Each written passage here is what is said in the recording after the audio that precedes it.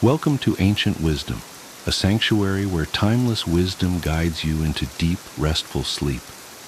Let the wisdom of the ages quiet your mind, ease your worries, and carry you gently into the night.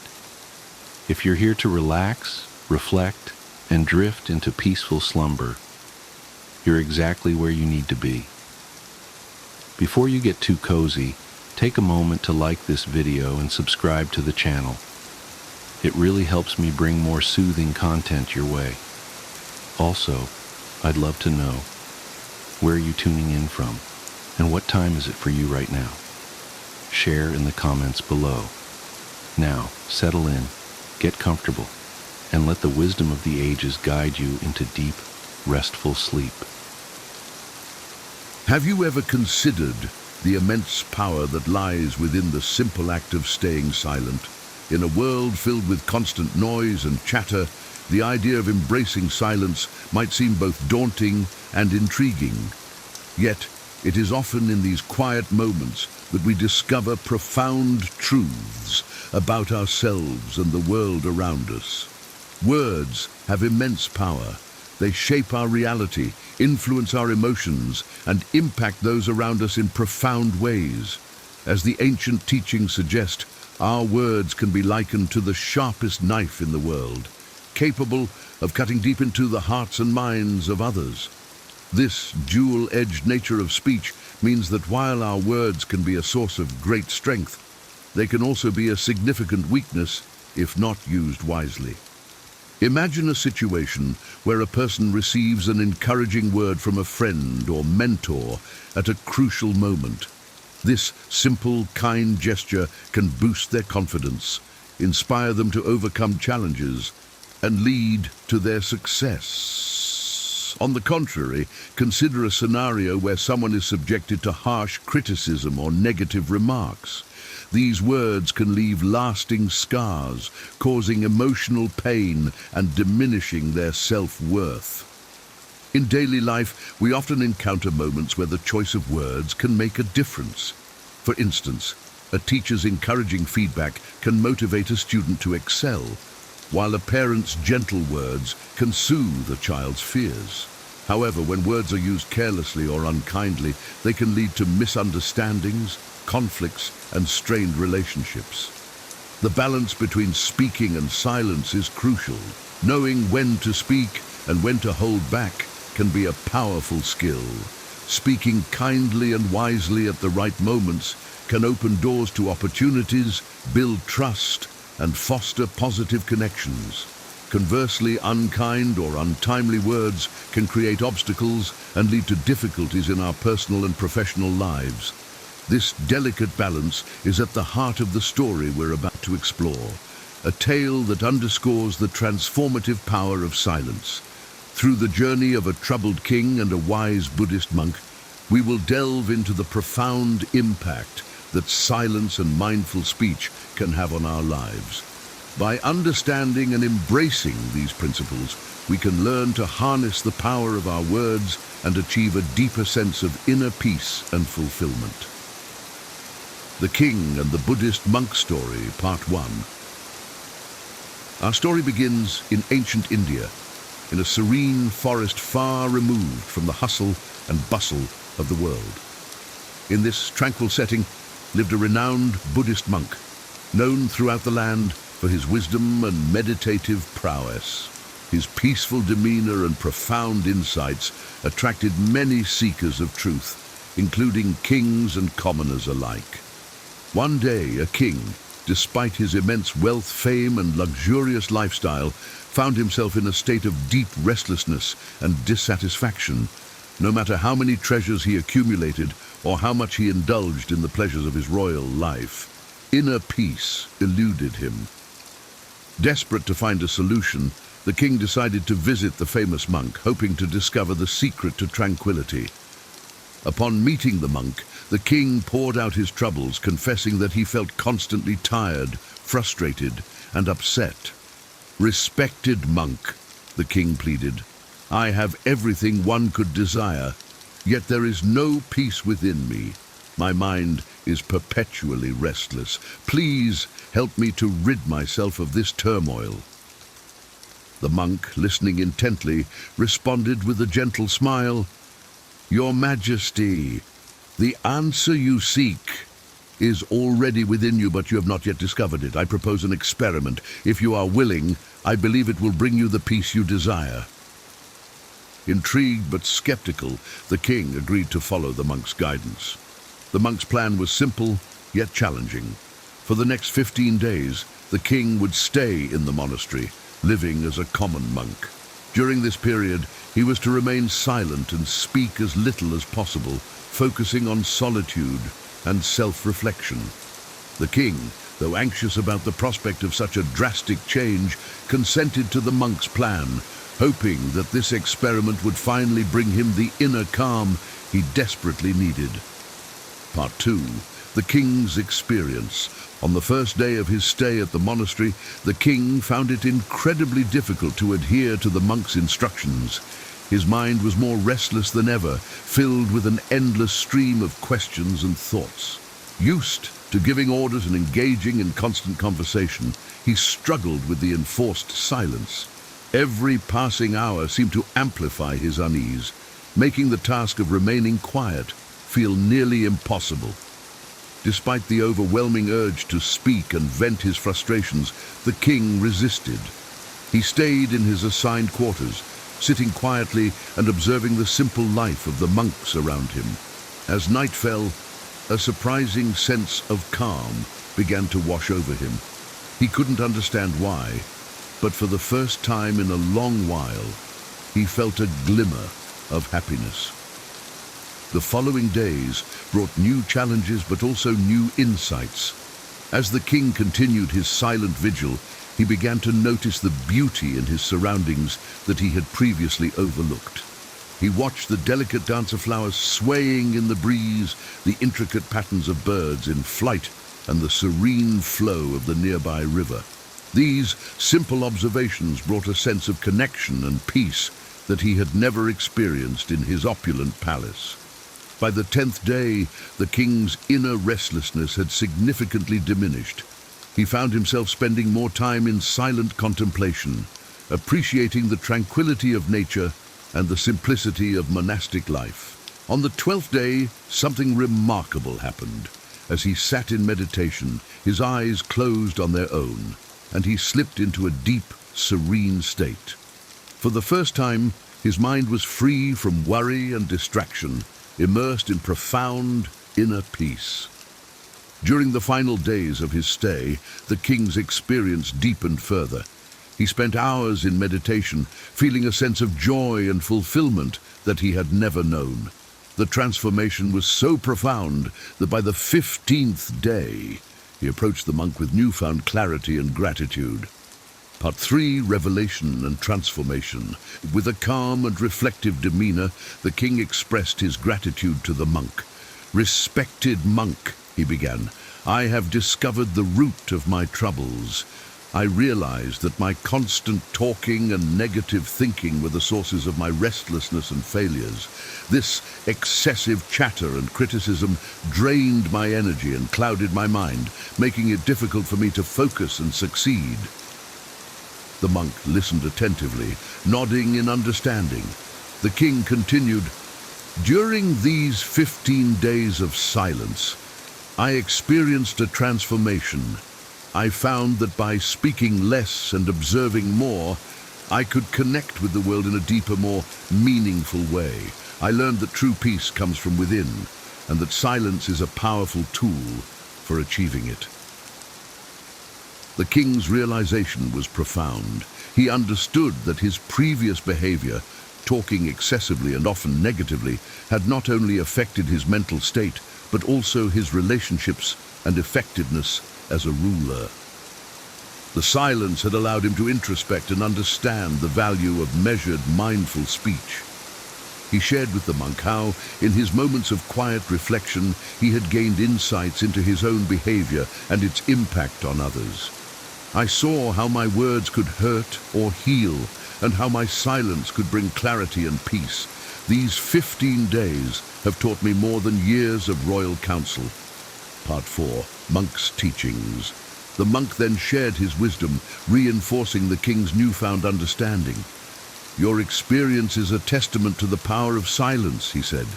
"Silence is not merely the absence of speech. It is a state of inner calm and awareness. When we are silent, we can hear the whispers of our own soul and connect with the deeper truths within us." He explained that silence is the first step to self-discovery. By quieting the constant chatter of the mind, we create space for introspection and inner growth.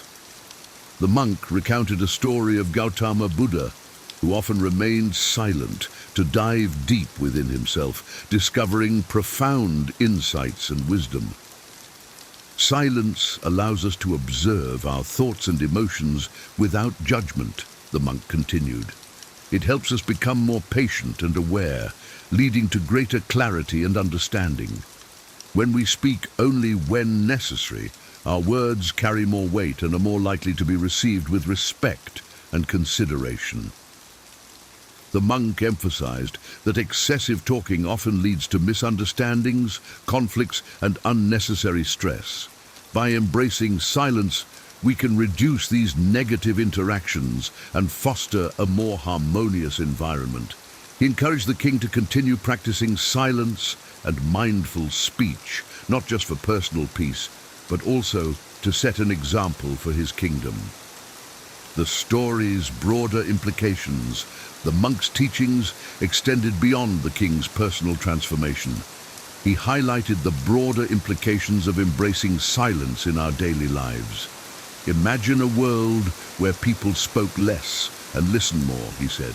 "There would be fewer arguments, less restlessness, and more understanding." He pointed out that many of the world's problems stem from miscommunication and hasty words.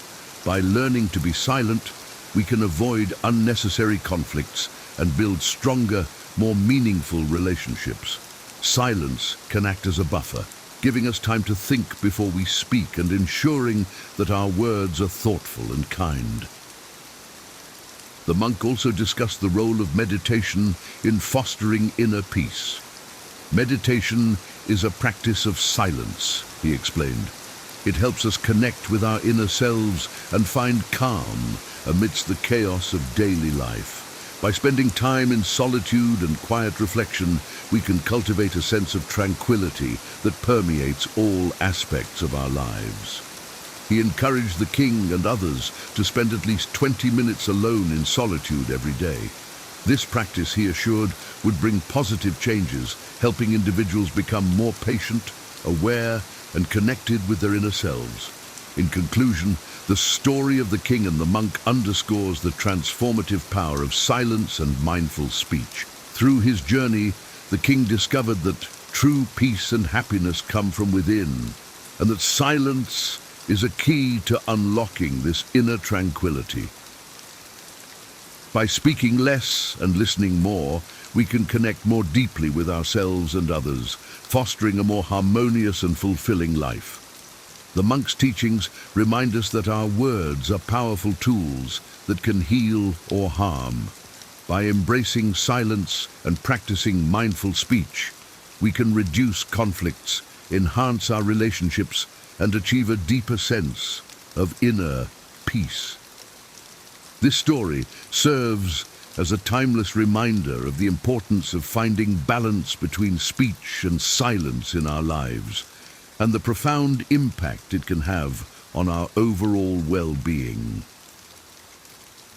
Here are 10 terrible signs someone is being totally fake with you. Have you ever felt like someone's kind words or friendly gestures weren't what they seemed? Like there was something beneath the surface, an agenda you couldn't quite put your finger on. These moments can be unsettling and leave you doubting not just them, but even yourself. Imagine confiding in a friend during your darkest hour, only to find out they were nowhere to be found when you needed them most.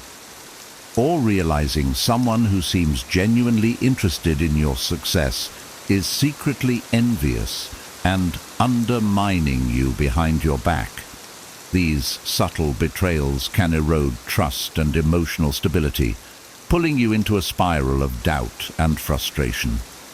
But what if you could spot the signs of insincerity before they cause damage?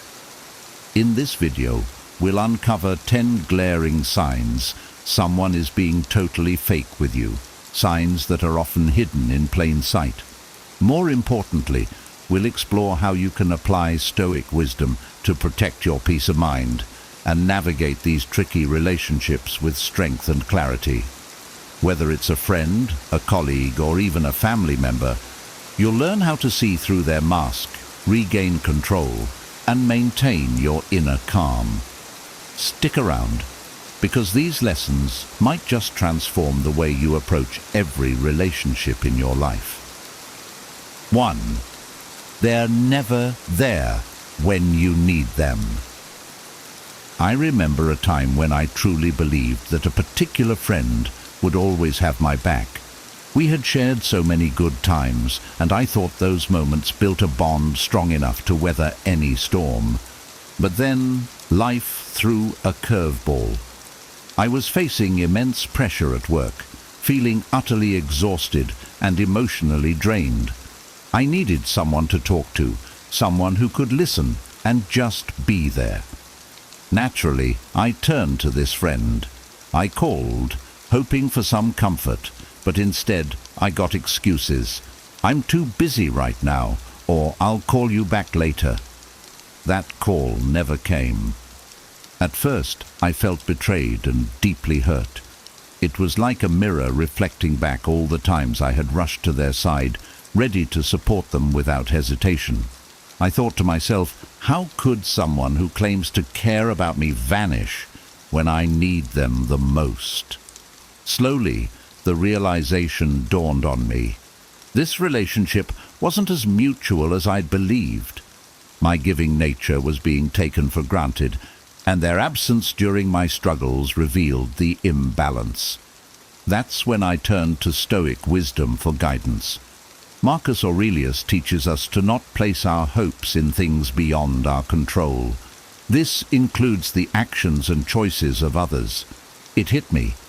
I was putting too much emotional weight on someone else's presence, when in truth, the only constant I could rely on was myself. Instead of dwelling on the hurt, I chose to see this as a valuable lesson. People who aren't there for you during tough times are not necessarily malicious. They might just lack the capacity or willingness to meet you on the same emotional plane. But it's not my job to change them. My responsibility lies in protecting my peace and adjusting my expectations. Now, I approach friendships with more clarity. I don't shut people out entirely, but I do maintain a healthy distance with those who've shown me their limits. I cherish the friends who show up when it matters, but I no longer feel crushed when others don't. Stoicism has taught me that my inner strength is my best defense against disappointment. Instead of leaning too heavily on others, I've learned to stand tall on my own, appreciating those who walk beside me without expecting them to carry my burdens. This mindset shift didn't happen overnight, and it hasn't been easy. There are still moments when I feel the sting of unmet expectations, but when those feelings arise, I remind myself of Epictetus's words. "It's not what happens to you, but how you react to it that matters."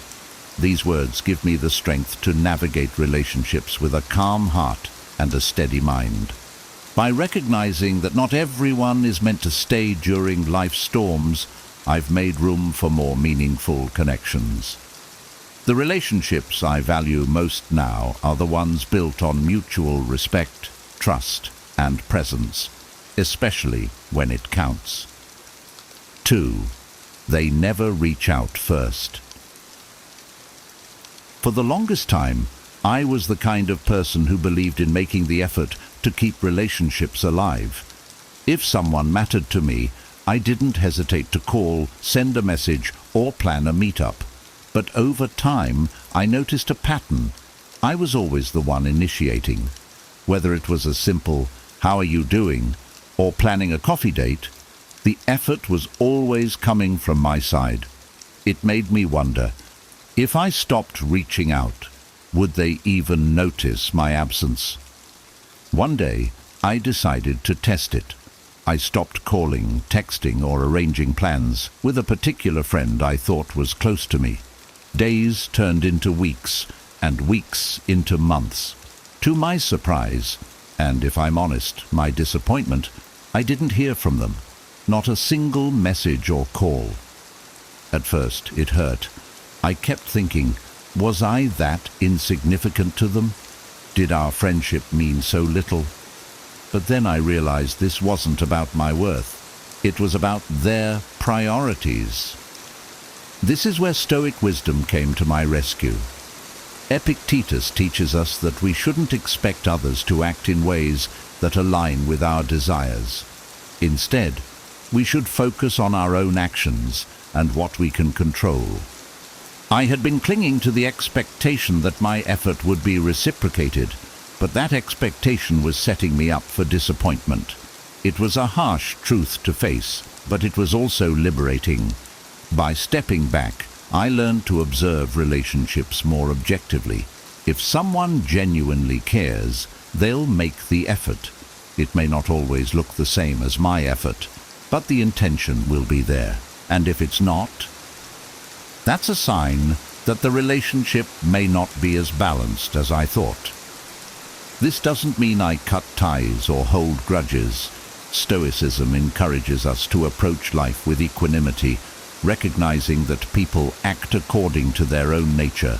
Instead of feeling angry or hurt, I began to shift my energy toward people who valued my presence without needing constant reminders. One particular instance stands out. A friend I had stopped reaching out to eventually did notice my absence, but it took over a year. When they finally called, their words were polite, but lacked the warmth of someone who genuinely missed me. That call confirmed what I had suspected. I was more of a convenience than a priority in their life. It was a bittersweet moment, but it reinforced the importance of focusing on relationships with mutual effort and care. These days, I make a conscious effort to invest in people who show up without needing a nudge. I've found that by lowering my expectations and observing how others act without my prompting, I can identify the connections that truly matter. And when I feel the pang of disappointment creeping in, I remind myself of Marcus Aurelius' wisdom. You have power over your mind, not outside events. Realize this, and you will find strength. This strength has helped me find peace in letting go of unbalanced relationships and cherishing the ones that thrive on mutual respect. 3. They only focus on themselves. Have you ever been in a conversation where you felt invisible? Where no matter how much you tried to share about your life, the discussion always circled back to the other person? I've experienced this more times than I'd like to admit. There was a friend of mine who seemed incapable of talking about anything other than their own life. Their stories were endless, about their job, their vacations, their problems. And every time I tried to interject, to share something about myself, it was like my words were lost in the noise. At first, I told myself they were just going through a rough time and needed someone to listen. But the pattern continued. Even when I brought up something meaningful to me, a struggle, a success, or even just a funny anecdote, they'd barely acknowledge it before redirecting the focus back to themselves. It felt draining, like I was merely an audience to their one-person show. This left me questioning the friendship. Was this person truly my friend, or was I just someone they used for validation and attention? Stoic wisdom provided me with clarity. Marcus Aurelius reminds us to live in harmony with nature, ours and others. People who dominate conversations and dismiss others' needs are often acting out of their own insecurities. Recognizing this, I stopped taking their behavior personally. Instead of feeling hurt or resentful, I used this realization to reevaluate the relationship. Epictetus teaches us that we should not expect others to be what we want them to be. We can only decide how we respond to their actions. I chose to set boundaries and stop overextending myself in this friendship. I started to shift my energy toward people who valued mutual sharing, where both of us felt heard and supported. Over time, I found a balance. I still interact with this friend, but I no longer expect deep, meaningful reciprocity. I save my vulnerable moments and important conversations for people who truly listen and care. The most transformative part of this process was the self-awareness I gained. I began to ask myself, am I showing up for others in the way I wish they'd show up for me? That introspection allowed me to improve not only my relationships, but also the way I connect with others. The truth is, we can't control how others behave, but we can control who we allow into our inner circle. By applying Stoic principles, I've learned to embrace relationships where listening and sharing are mutual acts of care. For those who can't meet me halfway, I've learned to let go with grace. As Seneca says, associate with people who are likely to improve you. This simple advice has helped me focus on nurturing connections that leave me feeling fulfilled and seen, rather than drained and disregarded. 4. They forget what you share. I'll never forget the time I excitedly shared a big milestone with a friend. I had just enrolled in a course I'd been dreaming about for years, and over coffee I poured my heart out, talking about my goals and what this meant for me. My friend smiled and nodded as I spoke, and I walked away from that conversation feeling like they genuinely cared. But the next time we met, it was as if that conversation had never happened. They didn't ask about the course, didn't follow up on my progress, and when I brought it up, I got a blank look. It hit me hard. How could something so important to me be so forgettable to someone I considered close? At first, I felt undervalued. I thought, if they truly cared about me, they'd remember. But Stoic philosophy helped me see this situation differently. Epictetus teaches us not to place our happiness in the actions of others. Their forgetfulness wasn't a reflection of my worth. It was a reflection of where I stood in their life. This realization shifted my perspective from one of hurt to one of clarity. I began to notice a pattern. The people who truly cared didn't just listen. They remembered. They'd bring up things I'd mentioned weeks ago, even small details, like a trip I was planning or a book I wanted to read. Their attentiveness showed me that I mattered to them, not just in the moment, but in an ongoing way. On the other hand, those who forgot my stories, goals, or struggles often had their own priorities that overshadowed any real interest in me. I don't hold it against them. It's not my place to demand someone's attention. But I've learned to adjust my expectations accordingly. Stoicism teaches us to approach such situations with equanimity, understanding that not everyone will value us in the way we hope. Since then, I've become more intentional about whom I open up to. I save my vulnerable moments for people who listen with their hearts, not just their ears. And for those who don't, I've learned to let go of the need for validation. As Marcus Aurelius advises, the best revenge is not to be like your enemy. Instead of being dismissive or distant in return, I choose to live with integrity, being the kind of listener I wish others would be. Now, when I reflect on that forgotten conversation, I don't feel hurt anymore. It was a valuable lesson, one that helped me prioritize relationships that are truly meaningful. Life is too short to invest deeply in connections that lack depth. By focusing on those who genuinely care, I've built a circle of friends who enrich my life and make me feel seen. And for the others, I treat them with kindness, but keep my expectations low. That balance has brought me a sense of peace and clarity I didn't have before. 5. They always want something from you. I once had a friend who seemed genuinely interested in my life, or so I thought. They would ask about my work, my goals, even my struggles, and for a while I felt valued and understood. But over time, I started noticing a pattern. Their interest wasn't rooted in care or curiosity. It was transactional. Every conversation eventually led to a request, a favor, advice, or help with something they needed. At first, I brushed it off. They probably just need a hand, I told myself. But the requests kept coming, and when I needed support, they were nowhere to be found. Once, when I was facing a tough financial situation, I hesitated, but finally reached out for a small loan. This same friend who had borrowed from me multiple times without hesitation suddenly had excuses. "I'm short on cash," or "let me get back to you." I wasn't angry. I was disappointed. It became clear that our relationship was one-sided. That's when Stoic wisdom gave me clarity.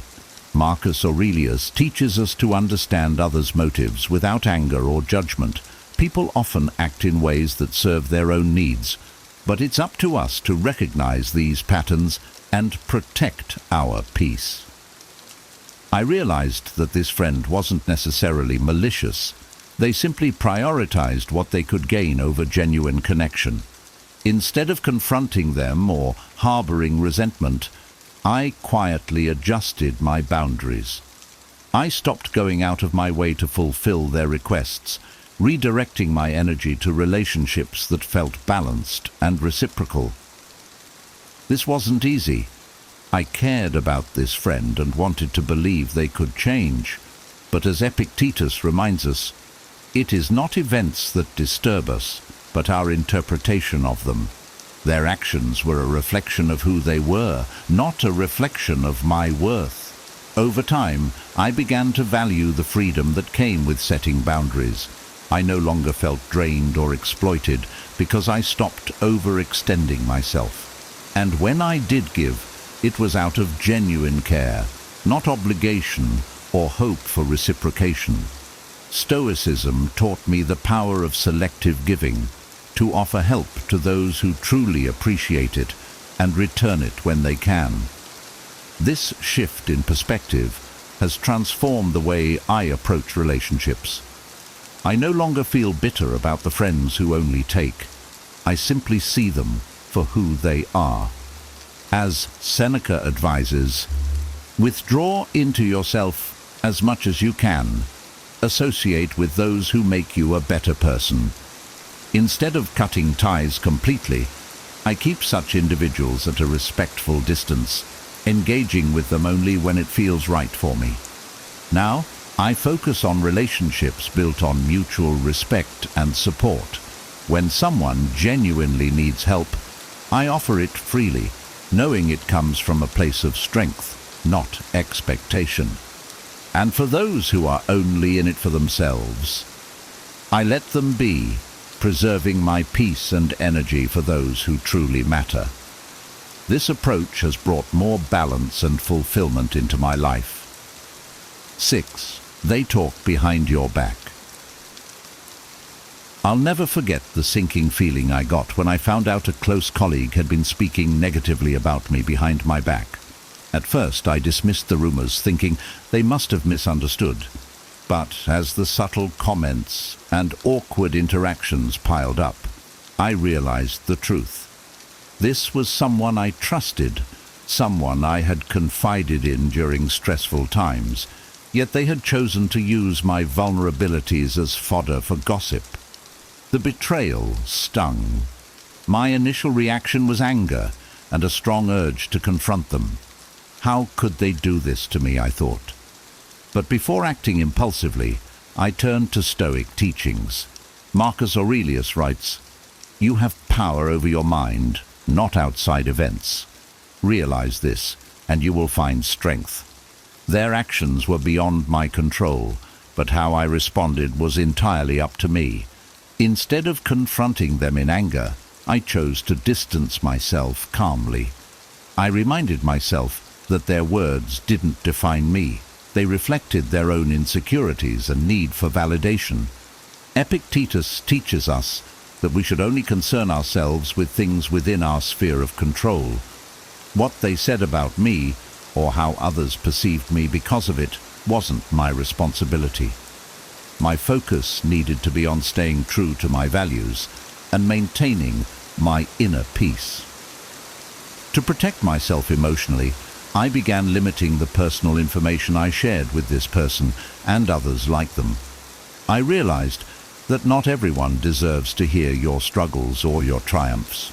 Stoicism emphasizes prudence, being careful about whom we allow into our inner circle. The most profound lesson came from Marcus Aurelius. When someone wrongs you, ask yourself what made them do it. Once you understand their motives, you'll feel compassion rather than anger. While I didn't excuse their behavior, I recognized it likely stemmed from their own fears, jealousy, or desire to fit in. This understanding softened my resentment and allowed me to move forward without bitterness. Now, when I hear gossip or sense betrayal, I respond differently.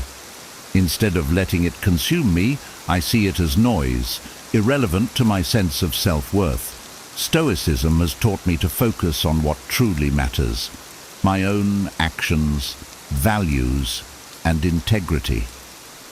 By refusing to let others' negativity dictate my emotions, I've found a sense of strength and resilience that gossip can't touch.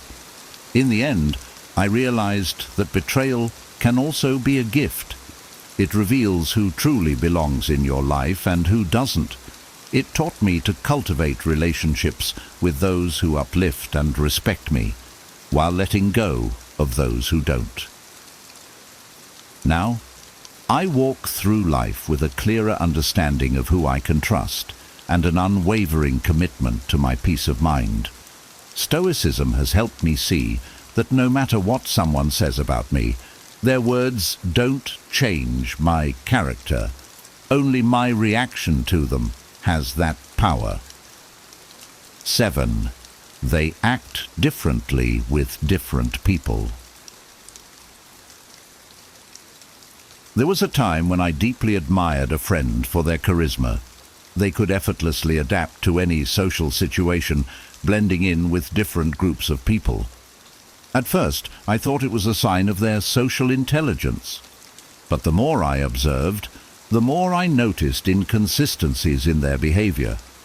With me, they were warm and supportive, but in the presence of more influential or successful people, they became someone else entirely, more attentive, more engaged, and far less genuine toward me. It felt unsettling. I started to wonder, is this person truly my friend, or am I just convenient for them in certain settings? The final straw came during a group dinner when I needed their support in a discussion, but they sided with others to gain favor, leaving me feeling betrayed. It was then I realized their behavior wasn't about building relationships, it was about self-interest. In moments like these, Stoic wisdom provides clarity. Marcus Aurelius reminds us, waste no more time arguing about what a good person should be. Be one. Instead of dwelling on their actions, I turned inward and reflected on my own values. Did I want to surround myself with people who shifted their loyalty and integrity based on who was watching? Or did I want to cultivate relationships with those who were steady, authentic, and consistent? I began to understand that people who act differently with different groups often lack a strong internal compass. They are driven by external validation, seeking to impress others rather than living in harmony with their true nature. While I couldn't change this person, I could decide how much space they occupied in my life. Epictetus teaches us to observe without judgment and act without attachment. I didn't cut ties with this friend entirely, but I adjusted my expectations. I stopped looking to them for support or loyalty, and instead kept our interactions light and surface level. This allowed me to maintain peace without feeling hurt by their actions. At the same time, I started paying closer attention to the people who treated me consistently, regardless of who was around. These were the friends who valued me for who I was, not for what I could offer or who I could connect them to. I made a conscious effort to invest more time and energy into these relationships, which brought me a sense of fulfillment and security. Now, when I encounter people who shift their behavior to suit their audience, I don't take it personally. I see it as a reflection of their insecurities, not my worth. As Seneca advises, associate with those who will make a better man of you. By choosing to focus on genuine relationships and keeping my distance from those who lack authenticity, I've found a sense of calm and clarity in my social interactions.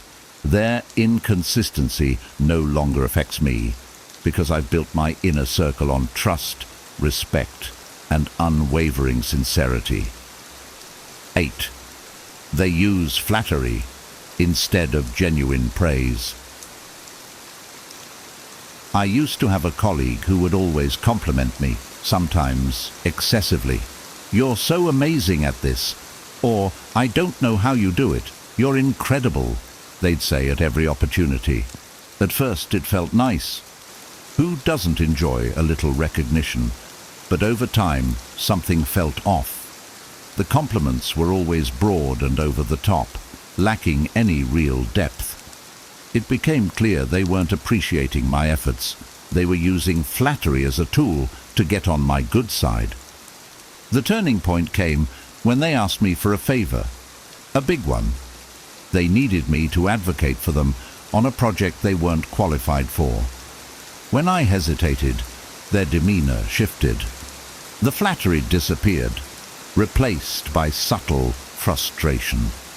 That's when I realized their kind words weren't genuine. They were transactional. Stoic wisdom helped me process this experience. Epictetus advises us to consider things as they are, not as we wish them to be. Their excessive praise wasn't a reflection of my talents, but of their own motives. Once I saw it for what it was, I could stop feeling conflicted about their behavior and focus on protecting my boundaries. Flattery, unlike genuine praise, often seeks to manipulate. Real compliments are thoughtful and specific. They come without strings attached. Once I understood this, I became more attuned to the difference. I started to notice how people who genuinely valued me would compliment my work or character with sincerity, while those who didn't were vague and opportunistic. Instead of feeling hurt or resentful, I chose to see flattery as a lesson. Marcus Aurelius reminds us, "If it is not right, do not do it. If it is not true, do not say it." I began to apply this principle in my own interactions, offering honest praise only when I truly meant it. This helped me build stronger, more authentic relationships. I also learned to set boundaries with flatterers. I didn't cut them off entirely, but I became cautious about their motives. I stopped feeling obligated to fulfill their requests just because they had showered me with compliments. Instead, I focused on maintaining integrity and making decisions based on my values, not external validation. These days, I value sincerity over empty words. I've learned to appreciate the rare people who take the time to notice the little things, specific efforts, thoughtful actions or moments of kindness. Their praise is genuine and heartfelt, and it builds trust instead of eroding it. By approaching relationships with clarity and caution, I've cultivated a circle of people who uplift me with honesty rather than manipulate me with flattery, and for those who use words as tools for their own gain. I let them talk, but I keep my peace, knowing their words are only as meaningful as the actions that follow. 9. They avoid responsibility for their actions. I once had a friend who seemed perfect on the surface, charming, fun, and always ready with a joke to lighten the mood. But when things went wrong, the cracks started to show. Whenever they made a mistake or caused an issue, they had a knack for shifting the blame. Whether it was blaming circumstances, other people, or even me, they'd always find a way to avoid taking responsibility. One instance stands out vividly. We had planned a group project together, and their portion of the work wasn't completed on time. When I gently brought it up, hoping to find a solution, they deflected. "Well, if you had reminded me earlier, this wouldn't have happened." I was stunned. Instead of acknowledging their role, they turned the problem back on me. It left me feeling frustrated and undervalued. At first, I internalized their behavior. Maybe I should have reminded them, I thought. But after reflecting, I realized the issue wasn't my oversight. It was their unwillingness to own up to their actions. That's when Stoic philosophy provided the clarity I needed. Marcus Aurelius advises, "Be tolerant with others and strict with yourself." This helped me see that I could hold myself accountable for my actions without letting others' lack of responsibility weigh on me. I stopped trying to make excuses for them and instead focused on what I could control, how I chose to respond.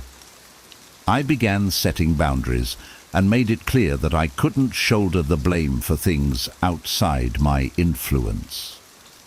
Over time, I also learned to recognize the signs of someone unwilling to take responsibility, patterns of deflection, excuses, and an inability to admit fault. Epictetus reminds us that we cannot control others' behavior, only our response to it. Armed with this understanding, I no longer felt the need to argue or defend myself when this friend shifted blame. Instead, I calmly pointed out the facts and let them sit with their own accountability, or lack thereof. Their reactions no longer triggered anger or frustration in me because I had shifted my focus to maintaining my peace. This experience taught me the importance of surrounding myself with people who value growth and accountability. Mistakes are human, but how we handle them reveals our character. I now gravitate toward those who admit when they're wrong and work to make things right, as they inspire me to do the same. For those who avoid responsibility, I've learned not to expect change unless they're willing to reflect and grow. Instead, I limit their influence in my life. Seneca wisely reminds us, "Associate with those who will make a better man of you."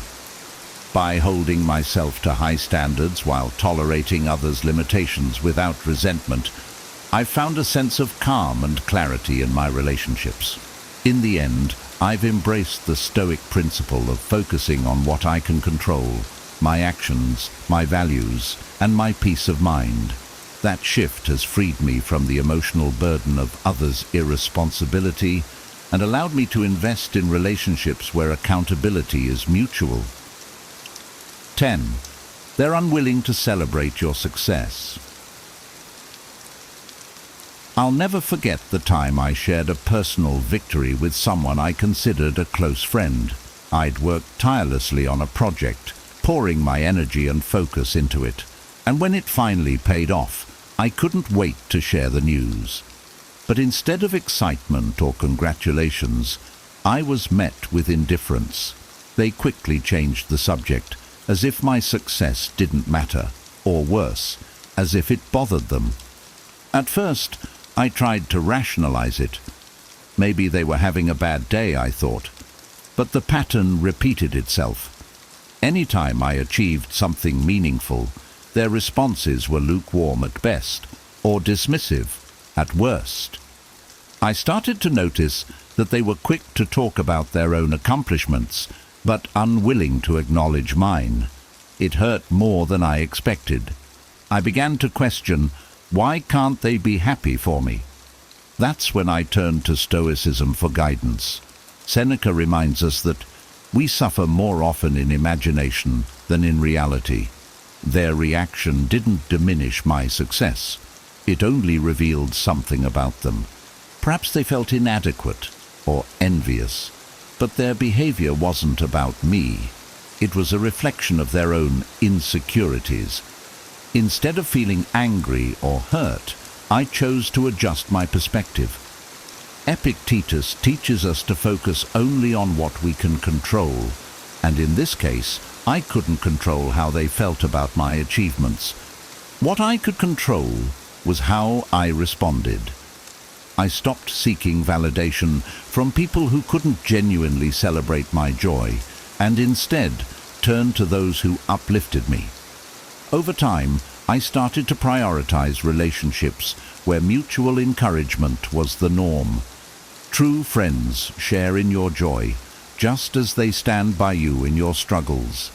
Their happiness for your success is a reflection of their love and respect for you. And when I found those kinds of connections, they felt like a breath of fresh air, genuine, supportive, and fulfilling. I also began to examine my own reactions to others' achievements. Am I truly happy for their success? Do I offer heartfelt congratulations without comparing their progress to mine? This self-reflection helped me grow into someone who can give joy freely, knowing it's not a competition. Marcus Aurelius advises us to rejoice in the present. Celebrating someone else's success doesn't take away from our own. It enriches our shared experience. By embodying this wisdom, I've found greater peace and fulfillment in my relationships. Now, when I encounter someone who struggles to celebrate my wins, I don't let it bring me down. I understand their reaction isn't about me, and I no longer need their validation to feel proud of what I've accomplished. Instead, I focus on maintaining gratitude for the people who truly support me, cultivating a circle of friends and loved ones who inspire me to keep striving and growing. In the end, their presence is worth far more than the fleeting approval of those who can't see past their own insecurities. Spotting these 10 signs of insincerity isn't just about protecting yourself from fake people. It's about fostering healthier, more meaningful relationships built on mutual respect and authenticity. By recognizing these behaviors and applying the wisdom of Stoic philosophy, you can navigate life with strength, clarity, and peace of mind. If this video resonated with you, don't forget to give it a thumbs up. It really helps the channel grow. Also, make sure to hit that subscribe button and turn on the notification bell so you never miss a new video packed with insights to empower your life. Most importantly, I'd love to hear from you. Which of these signs stood out to you the most? Have you encountered any of these in your relationships? Share your thoughts and takeaways in the comments below. I read every one of them and can't wait to hear your stories. Thank you for watching, and remember, by staying true to yourself and your values, you'll attract the right people into your life. Until next time, stay strong, stay wise, and keep growing.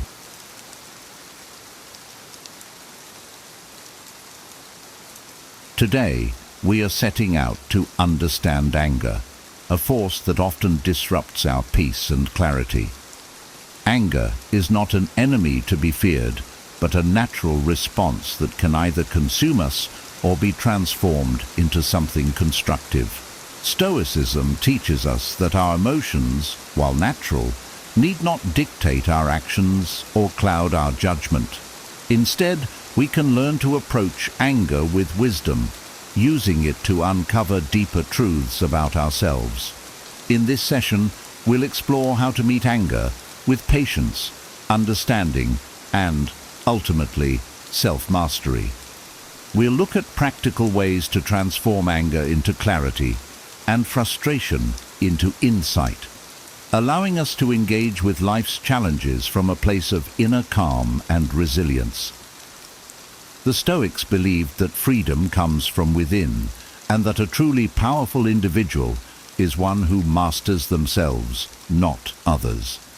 As we go through these principles, I invite you to reflect on how each can guide you toward a more peaceful, fulfilling life.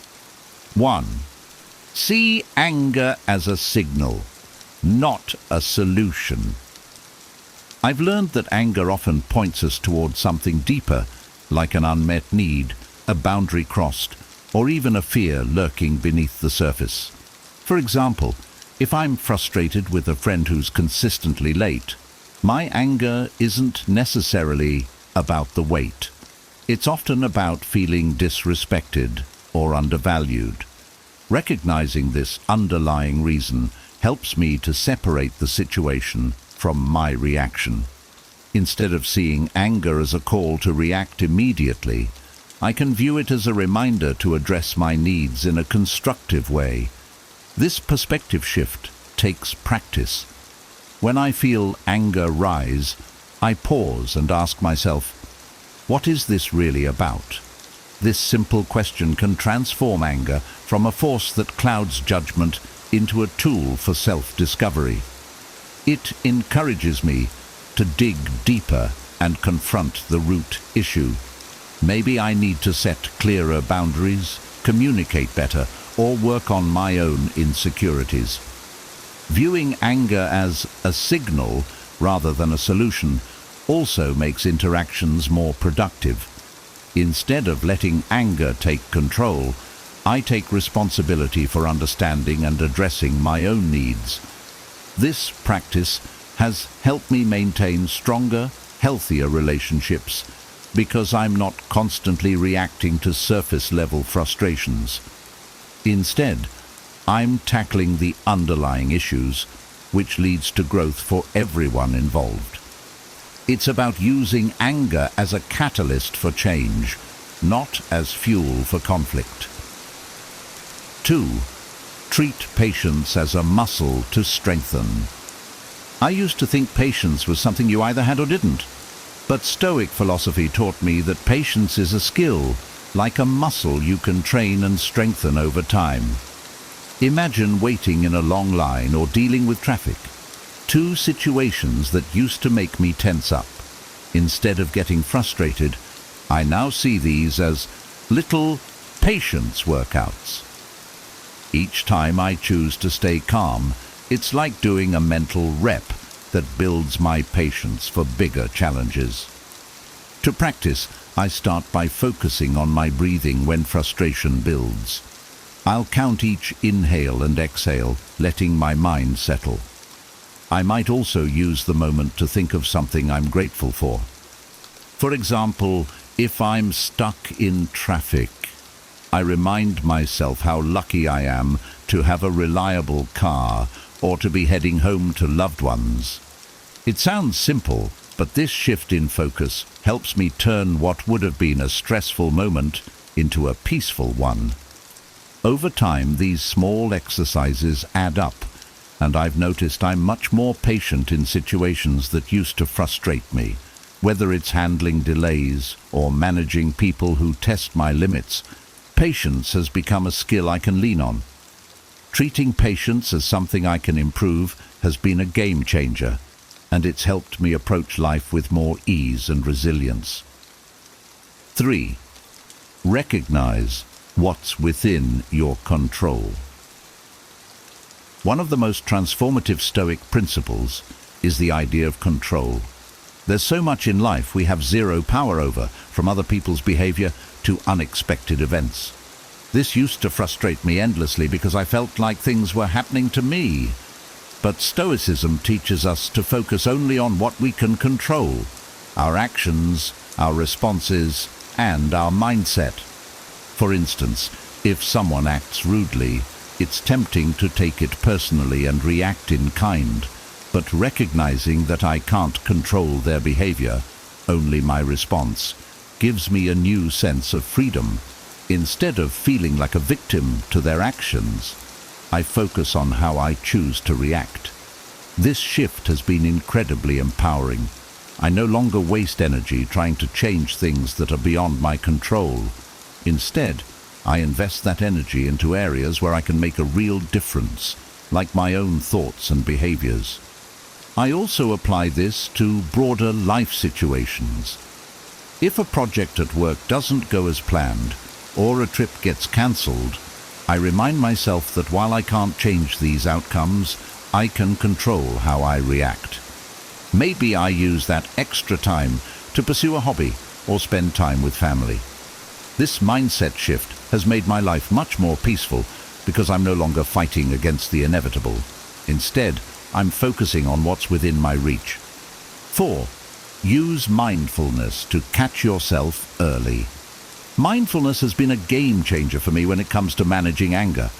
It's easy to get caught up in the heat of the moment, especially when something triggers us unexpectedly.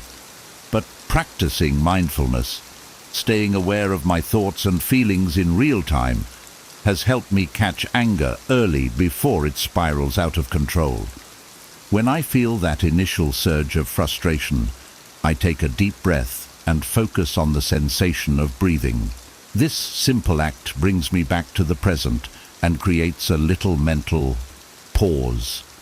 In that space, I can decide whether the situation really warrants a big reaction or if it's something I can let go of.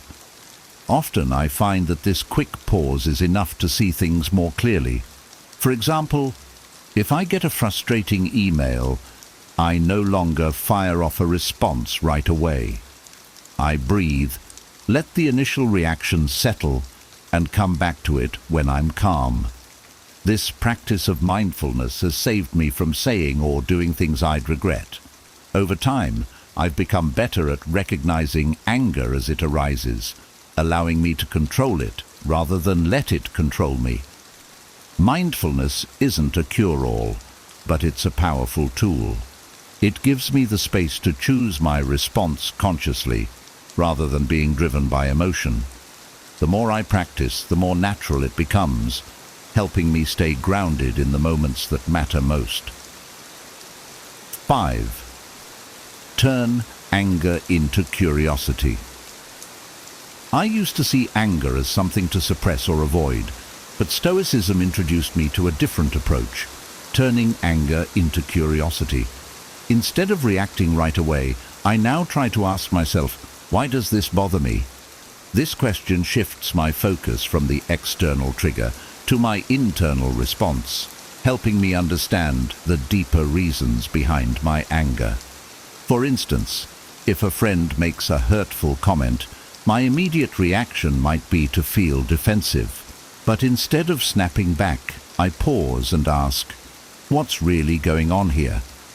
Sometimes I realize the comment triggered an insecurity of mine, or maybe I'm just tired and more sensitive.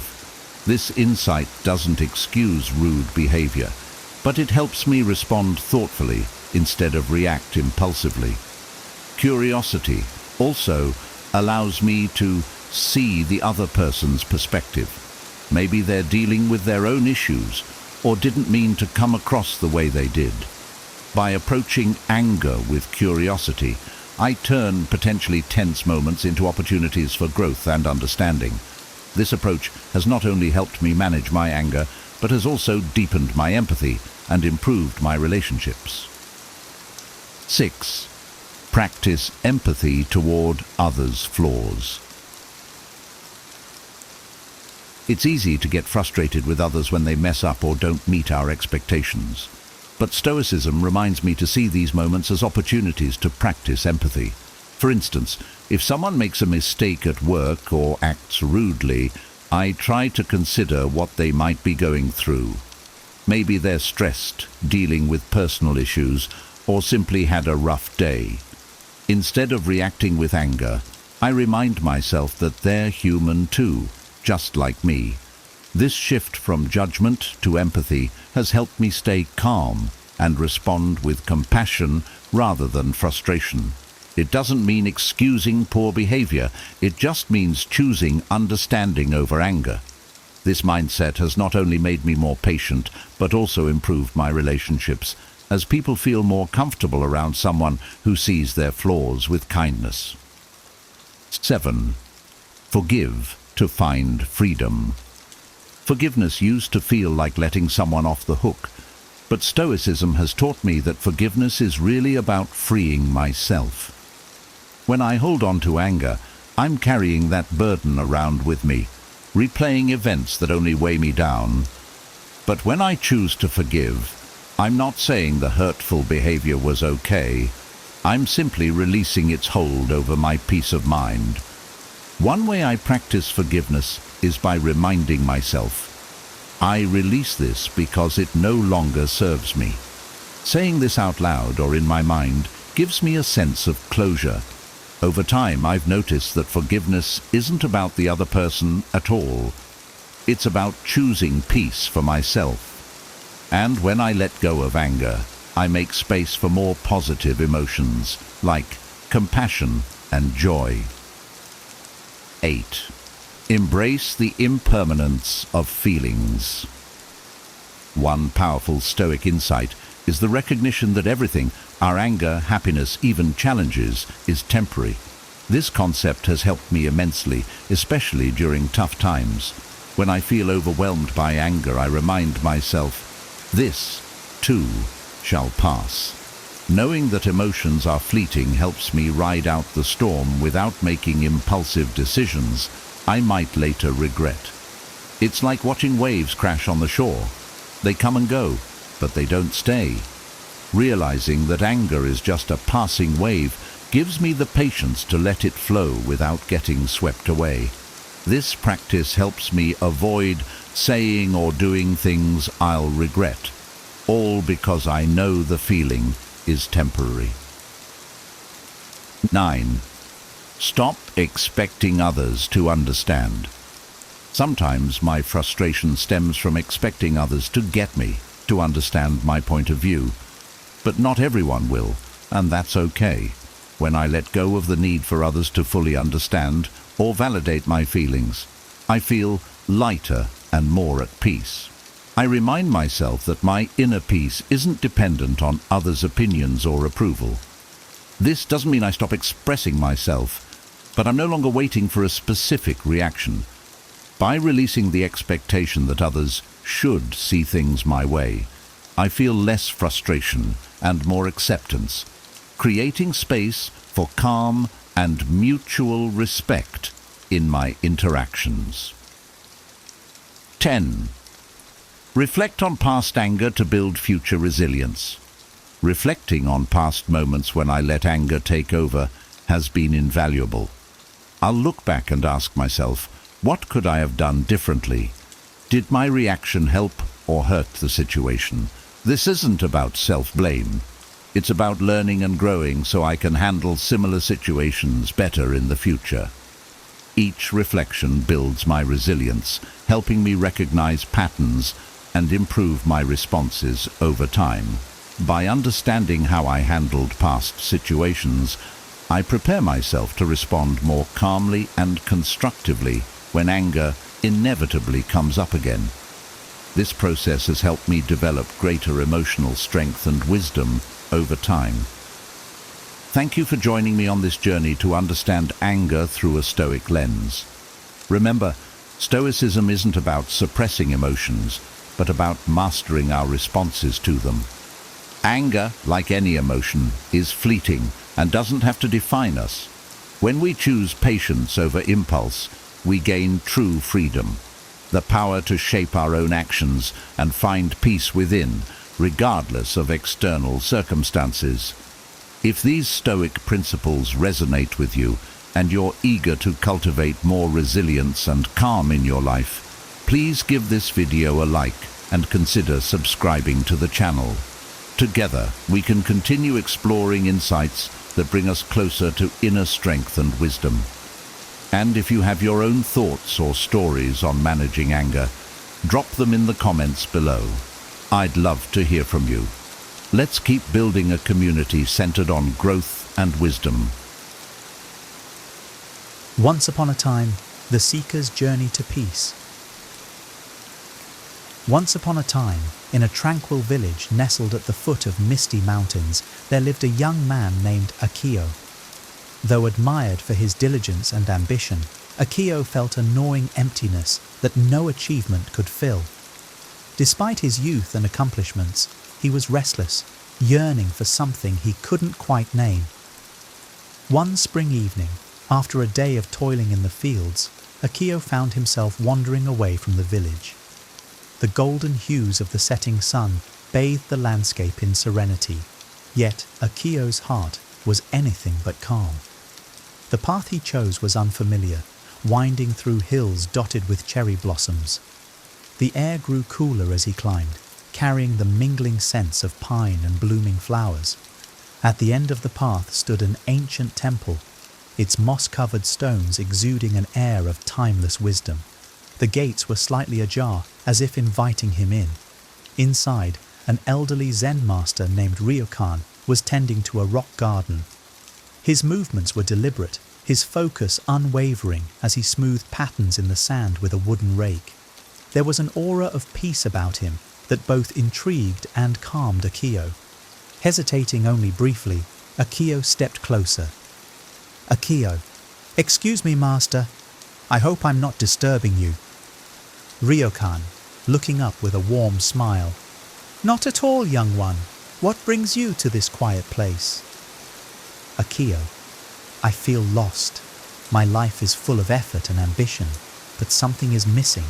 Despite my achievements, I can't find peace. Can you help me?" Ryokan, gesturing to a bench beneath a cherry tree. "Sit with me, young one. Peace is not something you find, it is something you cultivate. Let me share with you 5 lessons that have guided me on my own journey." Lesson 1. Live in the moment. As they settled under the blooming tree, Ryokan began. "Ryokan, the root of most suffering lies in our inability to be present.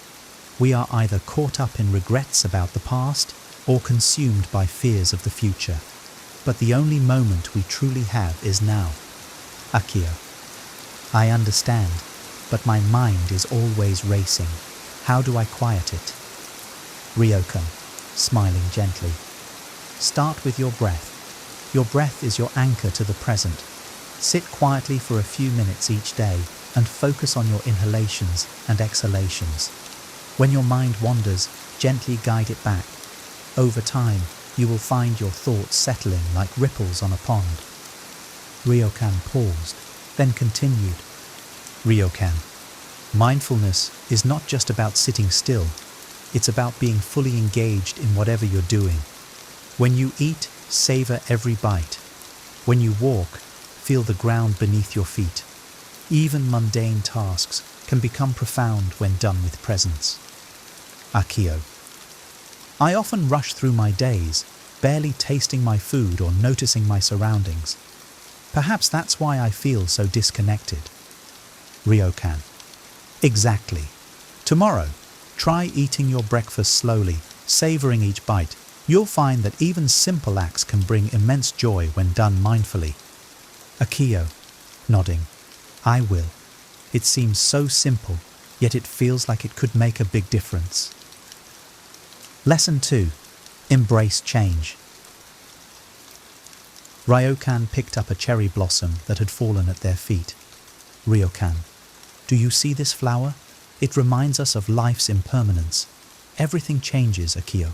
Seasons shift, rivers carve new paths, and even mountains erode over time. Resisting change only creates suffering, but when you accept it, you find freedom. Akio, I understand that change is inevitable, but it's difficult to let go when it's painful. Ryokan, start by observing nature. Watch how trees shed their leaves without resistance, trusting that new growth will come. Reflect on how changes in your own life have led to growth or opened new opportunities. Acceptance is not about giving up. It's about understanding and trusting life's flow. Akio, thoughtfully. I've been holding on to expectations of how my life should be. Perhaps it's time to let go. Ryokan. Yes, young one. When you release what no longer serves you, you create space for what truly matters. Ryokan leaned forward, his tone softening. Ryokan. Think of a river. When a rock blocks its path, the water doesn't stop. It simply flows around it. Life is much the same. Adaptation is the secret to resilience. Akio. That's a beautiful way to look at it. I'll try to embrace change with more courage. Lesson 3. Surrender control. The master leaned back, gazing at the stars emerging in the twilight sky. Ryokan. One of life's greatest illusions is control. People plan and worry, thinking they can dictate every outcome. But life is unpredictable, and the tighter you grip, the more it slips through your fingers. Akio. But if I don't try to control things, won't everything fall apart? Ryokan, chuckling softly. Focus on what you can influence, your actions, your attitude, your effort. Let go of the rest. Trust the flow of life, much like crossing a river. You can't control the current, but you can choose how to navigate it. Akio, frowning. It sounds simple, but it's hard to let go of the need to control everything. Ryokan. Hard, yes, but liberating. When you surrender the illusion of control, you free yourself from unnecessary stress. Life often unfolds in ways we cannot predict, and sometimes those surprises are gifts. Akio. I've spent so much time trying to perfect everything. Maybe it's time to trust more. Ryokan. Indeed. Letting go is not about giving up. It's about making room for possibilities beyond your imagination. Lesson 4. Cultivate gratitude. Ryokan reached into his robe and retrieved a small notebook. Ryokan. I keep this journal to remind myself of life's blessings. Each evening, I write down 3 things I am grateful for. Gratitude shifts your perspective, Akio. It turns what you have into enough. Akio. But what if I don't feel grateful? Ryokan. Start small. Be grateful for the food you eat, the air you breathe, the roof over your head. As you practice, you will see more and more to appreciate. Gratitude is a muscle. The more you use it, the stronger it becomes. Akio, smiling faintly. I'll try it tonight. It's such a simple habit, but I can see how it could change the way I view my life. Lesson 5. Create a sanctuary. The master gestured to the tranquil surroundings of the temple. Ryokan. Your environment reflects your mind, Akio. A cluttered space breeds a cluttered spirit. If you wish to find peace, start by creating a peaceful environment. Akio. How can I do that? Ryokan. Clear the clutter from your home. Surround yourself with items that bring you joy. Add natural elements like plants or stones. Create a small corner for reflection where you can retreat when life feels overwhelming. Your outer world shapes your inner one. Ryokan smiled and pointed to a simple stone lantern in the garden. Ryokan. Even small touches like this lantern can bring calm and focus.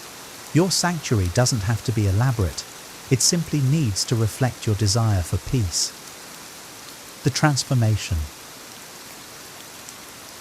As the moon rose high, casting its silver light over the temple, Akio felt a profound shift within him. The master's words were simple, yet deeply resonant.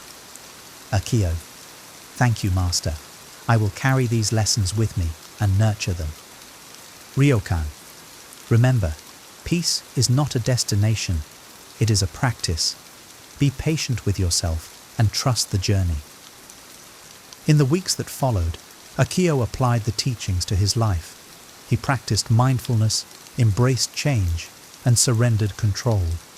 He found joy in gratitude and created a serene space in his home. Slowly, the restlessness that once plagued him gave way to a profound sense of peace. Word of Akio's transformation spread, and soon others sought him out for guidance. Like the master who had taught him, Akio shared these lessons, becoming a beacon of hope for those seeking inner calm. And so, the young seeker became a teacher, proving that peace is not found in the world around us, but cultivated in the quiet strength of the heart. Akio often returned to the temple, not as a student, but as a friend of the master. Together, they continued their discussions, enriching each other's understanding of life. Over time, Akio realized that his journey was not just about finding peace, but about inspiring others to embark on their own paths to tranquility. Today we're diving into 10 powerful habits that, in just 1 week, sparked incredible changes in my life. I know what you're thinking. Can such transformation happen so quickly? I wouldn't believe it either if I hadn't experienced it myself. These aren't your usual self-help tricks, but deep, practical habits that brought clarity, calm, and real growth. From struggles to breakthroughs, I've tested each one, and the impact has been life-altering. So grab a coffee, settle in, and stick around, because by the end, you'll have actionable, realistic steps that you can start today, complete with some personal stories that show just how powerful these habits can be. Let's jump in. Habit 1. Practicing daily gratitude. This habit was simple yet incredibly uplifting. Each morning I started listing 3 things I was grateful for, from big accomplishments to small moments of joy. Reflecting on the positives grounded me and shifted my focus toward abundance, making challenges feel more manageable. It's easy to get caught up in the stresses of daily life, but gratitude brings us back to what's truly important. If you're feeling overwhelmed, try writing down a few things you're thankful for each morning. You might be surprised by how much lighter and more positive it makes you feel. Habit 2. Journaling.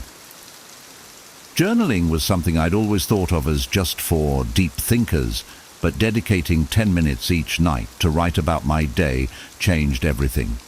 I started with simple notes about what made me happy, what I struggled with, and soon it became a space for real self-reflection.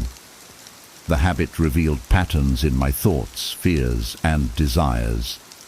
One night, after a particularly stressful day at work, I wrote down everything I was feeling, and it brought clarity and peace.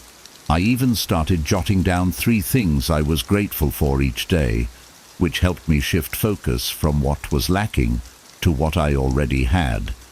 It's a grounding habit that's as therapeutic as it is insightful. Habit 3. Setting a daily intention. This was a small but profound change. Every morning, I'd take a few minutes to set a single intention for the day, like practice patience or focus on gratitude. It created a mindful approach to my day and reminded me of my priorities when things got hectic. I found myself more focused, grounded, and in tune with my actions. Setting an intention doesn't have to be complicated. Think of it as giving your day a purpose or a theme. It can be a powerful anchor in moments of stress. Habit 4. Waking up early. The first game changer was simply waking up earlier. I used to be a late riser, hitting snooze until the last minute. Mornings were rushed and chaotic, setting a hectic tone for the whole day. But when I challenged myself to start waking up at 5 a.m., things changed, and fast. Those first days weren't easy, but by day 3, I began to feel the calm and quiet that came with the early hours. There's something almost magical about having the world to yourself as it wakes up. With those extra moments, I could stretch, meditate, and plan my day without feeling rushed. Even watching the sunrise felt grounding and gave me a renewed sense of gratitude. If you're not a morning person, try setting your alarm 15 minutes earlier each day. Those small steps toward an unrushed start will pay off in ways you can't imagine. Habit 5. Daily exercise.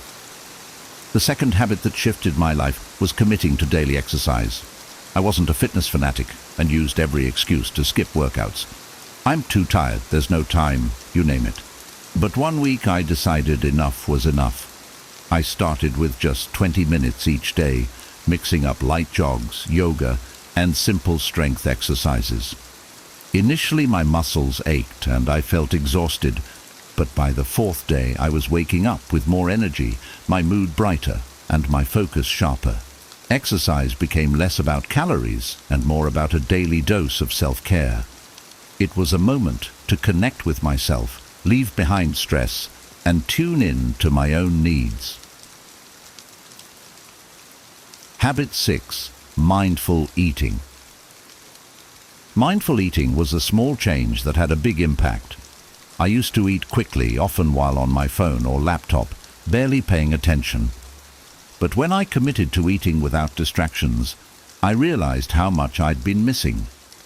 By setting aside screens and slowing down, I began to taste and enjoy each bite, noticing the flavors and textures as though experiencing them for the first time. Eating slowly helped me recognize when I was full and naturally reduced overeating. This mindful practice brought gratitude and awareness to my meals, helping me connect with food in a healthier, more fulfilling way. Habit 7. Practicing self-compassion. The final habit was a lesson in self-compassion. Whenever I stumbled or faced setbacks, I tended to be hard on myself. But instead, I started reminding myself to be as kind to myself as I would to a friend. Whenever I made a mistake, I'd pause, take a breath, and remind myself that it's okay to not be perfect. Self-compassion became a powerful tool in my growth, helping me recover from setbacks faster and with more resilience. Remember, progress isn't a straight line, and self-kindness goes a long way. Habit 8. Decluttering my space. I'd underestimated how much clutter in my physical space was affecting my mental space. I started by setting aside 10 minutes each day to clear one area of my home, a desk, a drawer, or a closet. As I decluttered, I felt a sense of relief and clarity, noticing how much easier it was to focus and relax. Having a tidy space gave me a calm, clear environment to start and end my days. If you find yourself feeling overwhelmed or distracted, try small decluttering sessions. It's amazing how much peace a clean space can bring. Habit 9. Limiting screen time. Limiting screen time was one of the harder habits to tackle. Our screens have become our lifelines, but I realized they were draining my energy, affecting my sleep, and distracting me from the present. I set a daily limit of 1 hour for non-essential screen use, which was tough but enlightening. Suddenly I had extra time to read, go for a walk, and reconnect with forgotten hobbies. I even found my sleep improving as I left my phone out of my bedtime routine. Reclaiming that time helped me be more present, more engaged, and less anxious. If you're struggling to cut back, start by setting small limits and see how it feels. Habit 10. Learning something new. Every day, whether it's reading a few pages of a book, listening to a podcast, or trying out a new skill, committing to learning each day brought a refreshing sense of growth. I realized I was often stuck in my routine, and by setting aside even 10-15 minutes for learning, I opened myself to new ideas and perspectives. It could be as simple as a few words in a new language or watching an educational video. Learning daily keeps your mind sharp and adds a little spark of excitement to each day. It's a reminder that growth doesn't have to be big or immediate. It's in those consistent small steps. Each of these 10 habits has been transformative in its own way, contributing to a more mindful, balanced, and fulfilling life. If any of these resonate with you, try incorporating one or two into your week. Start small, embrace the process, and remember, it's about progress, not perfection. Share your thoughts below. I'd love to hear which habits you're trying, or if you have questions on how to start.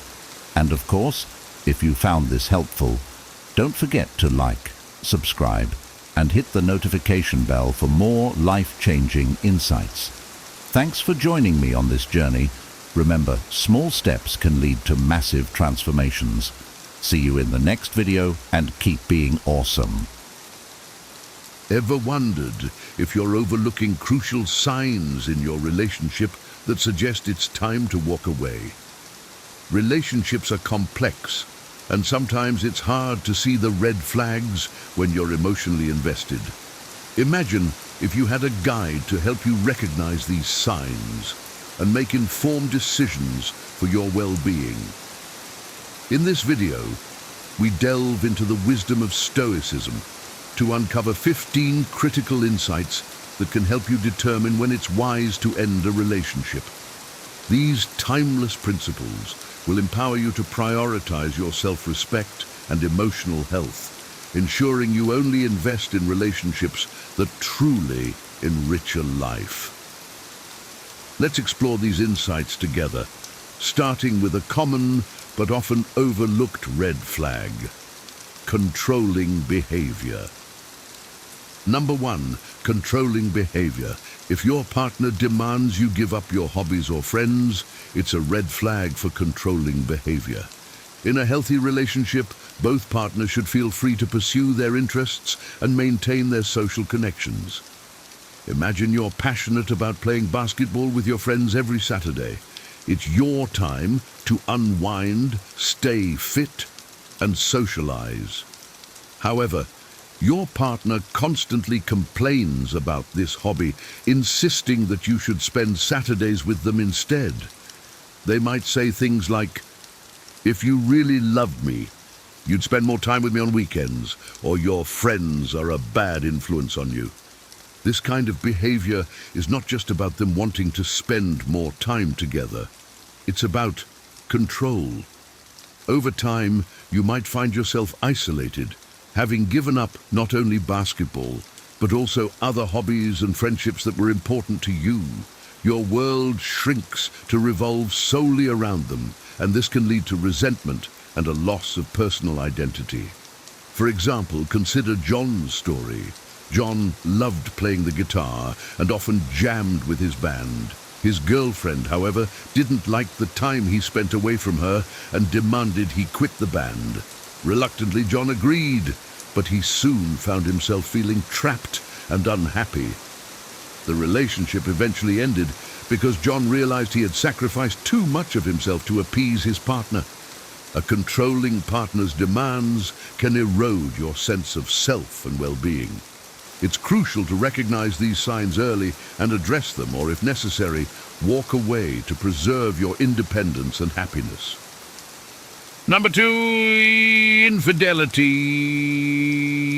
Unfaithfulness is a deal breaker, and downplaying it as a one-time mistake is unacceptable.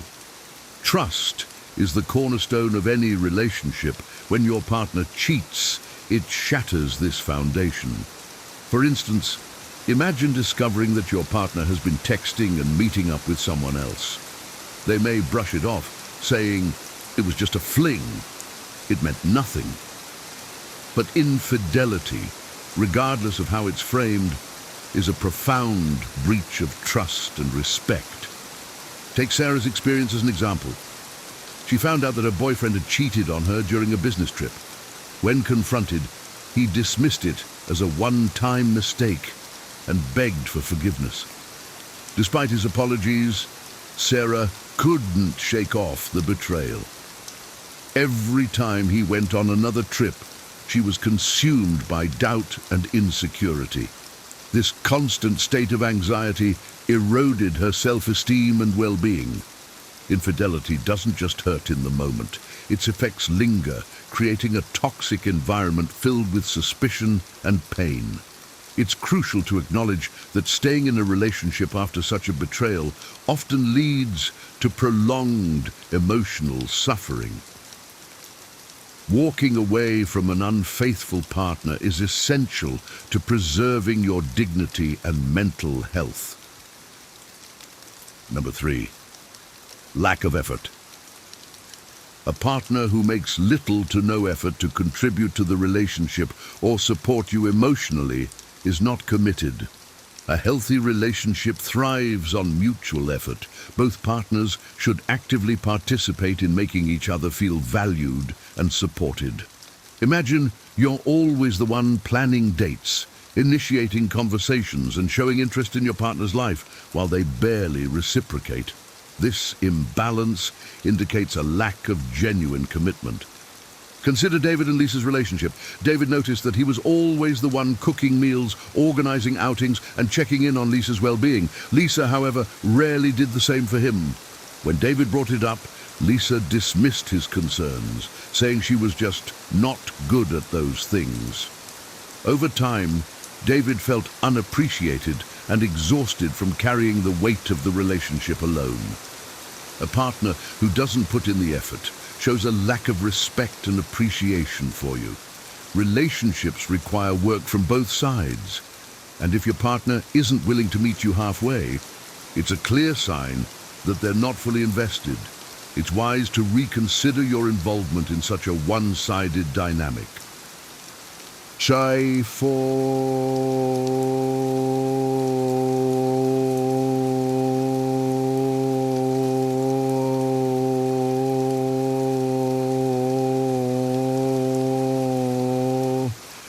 a partner who never takes responsibility and always blames you for issues lacks maturity and the ability to sustain a healthy relationship. Accountability is vital in any relationship. When problems arise, both partners should be willing to acknowledge their part and work towards a solution. If your partner consistently shifts the blame onto you, it shows a lack of maturity and an inability to self-reflect. Imagine you and your partner have a disagreement about finances. Instead of discussing the issue calmly, your partner immediately accuses you of poor money management, despite you both having made financial decisions together. This pattern of blame shifting can create a toxic environment where you feel constantly at fault and undervalued. Take Anna and Mark's story. Whenever an argument arose, Mark would twist the situation to make it seem like Anna's fault, even when it clearly wasn't. Over time, Anna began to doubt herself and her decisions, feeling increasingly powerless in the relationship. A partner who can't own up to their mistakes isn't ready for a mature, healthy relationship. Mutual responsibility is key to resolving conflicts and growing together. If blame shifting is a recurring issue, it may be time to step away and seek a relationship built on mutual respect and accountability. Number 5, frequent lies. Dishonesty, even about minor issues, can indicate deeper trust issues and a lack of integrity. Honesty is the bedrock of trust. When your partner lies, it erodes the trust that binds you. Even small, seemingly insignificant lies can accumulate, leading to a web of deceit that damages the relationship. Consider Emily and Jack's relationship. Jack often lied about small things like where he was or who he was with. Emily initially dismissed these lies as harmless, but over time she began to feel increasingly suspicious and anxious. Each lie, no matter how small, chipped away at her trust in Jack. Honesty is crucial for a healthy relationship. When lies become a regular occurrence, it signals a deeper issue of integrity and respect. A partner who values you will be honest, even when it's uncomfortable. If dishonesty is a persistent problem, it's essential to reassess the relationship and consider moving on for your peace of mind. Number 6, dismissing feelings. A partner who dismisses your feelings and calls you overly sensitive is not respecting your emotions. Your emotions are valid and deserve to be acknowledged and respected. If your partner dismisses your feelings, it shows a lack of empathy and understanding. Imagine sharing your disappointment about a cancelled date, and your partner responds with, "You're being too sensitive." It's not a big deal. And take Mia's experience. Whenever she expressed her feelings about something that upset her, her boyfriend would dismiss her as overly emotional. He would often say, "You need to toughen up," instead of addressing her concerns. This dismissal made Mia feel unheard and invalidated. A partner who belittles your emotions is not valuing your perspective. It's important to be with someone who listens and empathizes with your feelings. Dismissing emotions can lead to a buildup of resentment and hurt. If your partner consistently invalidates your feelings, it's a sign to consider leaving the relationship for your emotional well-being. Number 7, talking about exes. Frequent mentions of past relationships suggest that your partner might still be hung up on their ex, making you a rebound. Constantly hearing about your partner's ex can be unsettling and indicates unresolved feelings. Imagine cooking dinner together and your partner frequently brings up how their ex used to do things differently. This comparison can make you feel inadequate and undervalued. Consider Tom's situation. His girlfriend often reminisced about her ex, even during intimate moments. She would say things like, "My ex used to take me to this restaurant," making Tom feel like he was constantly being compared. This behavior made Tom question his place in her heart. Talking about exes can signify that your partner hasn't fully moved on. A healthy relationship focuses on the present and future, not the past. If your partner frequently brings up their ex, it might be a sign that they're not ready for a new relationship. It's important to address this issue and, if necessary, walk away to protect your emotional health. Number 8, self-centeredness. And if your partner is only interested in themselves and not in your achievements or goals, it's a sign they may not truly care about you. A balanced relationship involves mutual interest and support. If your partner is consistently self-centered, it can feel like your needs and aspirations are ignored. For example, imagine sharing exciting news about a promotion at work, but your partner quickly changes the topic to their own day without acknowledging your achievement. Consider Julia's experience. Whenever she tried to discuss her goals and dreams, her boyfriend would divert the conversation to his interests. He rarely asked about her day or supported her ambitions. Julia felt increasingly neglected and unimportant in the relationship.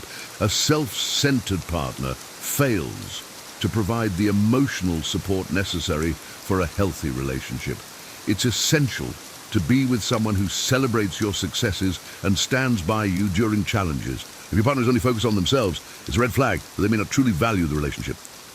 Number 9, false accusations. Baseless accusations of cheating erode trust and indicate deeper issues in the relationship. Trust is fundamental in any relationship.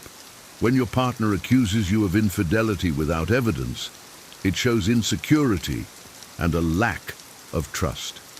Imagine being constantly questioned about your whereabouts or who you're talking to, despite having done nothing wrong. Take Rachel's story.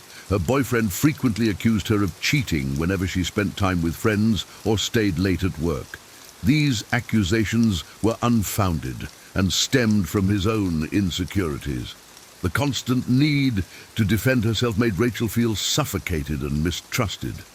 False accusations create a toxic environment where you're perpetually on the defensive. Trust should be built on mutual respect and confidence in each other. If your partner's baseless accusations persist, it's a sign of deeper issues that need to be addressed. Sometimes the healthiest choice is to walk away from such a draining situation. Number 10, always busy. If your partner is constantly too busy for you, it indicates a lack of genuine interest in the relationship. Time and attention are crucial for maintaining a strong relationship. If your partner frequently uses their busy schedule as an excuse to avoid spending time with you, it signals a lack of priority. Imagine messaging your partner about meeting up, only to receive responses like, "I'm swamped at work," or "maybe next week." Consider Alex's experience. His girlfriend always claimed she was too busy with work and personal commitments to see him. While Alex made time for her, despite his own hectic schedule, she rarely reciprocated. This consistent brush-off made Alex feel unimportant and undervalued. A partner who truly cares will make time for you, no matter how busy they are. It's about finding balance and showing that the relationship matters. If your partner is perpetually unavailable, it's a red flag that their interest might not be as strong as yours. It's important to recognize this and consider whether the relationship is meeting your needs. Number 11, pointing out flaws. Constant criticism from your partner indicates they are not supportive and may hinder your personal growth. Constructive feedback is essential, but constant criticism can be damaging. Imagine your partner frequently pointing out your mistakes and flaws, making you feel inadequate. Instead of focusing on your strengths and encouraging your growth, they highlight your shortcomings, eroding your self-esteem. Consider Leo's experience. His girlfriend often criticized his appearance, career choices, and even his hobbies. Comments like, "You should dress better," or "Why are you still stuck in that dead-end job?" became common. Over time, Leo began to doubt his worth and felt discouraged from pursuing his passions. In a healthy relationship, partners should uplift and support each other. Constantly pointing out flaws shows a lack of respect and appreciation. It's important to feel valued and confident with your partner, not belittled. If you find yourself in a relationship where criticism is frequent and harsh, it may be time to evaluate its impact on your well-being and consider moving on. Number 12, lack of respect. If your partner often disrespects you in public or private, it's a clear sign that they do not value you or the relationship. Respect is fundamental in any relationship. Disrespect can manifest in various ways, such as mocking your opinions, belittling your accomplishments, or ignoring your boundaries. Imagine sharing your thoughts during a discussion only for your partner to roll their eyes and dismiss your perspective. Take Karen's story. Her boyfriend frequently made fun of her in front of their friends, joking about her intelligence and capabilities. Although he claimed it was all in good fun, Karen felt humiliated and devalued. This behavior extended to their private conversations, where he would undermine her decisions and opinions. A partner who respects you will treat you with kindness and consideration, both publicly and privately. Disrespect erodes the foundation of a relationship and can lead to long-term emotional harm. If your partner consistently disrespects you, it's crucial to address the issue and, if necessary, leave the relationship to protect your self-worth. Number 13, inconsistent behavior. If your partner's actions and words frequently contradict each other, it creates confusion and mistrust, signaling an unstable relationship. Consistency in actions and words is key to building trust. Imagine your partner promising to spend more time with you, but repeatedly canceling plans at the last minute without a valid reason. This inconsistency can make you feel unsure about their true intentions and commitment. Consider Nathan's situation. His girlfriend often made grand promises about their future together, but rarely followed through on any of them. She would talk about moving in together or planning trips, but when the time came, she always had excuses. This left Nathan feeling confused and uncertain about the stability of their relationship. Inconsistent behavior can create a sense of instability and mistrust. A reliable partner aligns their actions with their words, providing a stable foundation for the relationship. If you find yourself constantly questioning your partner's intentions due to their inconsistency, it may be a sign that the relationship is not built on solid ground. Number 14, emotional dependency. If your partner relies on you for all their emotional support, it's a sign they need professional help and the relationship is unhealthy. While supporting each other emotionally is important, relying solely on one partner for all emotional needs can be overwhelming. Imagine your partner turning to you for every emotional crisis, expecting you to fix all their problems without seeking help elsewhere. Consider Emma's experience. Her boyfriend constantly depended on her for emotional support, from handling stress at work to dealing with personal insecurities. Emma found herself drained and unable to focus on her own needs. Despite suggesting he seek therapy, he refused, placing all his emotional burdens on her. A balanced relationship involves mutual support while maintaining individual emotional resilience. If your partner's emotional dependency becomes overwhelming, it indicates they may need professional help. It's essential to recognize the limits of what you can provide and ensure your own emotional health is not compromised. Number 15, constant negativity. If your partner is consistently negative or pessimistic, it can drain your energy and affect your well-being.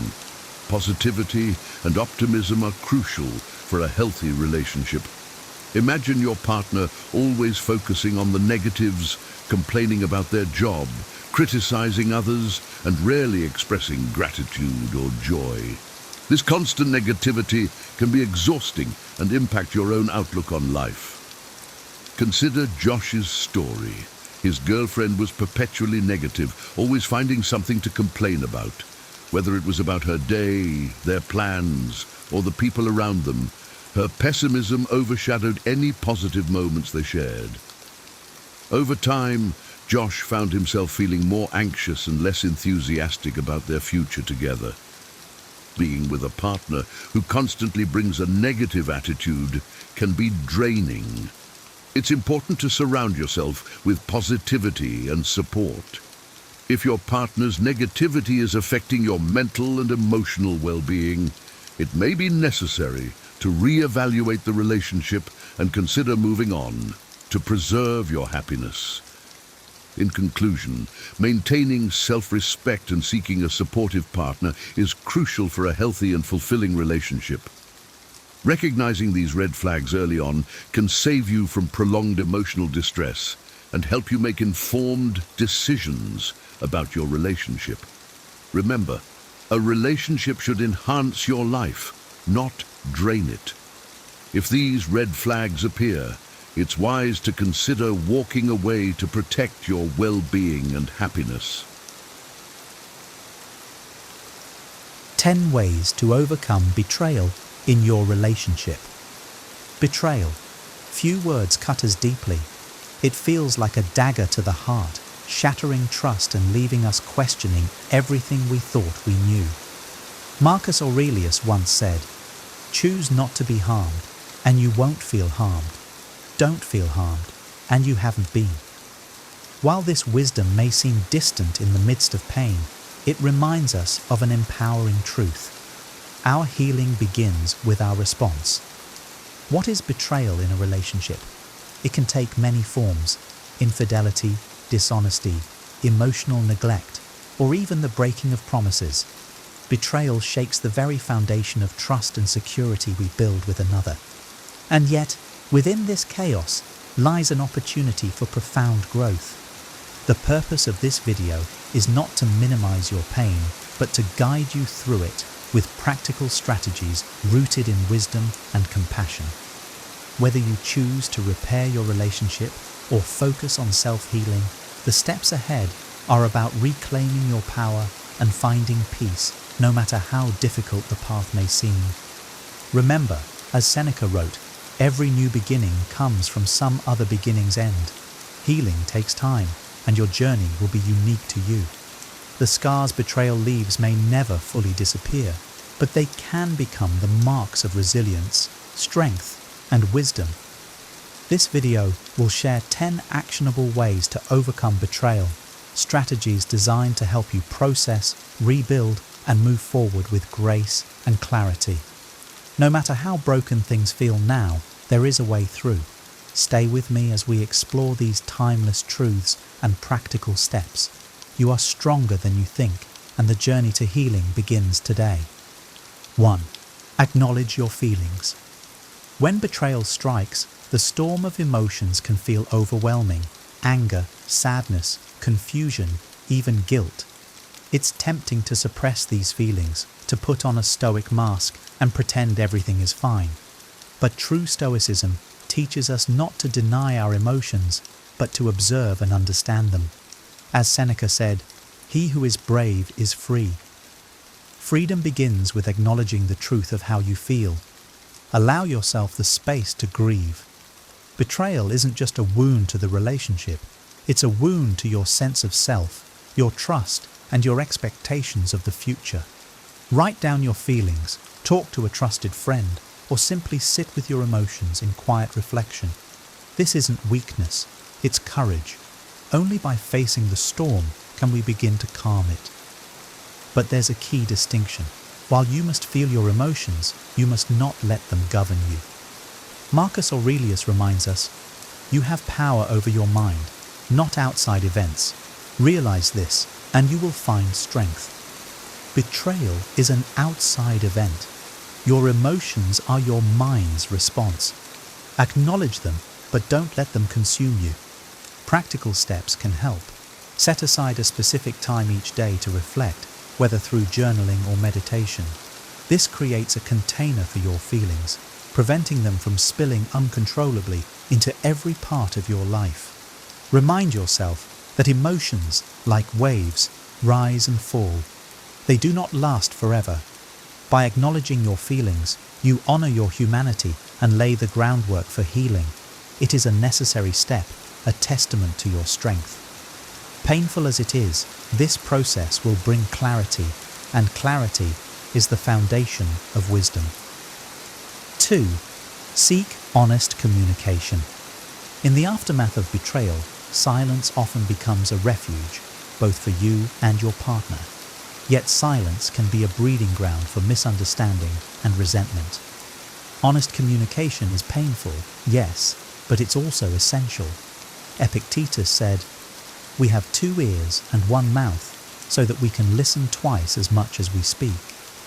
Listening, truly listening, is where healing begins. Start by asking yourself what you need to understand. What questions are haunting you? What clarity do you seek? Then, create a space where both you and your partner can speak openly. Approach this conversation with courage and composure, not as a battlefield, but as a meeting of 2 flawed human beings seeking truth. However, honesty isn't just about speaking, it's also about hearing truths you may not want to face. Your partner's reasons for their betrayal may sting, but understanding their perspective, without justifying their actions, can offer insight. As Seneca wisely observed, the first step toward making the irrational rational is to understand it. Practical steps include choosing a neutral, calm moment for this discussion, ensuring there are no distractions, and setting ground rules for respectful communication. Use I statements to express how the betrayal has impacted you, such as, I feel hurt because I trusted you with this part of me. Honest communication doesn't guarantee reconciliation, but it paves the way for clarity about your partner's intentions and your own feelings. Clarity, in turn, helps you decide whether to rebuild or release the relationship. Truth may hurt, but it is the foundation of wisdom and the first step toward peace. 3. Establish boundaries. Betrayal shakes the sense of safety in a relationship, leaving you vulnerable and exposed. To begin the process of healing, boundaries are essential. They are not walls to shut people out, but fences to protect your emotional well-being. Marcus Aurelius reminds us, you have power over your mind, not outside events. Boundaries help reclaim that power. Start by identifying what you need to feel safe. Is it time apart?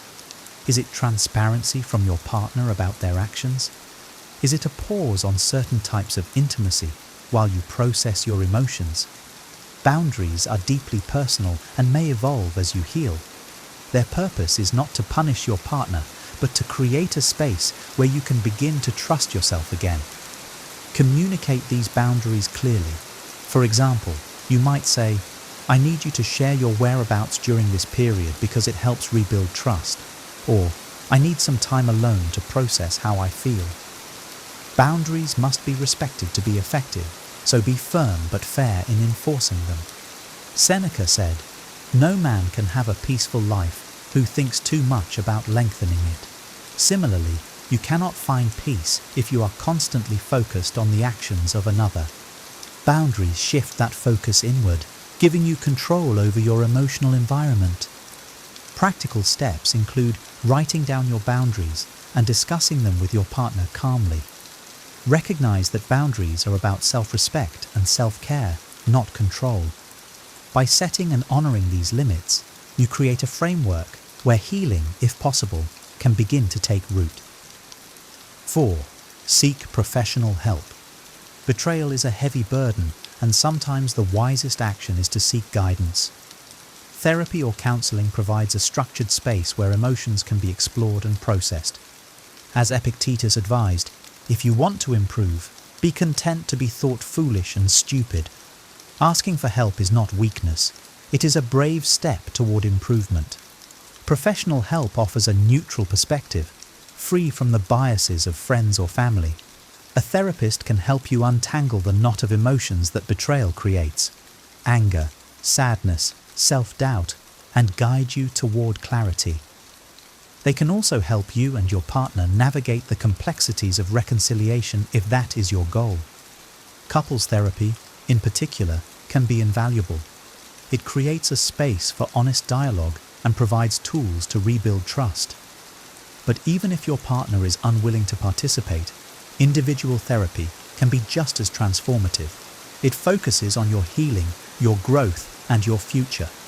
Practical steps include researching therapists who specialize in relationship issues or trauma and scheduling an initial session.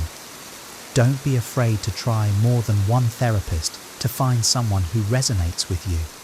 Many therapists also offer virtual sessions, making it easier to prioritize this step. The journey of healing is rarely a solitary one. As Seneca wrote, no one can live happily who has regard to himself alone and transforms everything into a question of his own utility. Seeking professional help is a way of inviting wisdom, guidance, and support into your life. It is a sign of strength, not surrender.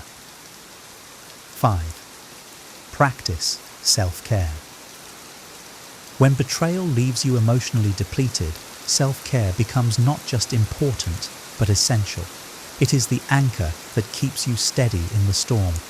As Marcus Aurelius said, you have power over your mind, not outside events. Realize this, and you will find strength. Practicing self-care is an act of reclaiming that power. Self-care is not a luxury, it's a necessity for healing. It's about tending to your emotional, mental, and physical well-being. Start with the basics. Prioritize sleep, eat nourishing foods, and move your body regularly. Physical health directly impacts emotional resilience. Activities like yoga, walking, or even deep breathing can calm the mind and reduce stress. Emotional self-care involves nurturing your inner world. Journaling can help you process your thoughts, while meditation can quiet the mental noise. Dedicate time to activities that bring you peace and joy, whether it's reading, painting, or spending time in nature. These moments remind you that life exists beyond the pain of betrayal. But self-care is also about boundaries, protecting your energy from people or situations that drain you. It's saying no when you need to and not feeling guilty about putting yourself first. Remember Seneca's wisdom: as is a tale, so is life. Not how long it is, but how good it is what matters. Prioritize quality moments that restore you. Practical steps include creating a self-care routine, even if it's just 15 minutes a day. Start small. Drink a cup of tea mindfully. Write down 3 things you're grateful for, or take a short walk outside. These small acts of care remind you that you are worth the effort and that healing begins with nurturing yourself. 6. Avoid rushing decisions.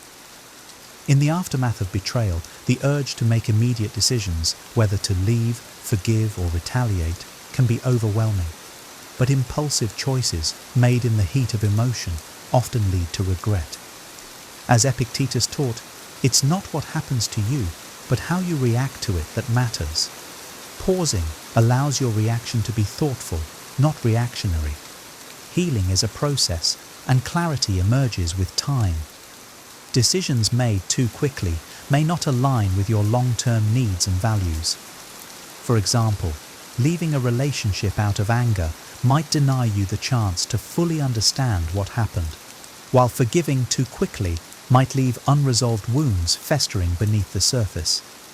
Instead, give yourself permission to pause. Reflect on what you truly want and need, separate from the immediate pain.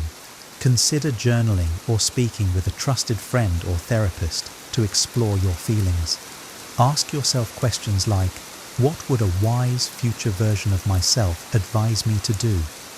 Marcus Aurelius advised, if you are distressed by anything external, the pain is not due to the thing itself, but to your estimate of it, and this you have the power to revoke at any moment. By waiting, you give yourself the power to assess the betrayal from a position of strength, not vulnerability. Practical steps include setting a specific timeline for decision-making, such as revisiting the situation in a month. In the meantime, focus on self-care and reflection. By resisting the urge to rush, you honor both your healing process and your capacity for thoughtful, intentional choices. 7. Focus on rebuilding trust. If you choose to stay in the relationship, rebuilding trust is both the most challenging and the most vital step. Trust is fragile. It takes years to build, but can be shattered in an instant. However, it is not irreparable. As Seneca wrote, every new beginning comes from some other beginning's end. Rebuilding trust requires creating a new foundation, not patching up the old one. Begin by defining what trust means to you. What actions or behaviors would help restore your confidence in your partner? Transparency is often key. This might mean regular check-ins, open communication about feelings, or a willingness to share details that rebuild accountability. But rebuilding trust is not just about your partner's actions, it's also about your willingness to allow it. Both partners must commit to the process. Your partner must demonstrate consistent effort and sincerity over time, while you must be open to the possibility of trusting again. It's a mutual journey, and it requires patience, empathy, and hard work from both sides. Practical steps include creating a trust-building plan together. This could involve agreeing on boundaries, discussing triggers, or even attending therapy together to navigate the process. Keep the focus on progress, not perfection. Small, consistent actions matter more than grand gestures. Remember, trust is not just about the other person. It's also about trusting yourself. Trust that you have the strength and wisdom to navigate this path. whether it leads to reconciliation or not. As Marcus Aurelius said, "Waste no more time arguing about what a good man should be one." Embody the trust and integrity you seek, and let your actions reflect your values. 8. Surround yourself with supportive people. Betrayal can feel isolating, as if the world has shrunk to the pain you're experiencing. But as Marcus Aurelius reminds us, we were born for cooperation. Leaning on others during this time is not a sign of weakness. It's a reminder that healing is often a communal process. Surround yourself with people who truly support you, friends, family, or even support groups. These individuals can provide perspective, encouragement, and, most importantly, the reassurance that you are not alone. Their insights can help you see things more clearly, especially when your emotions cloud your judgment. Avoid those who fan the flames of anger or bitterness. Instead, seek those who foster calm and wisdom. Sharing your experience can be therapeutic, but be selective about whom you confide in. Choose people who will listen without judgment and respect your boundaries.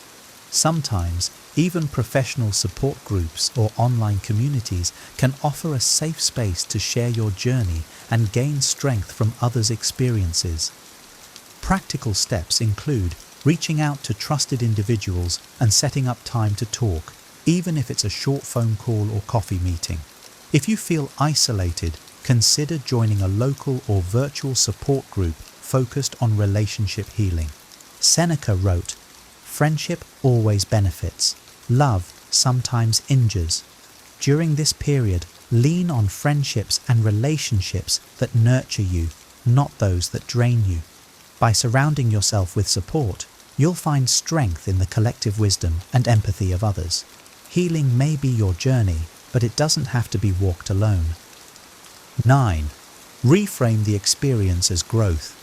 Betrayal, while painful, can be a catalyst for profound personal growth.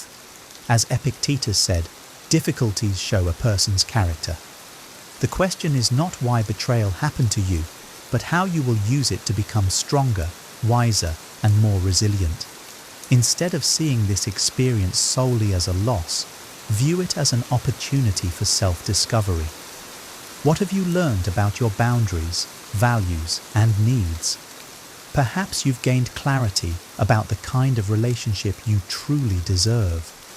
Maybe you've discovered untapped inner strength in enduring this trial. These lessons, though hard-earned, can transform you. Reframing does not mean minimizing your pain. Instead, it's about finding meaning within it. Marcus Aurelius reminds us, "The impediment to action advances action. What stands in the way becomes the way." The betrayal may have been an obstacle, but it also serves as a teacher, guiding you toward greater self-awareness and personal growth. Practical steps include journaling about what this experience has taught you, or meditating on how it has shaped your perspective. Create a list of ways you've grown since the betrayal, whether it's increased emotional resilience, clearer boundaries, or deeper self-respect. By reframing the betrayal as growth, you reclaim power over your narrative. You are no longer defined by what happened to you, but by how you responded to it. This mindset shifts you from victim to victor, transforming pain into purpose and adversity into strength. 10. Know when to let go. There comes a time when clinging to the past does more harm than letting go. As Seneca wisely said, to bear trials with a calm mind robs misfortune of its strength and burden. If the relationship has become toxic, unrepairable, or harmful to your well-being, releasing it is an act of self-respect, not failure.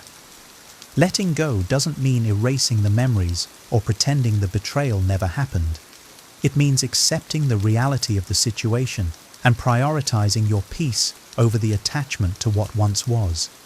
Holding on to resentment or false hope only prolongs your pain.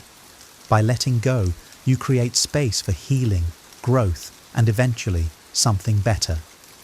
This step is often the hardest because it involves confronting fear. fear of being alone, fear of the unknown, or fear of starting over. But Marcus Aurelius reminds us, it is not death that a man should fear, but he should fear never beginning to live.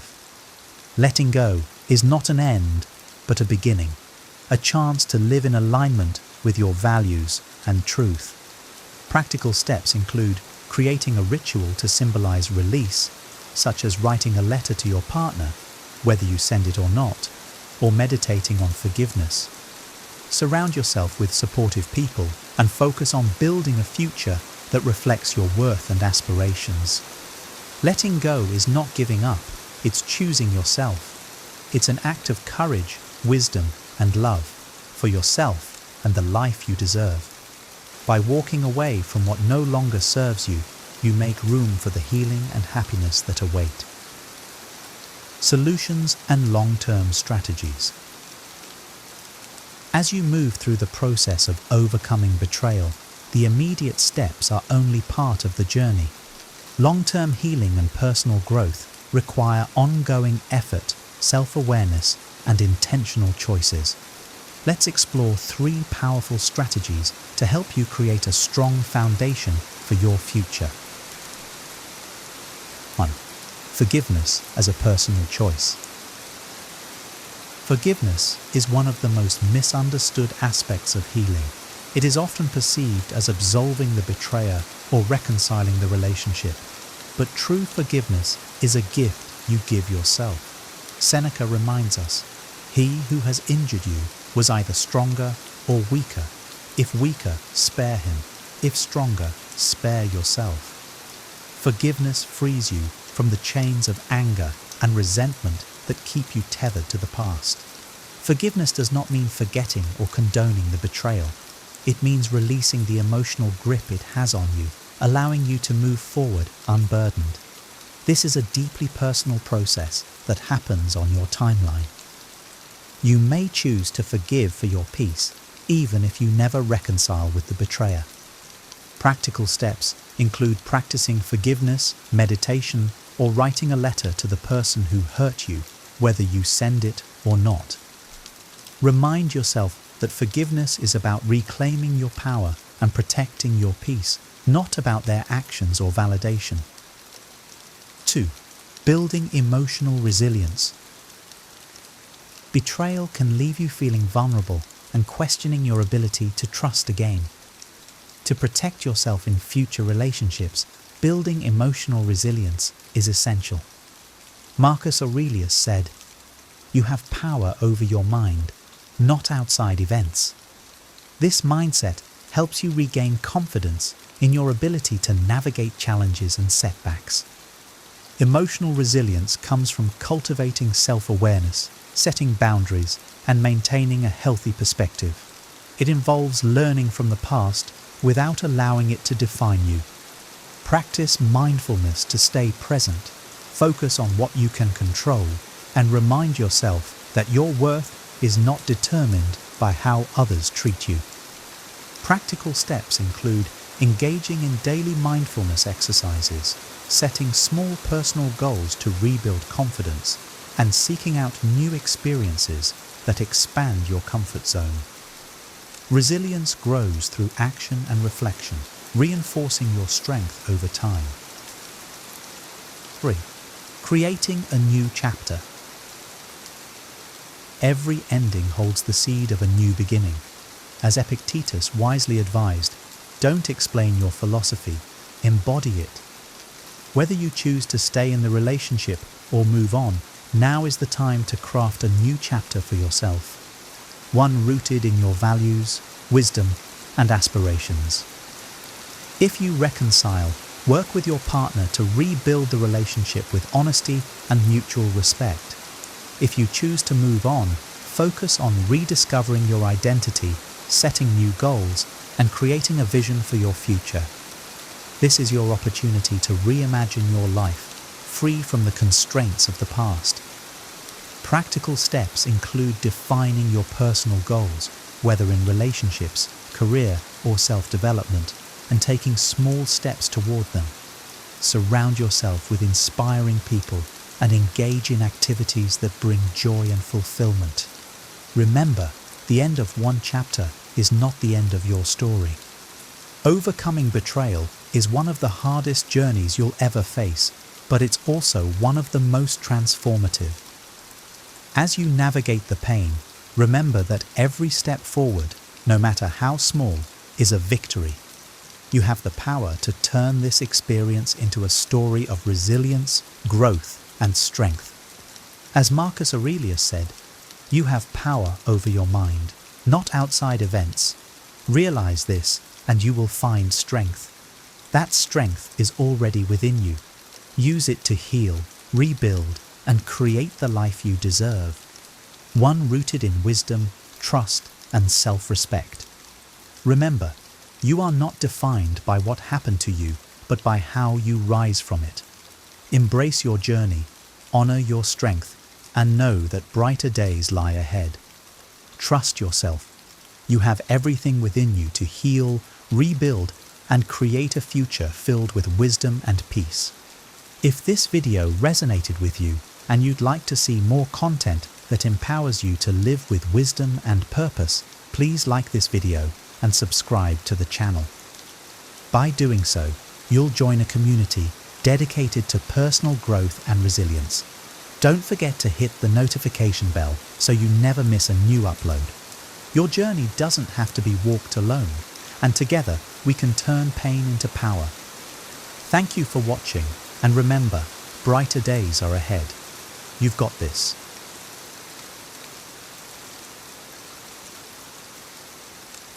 In the pursuit of personal growth, we often focus on adding new habits and skills, but eliminating elements that no longer serve us is equally important. This video explores 20 suggestions for things to quietly eliminate from your life to enable significant personal growth. These suggestions encompass various areas, from maintaining discretion in personal matters to shifting focus inward, promoting positivity, and embracing change. Throughout this video, we will delve into each suggestion, exploring their importance and offering practical strategies for implementation. We will examine how maintaining privacy, shifting focus inward, pursuing authentic growth, promoting positivity, and embracing change can lead to a more purposeful and fulfilling life. The journey of personal growth is ongoing and requires continuous self-reflection and improvement. By quietly eliminating what no longer serves us, we create space to pursue our highest potential and live an authentic life. In the following sections, we will explore each suggestion in greater depth, providing insights and practical advice for those embarking on their own journey of personal transformation. Maintaining discretion and privacy. 1. Don't feel the need to explain yourself to those who hurt you. One of the most liberating things you can do for your personal growth is to stop feeling the need to explain yourself to those who have hurt you. When we experience pain or mistreatment from others, it's natural to want to seek justification or closure.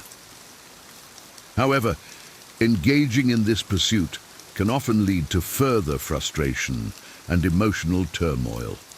The power of calm, dignified disengagement cannot be overstated. By choosing to move on without seeking explanations or apologies, you reclaim your energy and focus, redirecting it towards your own healing and growth. This doesn't mean that you ignore or suppress your feelings. Rather, it means processing them internally and with trusted support systems, rather than exposing yourself to further hurt. Learning to let go of the need for external validation or understanding is a crucial step in developing emotional resilience and self-assurance.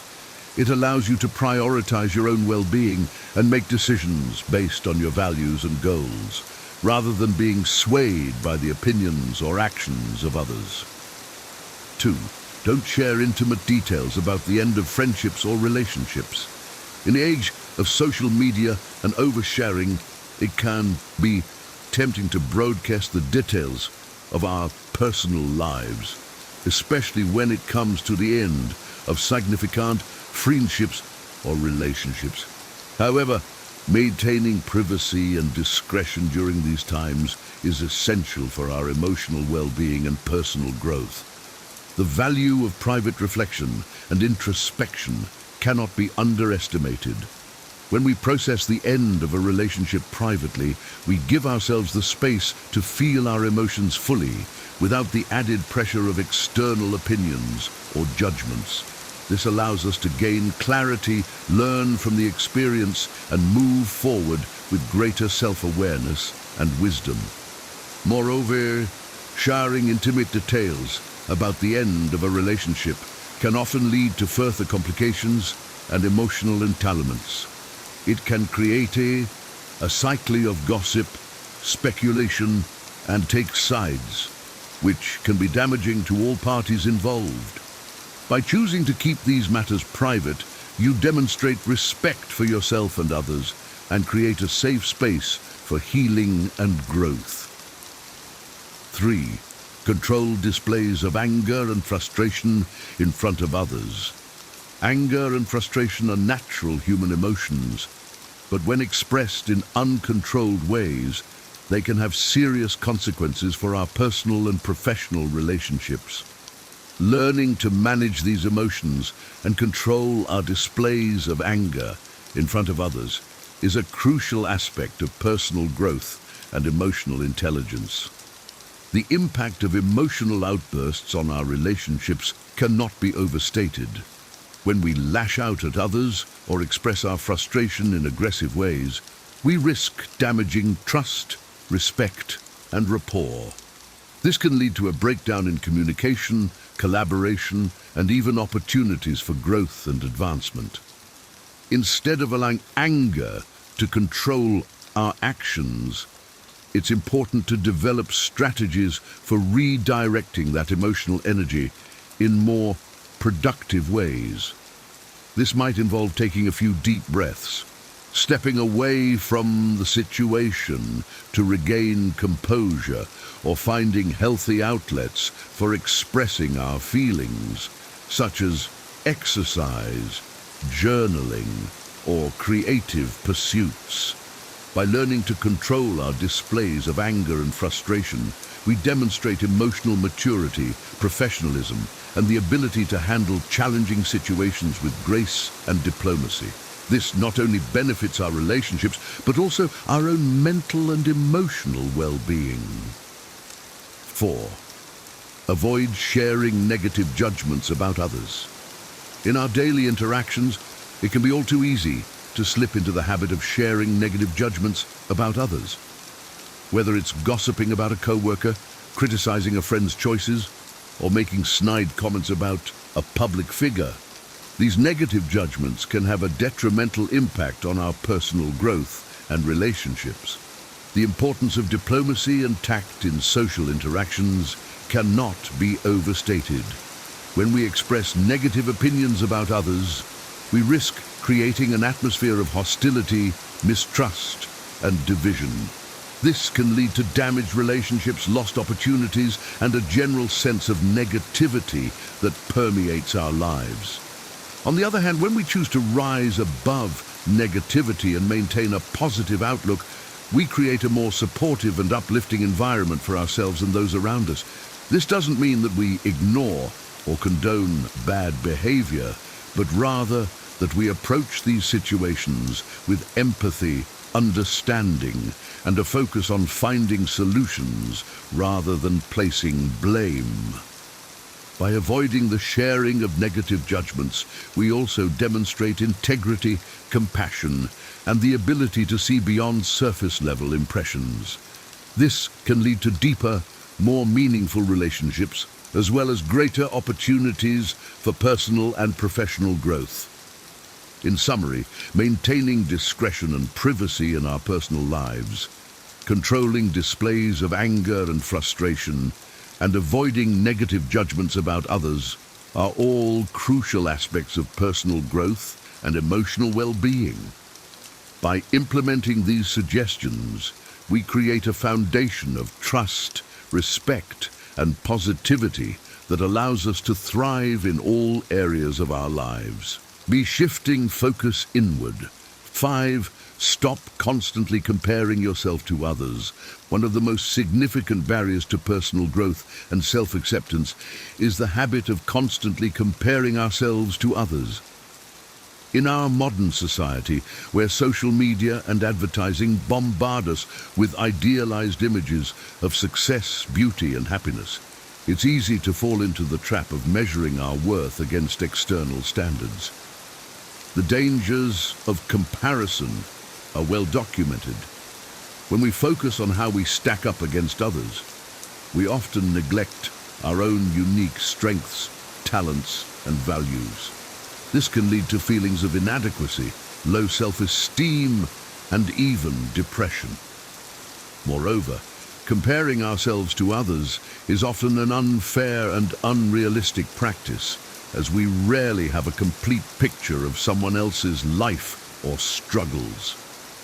To overcome this habit, it's crucial to shift our focus inward and prioritize our own journey and growth. This means setting goals and standards that are authentic to our own desires and values, rather than based on the expectations or achievements of others. It means celebrating our own progress and accomplishments, no matter how small, and practicing self-compassion when we face setbacks or challenges. By learning to focus on our own path, we cultivate a sense of intrinsic motivation and purpose. We become more attuned to our own needs, desires, and passions, and less swayed by external validation or approval. This, in turn, leads to greater self-awareness, resilience, and the ability to navigate life's challenges with confidence and grace. 6. Limit time on social media. In today's digital age, social media has become an integral part of our daily lives. While these platforms can provide valuable opportunities for connection, learning, and self-expression, excessive use can also have negative effects on our mental health and personal growth. One of the main dangers of social media is its tendency to promote unrealistic comparisons and idealized versions of reality. When we spend too much time scrolling through curated feeds of perfect bodies, lavish lifestyles, and seemingly effortless success, we can easily fall into the trap of feeling inadequate or dissatisfied with our own lives. Moreover, excessive social media use can lead to a host of other mental health concerns, such as anxiety, depression, and addiction.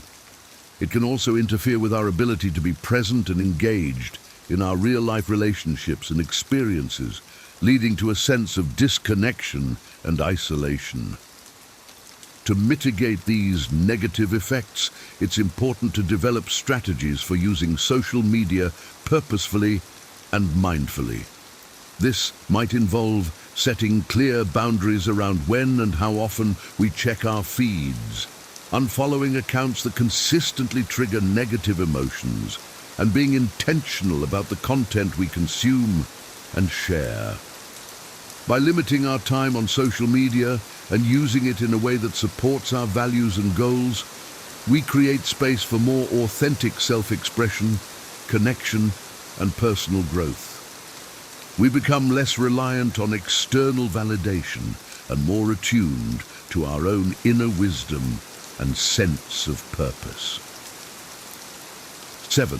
Let go of the constant pursuit of external approval. From a young age, many of us are conditioned to seek external approval and validation as a measure of our worth and success. Whether it's striving for good grades, seeking praise from our parents or teachers, or trying to fit in with our peers, the pursuit of external approval can become a driving force in our lives. While recognition and support from others can be valuable and affirming, an over-reliance on external validation can also be detrimental to our personal growth and well-being. When we constantly seek approval from others, we risk losing touch with our own authentic desires, values, and sense of self. We may make choices based on what we think will please others, rather than what truly aligns with our own goals and passions. Moreover, the constant pursuit of external approval can lead to a sense of insecurity and instability, as our self-worth becomes contingent on the opinions and reactions of others. This can create a vicious cycle of people-pleasing, self-doubt and fear of failure, which ultimately hinders our ability to grow and thrive.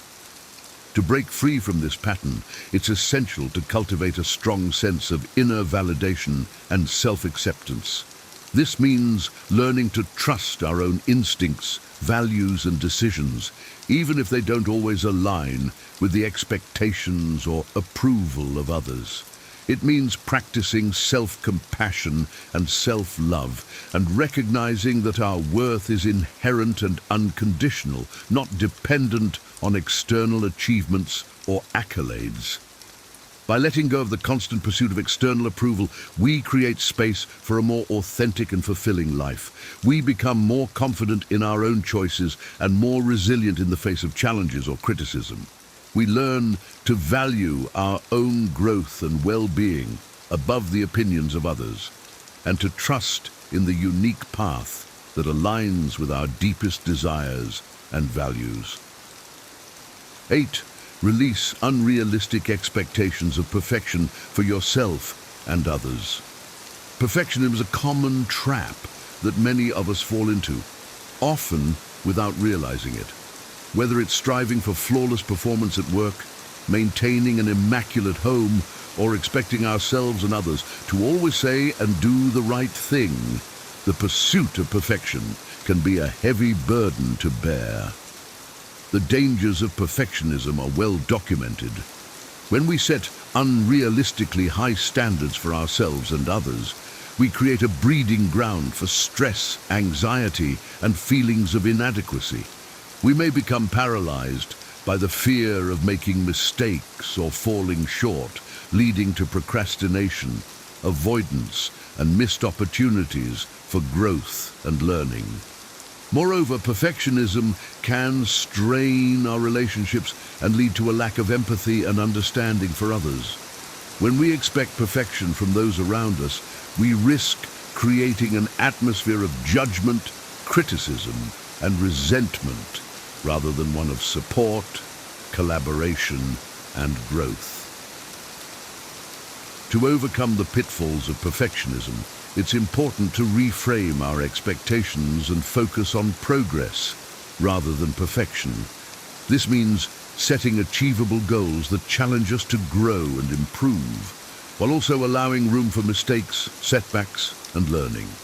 It means celebrating our efforts and accomplishments, no matter how small, and practicing self-compassion when we inevitably fall short of our ideals. By releasing unrealistic expectations of perfection, we create a more nurturing and supportive environment for ourselves and others. We learn to embrace the beauty and growth that come from imperfection, and to approach challenges with curiosity, resilience, and a willingness to learn.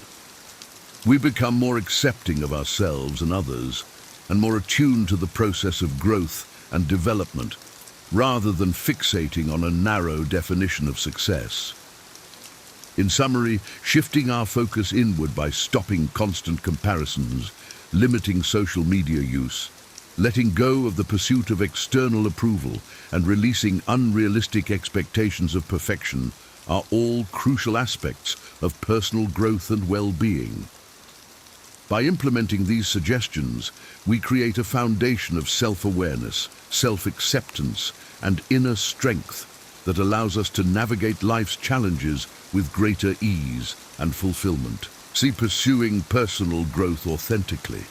9. Abandon unnecessary goals that don't align with your true path.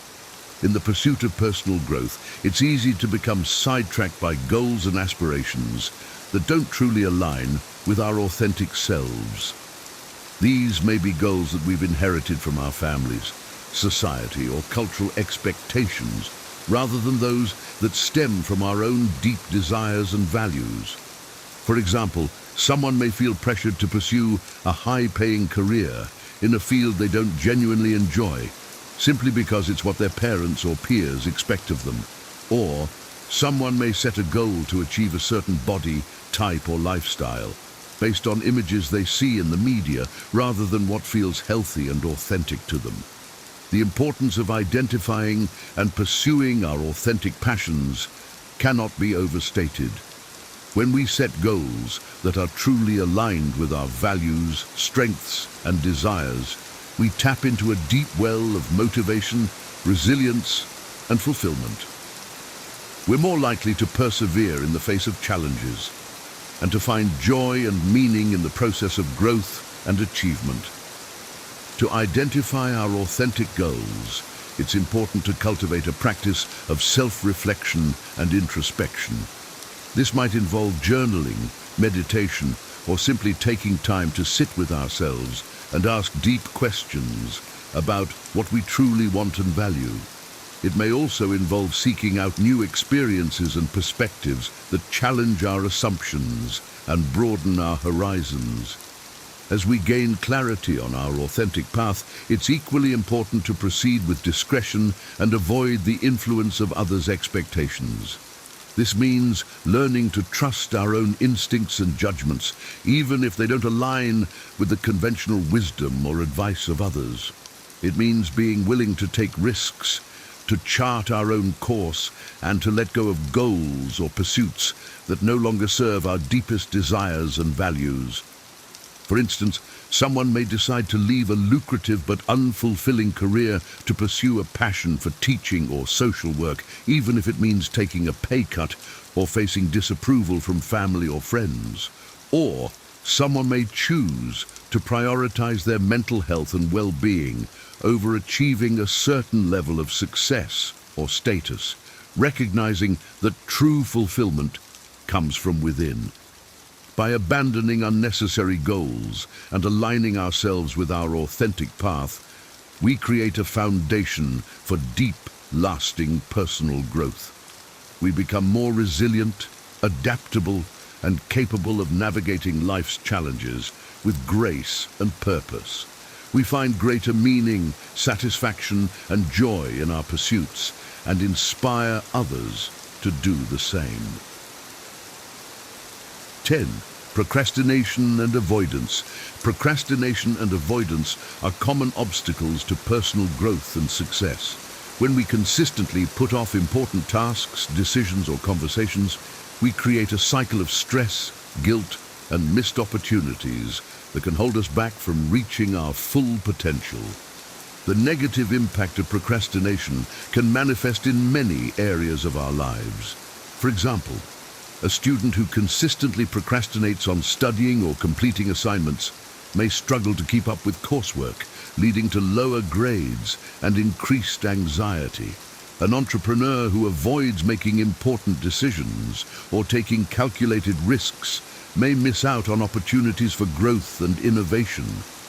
A couple who puts off having difficult conversations about their relationship may allow resentment and disconnection to fester, eroding the foundation of their partnership. To overcome procrastination and avoidance, it's important to develop strategies for recognizing and managing these tendencies. This might involve breaking down large tasks into smaller, more manageable steps, setting clear deadlines and accountability measures, or seeking support and encouragement from others. For instance, someone who struggles with procrastination on a large project at work might create a detailed timeline with specific milestones and check-ins, and enlist the help of a colleague or mentor to hold them accountable. Or someone who tends to avoid difficult conversations with loved ones might practice assertive communication techniques, such as using I statements and active listening, to build confidence and reduce anxiety around these interactions. It's also crucial to recognize that procrastination and avoidance often stem from deeper emotions, such as fear of failure, perfectionism, or low self-worth. By exploring and addressing these underlying issues, we can develop greater self-awareness and resilience in the face of challenges. For example, someone who procrastinates on pursuing a new career path out of fear of failure might work with a therapist or coach to build self-confidence and reframe their relationship with risk and uncertainty. Or someone who avoids setting boundaries with others out of a desire to please or avoid conflict might practice self-compassion and assertiveness, recognizing that their needs and well-being are valid and important. Ultimately, overcoming procrastination and avoidance requires a commitment to taking action, even in the face of discomfort or uncertainty. By developing strategies for managing these tendencies and building self-awareness and resilience, we create a foundation for lasting personal growth and success. 11. Unhealthy habits and self-sabotage. Unhealthy habits and self-sabotaging behaviors can be significant barriers to personal growth and well-being. These patterns can take many forms, such as poor sleep habits, unhealthy eating, negative self-talk, or engaging in activities that undermine our goals and values. For example, someone may turn to alcohol or drugs to cope with stress or anxiety, rather than developing healthy coping mechanisms such as exercise, meditation, or therapy. Or someone may repeatedly enter into toxic relationships or work environments, despite recognizing the negative impact on their mental and emotional well-being. The first step in overcoming unhealthy habits and self-sabotage is to identify the specific patterns and behaviors that are holding us back.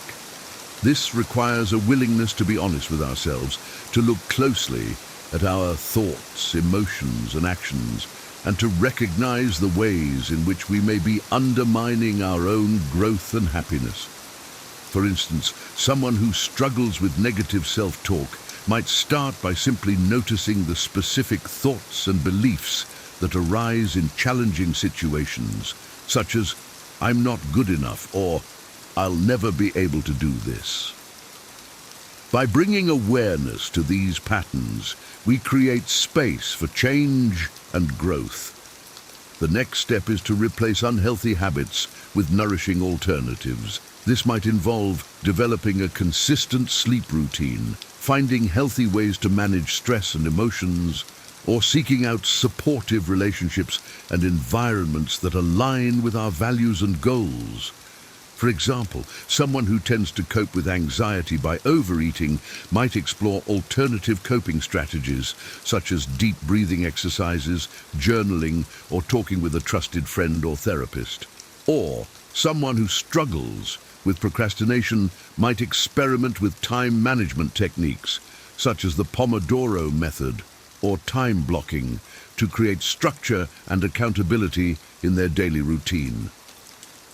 It's important to approach this process with compassion and patience, recognizing that changing deep-seated habits and patterns takes time and practice.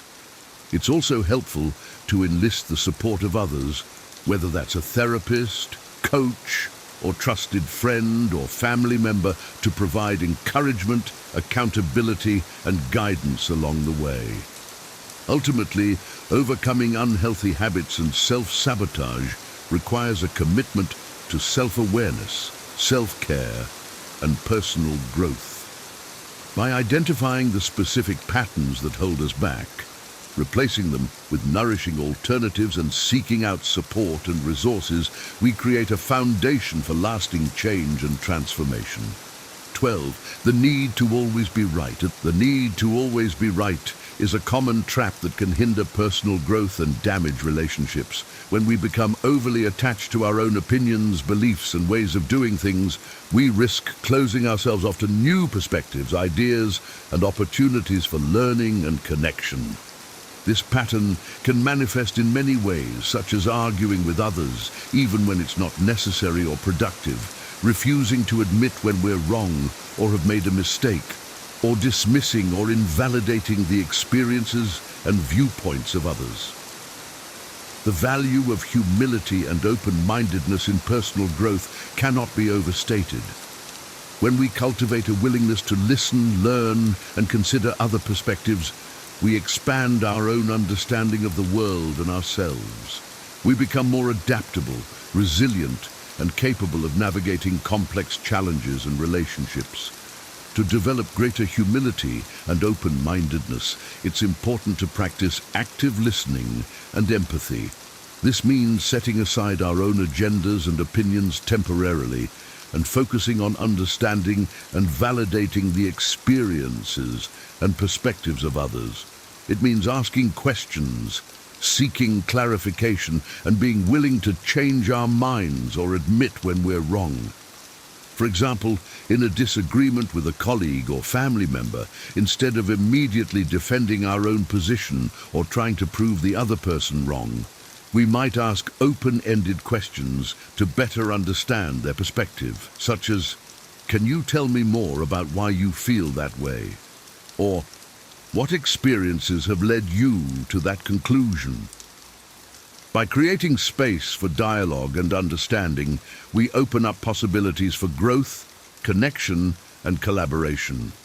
It's also helpful to cultivate a growth mindset, recognizing that our own knowledge and understanding is always evolving and incomplete. This means embracing challenges, setbacks, and feedback as opportunities for learning and development, rather than threats to our ego or self-image. For instance, if we receive criticism or negative feedback on a project or idea, instead of becoming defensive or dismissive, we might approach it with curiosity and openness, asking ourselves questions like, "What can I learn from this perspective?" Or, "How can I use this feedback to improve and grow?" By reframing challenges as opportunities, we develop greater resilience, adaptability, and self-awareness. Ultimately, letting go of the need to always be right requires a deep commitment to personal growth and self-reflection.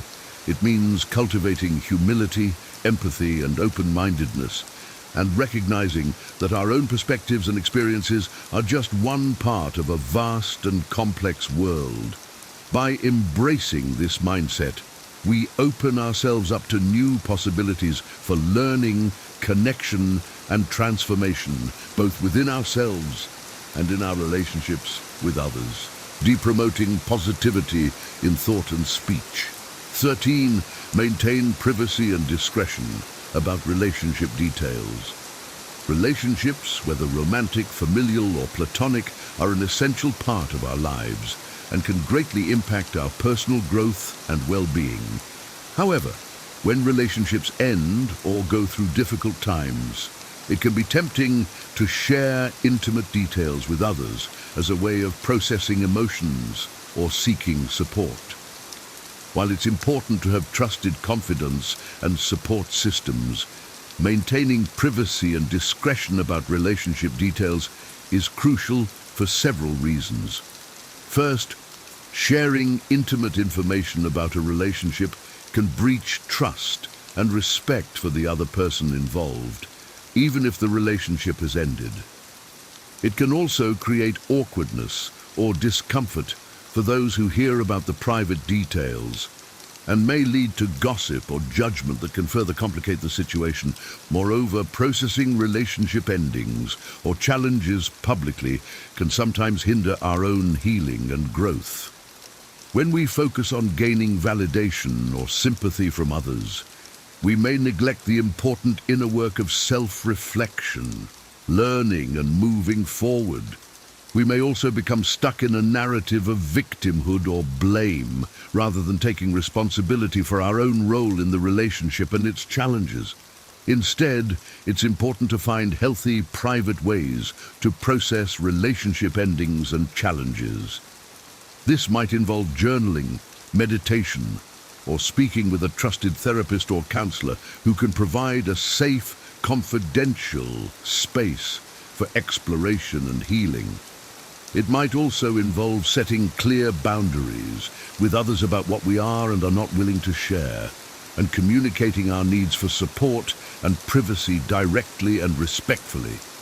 For example, if a friend or family member asks for details about a recent breakup, we might respond with something like, "I appreciate your concern, but I'm not comfortable sharing private details about my relationship.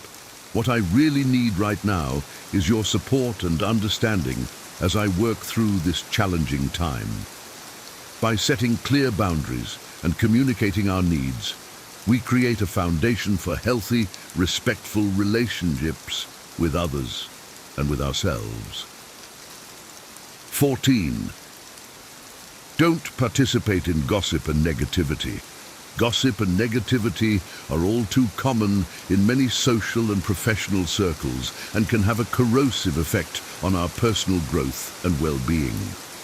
When we engage in gossip or negative talk about others, we contribute to a culture of judgment, mistrust, and disconnection that can hinder our own growth and success. The negative impact of gossip can be far-reaching.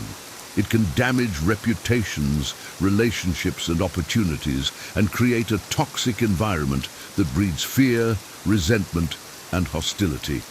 It can also reinforce negative stereotypes and prejudices and contribute to a culture of exclusion and discrimination. Moreover, participating in gossip and negativity can have a detrimental effect on our own mental and emotional well-being. When we focus on the faults and shortcomings of others, we neglect our own self-reflection and growth. We may become trapped in a cycle of judgment and criticism that leaves us feeling isolated, anxious, and unfulfilled. To avoid participating in gossip and negativity, it's important to cultivate a mindset of empathy, compassion, and positivity. This means looking for the best in others, even when they may be struggling or making mistakes. It means seeking to understand and support rather than judge and criticize. And it means modeling kindness, respect, and integrity in our own words and actions, even when it may be difficult or unpopular. For example, if we hear colleagues or friends engaging in negative gossip about someone else, we might gently redirect the conversation by saying something like, "I don't feel comfortable talking about someone who isn't here to defend themselves. Let's focus on the positive things we appreciate about each other and our work together." By setting a tone of empathy and respect, we create a ripple effect of positivity that can transform our relationships and communities. It's also important to be mindful of our own tendencies towards negativity and judgment, and to actively work to shift our mindset and behavior. This might involve practicing gratitude, self-compassion, and forgiveness, and surrounding ourselves with positive, supportive people who uplift and inspire us. Ultimately, avoiding gossip and negativity is about choosing to be a force for good in the world and recognizing that our words and actions have the power to heal or harm. By cultivating empathy, compassion, and positivity, we not only enhance our own personal growth and well-being, but also contribute to a more loving, connected, and thriving world. 15. Clutter and excess possessions. In our modern consumer culture, it's easy to accumulate clutter and excess possessions that can weigh us down both physically and emotionally. From overflowing closets and garages to crowded bookshelves and kitchen counters, the stuff we own can often take up valuable space in our lives and minds, hindering our ability to focus on what truly matters. The psychological benefits of simplifying our living spaces are well documented. Studies have shown that a decluttered environment can reduce stress and anxiety, improve focus and productivity, and even boost creativity and self-esteem. When we let go of the things that no longer serve us, we create space for new opportunities, experiences, and growth. Moreover, the process of decluttering itself can be a powerful tool for self-reflection and personal development. As we sort through our possessions, we're forced to confront our own values, priorities, and emotional attachments. We may discover that we've been holding on to things out of fear, guilt, or a sense of scarcity rather than true necessity or joy. By letting go of these emotional and physical burdens, we free ourselves to live more authentically and abundantly. To begin the process of decluttering, it's helpful to start small and focus on one area or category at a time. This might involve tackling a single drawer, closet or room, and sorting items into piles of keep, donate, and discard. As we make decisions about what to let go of, it's important to be honest with ourselves about what truly brings us value and aligns with our goals and values. For example, we might ask ourselves questions like, when was the last time I used this item? Or, does this possession bring me joy or serve a necessary purpose in my life? By focusing on the things that truly matter to us, we create a living space that reflects our authentic selves and supports our personal growth and well-being. It's also helpful to develop systems and habits that prevent clutter from accumulating in the first place. This might involve implementing a one-in, one-out rule for new purchases, or regularly reassessing and purging our possessions to keep our spaces streamlined and intentional. Ultimately, decluttering our living spaces is about more than just tidying up our physical environment. It's about creating a foundation for a more purposeful, joyful, and fulfilling life, free from the distractions and burdens of excess. By letting go of the things that no longer serve us, we open ourselves up to new possibilities for growth, connection, and abundance. 16. Toxic relationships and one-sided friendships. Relationships are an essential part of our lives, providing us with support, connection, and opportunities for growth and learning. However, not all relationships are created equal, and some can be toxic or one-sided, draining our energy and hindering our personal development. Toxic relationships can take many forms, from overt abuse and manipulation to more subtle patterns of negativity, criticism, or disrespect. These relationships often leave us feeling depleted, anxious, and unsupported, and can even lead to physical and mental health problems over time. Similarly, one-sided friendships can be emotionally draining and unfulfilling as we pour our time, energy, and resources into a relationship that doesn't reciprocate or value our needs and boundaries. These imbalanced dynamics can leave us feeling resentful, unappreciated, and disconnected from our own desires and goals. To cultivate healthy, supportive relationships that uplift and inspire us, it's important to be discerning about the people we allow into our lives. This means surrounding ourselves with individuals who share our values, respect our boundaries, and contribute positively to our growth and well-being. It's also crucial to learn how to set and maintain healthy boundaries in our relationships, even with those closest to us.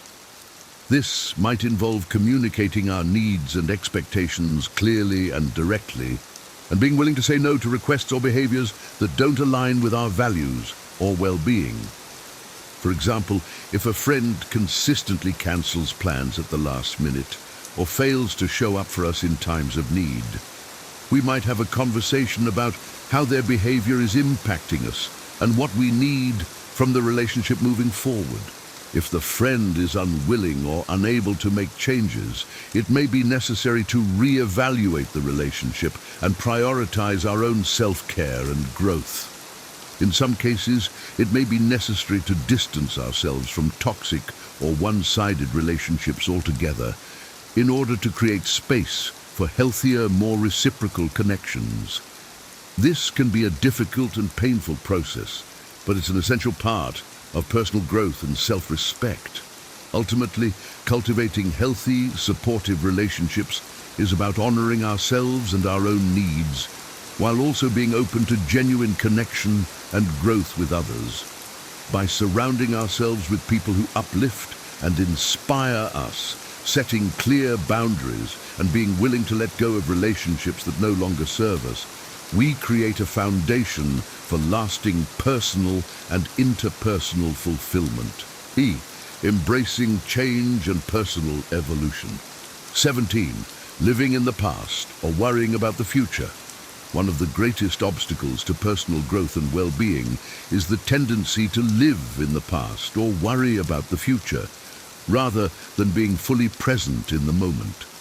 When we dwell on past regrets, mistakes, or traumas, we can become stuck in a cycle of shame, guilt, and self-doubt that prevents us from moving forward and embracing new opportunities. Similarly, when we constantly worry about future uncertainties or potential failures, we can become paralyzed by fear and anxiety, unable to take the risks and actions necessary for growth and success. The practice of mindfulness and present moment awareness is a powerful tool for overcoming these tendencies and cultivating a greater sense of peace, clarity, and purpose.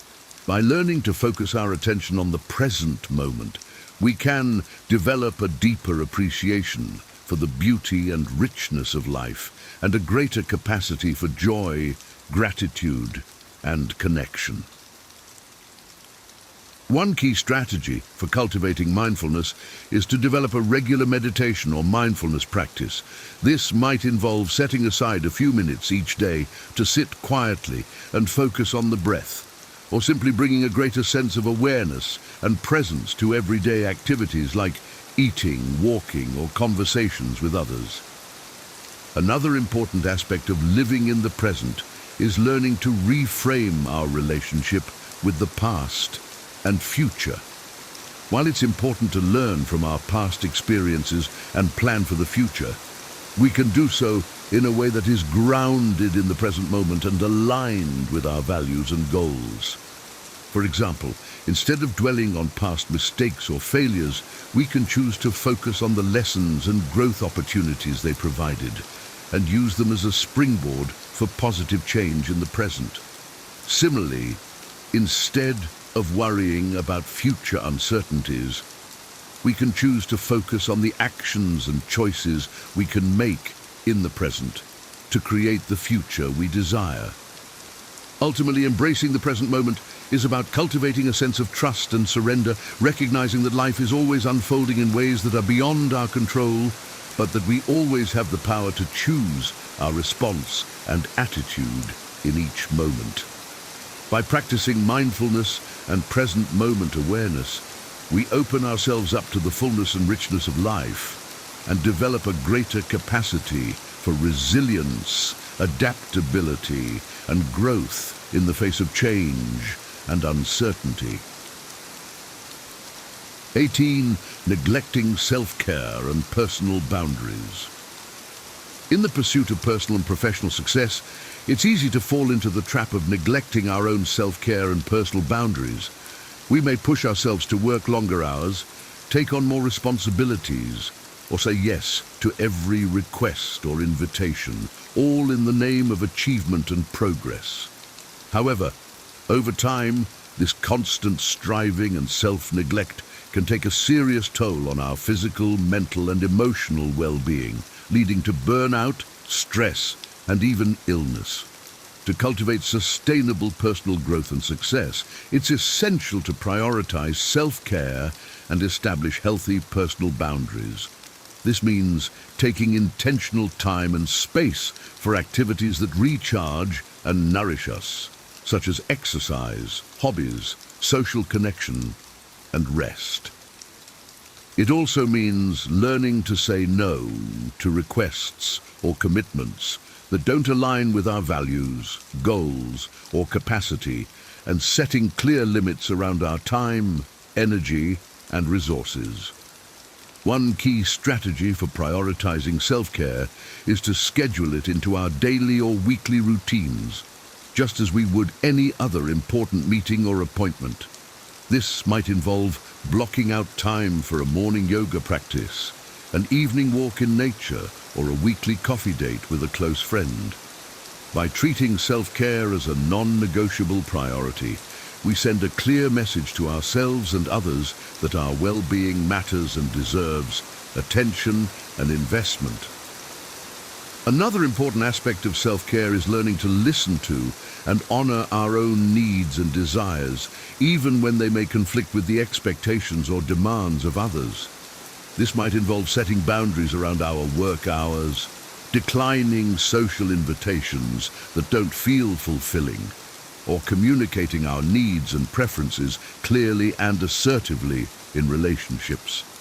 For example, if we find ourselves consistently working late nights or weekends to meet deadlines or impress a boss, we might have a conversation with our supervisor about our workload and schedule and propose alternative solutions that allow for better work-life balance.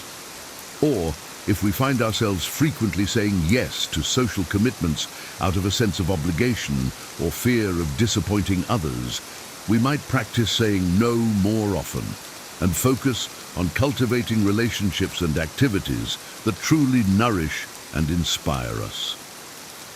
Ultimately, prioritizing self-care and personal boundaries is about recognizing that our own well-being is the foundation for all other aspects of our lives, and that we cannot truly thrive or contribute to the world if we're running on empty. By making intentional choices to nourish and protect our physical, mental, and emotional health, we create a solid foundation for lasting personal growth, fulfillment, and success. 19. The pursuit of perfection. The pursuit of perfection is a common trap that can hinder personal growth and well-being. When we set unrealistic standards for ourselves or others, we create a constant sense of pressure and inadequacy that can lead to anxiety, procrastination, and even depression. We may become so focused on achieving a narrow ideal of success or beauty that we lose sight of the deeper values and experiences that give life meaning and joy. However, the truth is that perfection is an illusion, and that the beauty and growth of life often lie in the imperfections and challenges we face along the way. When we learn to embrace our own humanness and the messiness of the journey, we open ourselves up to a greater sense of self-acceptance, resilience, and creativity. One key strategy for overcoming perfectionism is to reframe our relationship with mistakes and failures. Instead of seeing them as evidence of our inadequacy or unworthiness, we can choose to view them as valuable opportunities for learning, growth, and innovation. We can cultivate a growth mindset that values effort, experimentation, and feedback, rather than a fixed mindset that sees our abilities and outcomes as predetermined or immutable. For example, if we receive critical feedback on a project or performance, instead of becoming defensive or discouraged, we can choose to approach the feedback with curiosity and openness, asking ourselves what we can learn from the experience and how we can use it to improve and evolve. Or if we encounter a setback or failure in pursuit of a goal, we can choose to reframe it as a temporary obstacle or redirection rather than a permanent defeat, and look for ways to adapt and persevere. Another important aspect of embracing imperfection is learning to celebrate the journey and process of growth, rather than just the end result or achievement. This means taking time to acknowledge and appreciate the small wins, insights, and joys along the way, and cultivating a sense of gratitude and presence in each moment. For example, if we are working towards a long-term fitness goal, instead of becoming fixated on the final outcome or number on the scale, we can choose to focus on the daily practices and experiences that make us feel strong, healthy, and alive, such as the endorphin rush after a great workout, the satisfaction of fueling our bodies with nourishing foods, or the camaraderie of a supportive fitness community. Ultimately, embracing imperfection is about recognizing that true growth and fulfillment come from the willingness to show up fully and authentically in each moment, with all of our flaws, struggles, and possibilities. By letting go of the impossible pursuit of perfection, we create space for a more rich, dynamic, and meaningful experience of life and self. 20.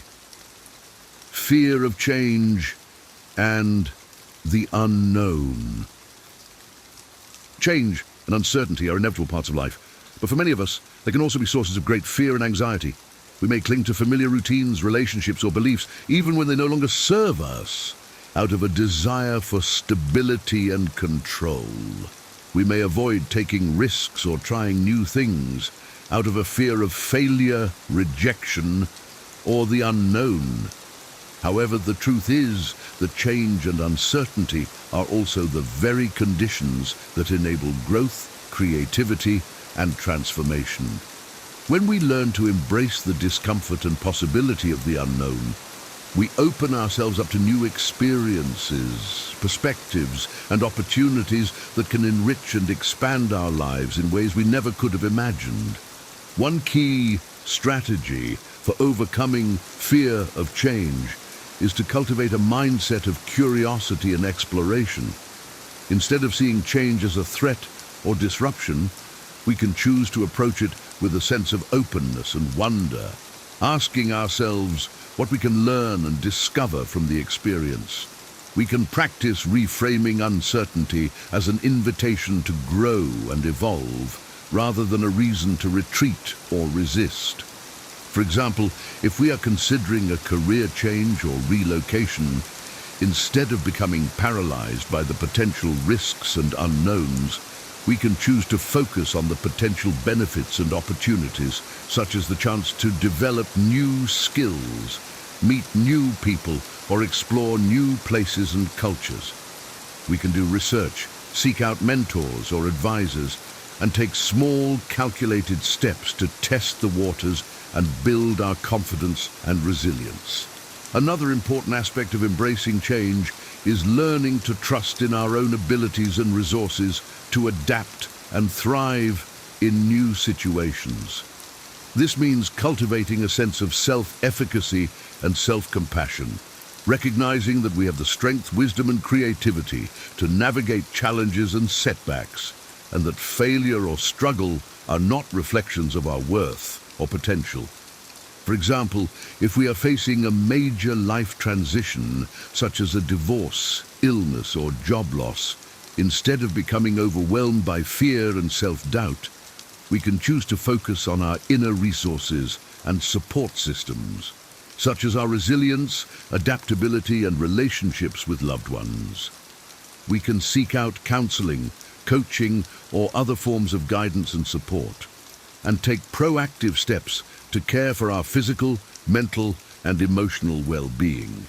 Ultimately, embracing change and the unknown is about cultivating a sense of trust and faith in the unfolding of life, recognizing that even the most difficult and uncertain times can be opportunities for growth, healing, and transformation.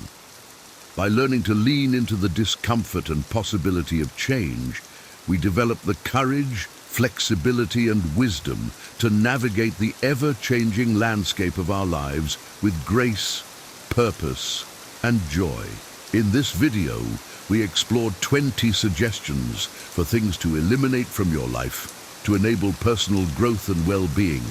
These suggestions include maintaining discretion, shifting focus inward, pursuing authentic growth, promoting positivity, and embracing change. True growth often requires letting go of things that no longer serve us, such as unhealthy habits, toxic relationships, limiting beliefs, or outdated ways of being. By creating space, we open ourselves up to new possibilities and experiences. Personal growth is a lifelong journey of self-discovery and evolution, requiring patience, self-compassion, and a willingness to embrace discomfort and change. The goal is not perfection, but cultivating authenticity, purpose, and connection in each moment. As we embark on this journey, remember that we're not alone. Resources, support, and inspiration are available through therapy, coaching, spiritual practice, creative expression, and the guidance of trusted friends and mentors. Let us begin this journey with excitement, knowing that by eliminating what holds us back, we create space for a life of greater meaning and joy. Embrace the present moment and trust in your unique path of growth and transformation. Remember, you always have the power to choose love, curiosity, and self-compassion, creating a life that reflects your deepest desires and values.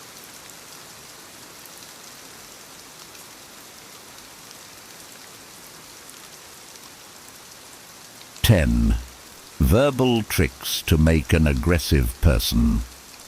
Sorry.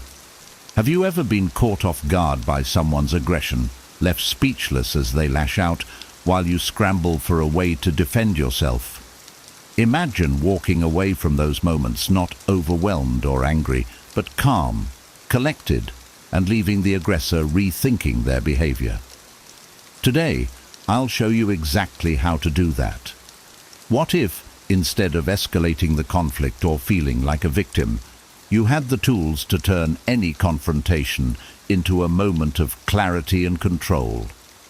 Inspired by the timeless principles of Stoicism, these 6 verbal techniques are designed to neutralize aggression without compromising your dignity.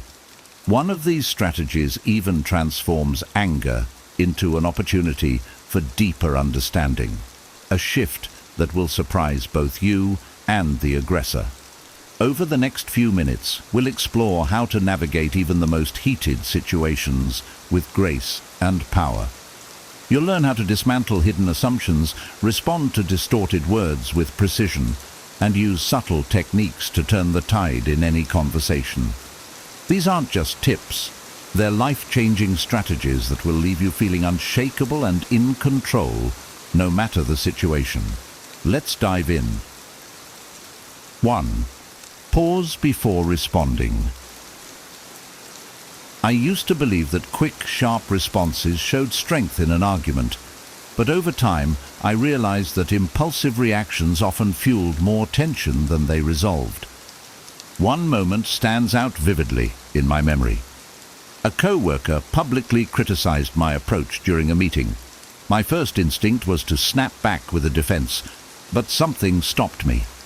Instead, I took a breath, paused, and allowed the silence to settle. In that pause, something powerful happened. I calmed my emotions, and they began to look slightly uneasy, perhaps realizing their harshness. When I finally responded, I said, "I appreciate your perspective. Let's explore how we can address this together." The conversation shifted immediately from confrontation to collaboration. This pause is something Stoics emphasize deeply. Marcus Aurelius wrote, "You have power over your mind, not outside events. Realize this, and you will find strength." By pausing, I exercised control over my mind and refused to let the situation dictate my response. Pausing isn't a sign of weakness. It's a sign of mastery over oneself. It allows you to assess the situation, recognize your emotions, and respond thoughtfully. The next time someone provokes you, try this. Take a deep breath, count to 3, and consider what outcome you want before speaking. Often you'll find that a calm and deliberate response disarms aggression far more effectively than a hasty one. Practicing this habit has helped me navigate heated discussions with clarity and confidence. It's not about letting others win, it's about winning the battle within yourself. When you pause before responding, you remain grounded and in control, a hallmark of a Stoic mind. 2. Use visual imagery to convey deep messages. There was a time when I found myself caught in a heated argument with someone I deeply cared about. Their words were sharp, cutting me down with accusations I felt were unfair. My initial instinct was to fire back, to defend myself with equal intensity.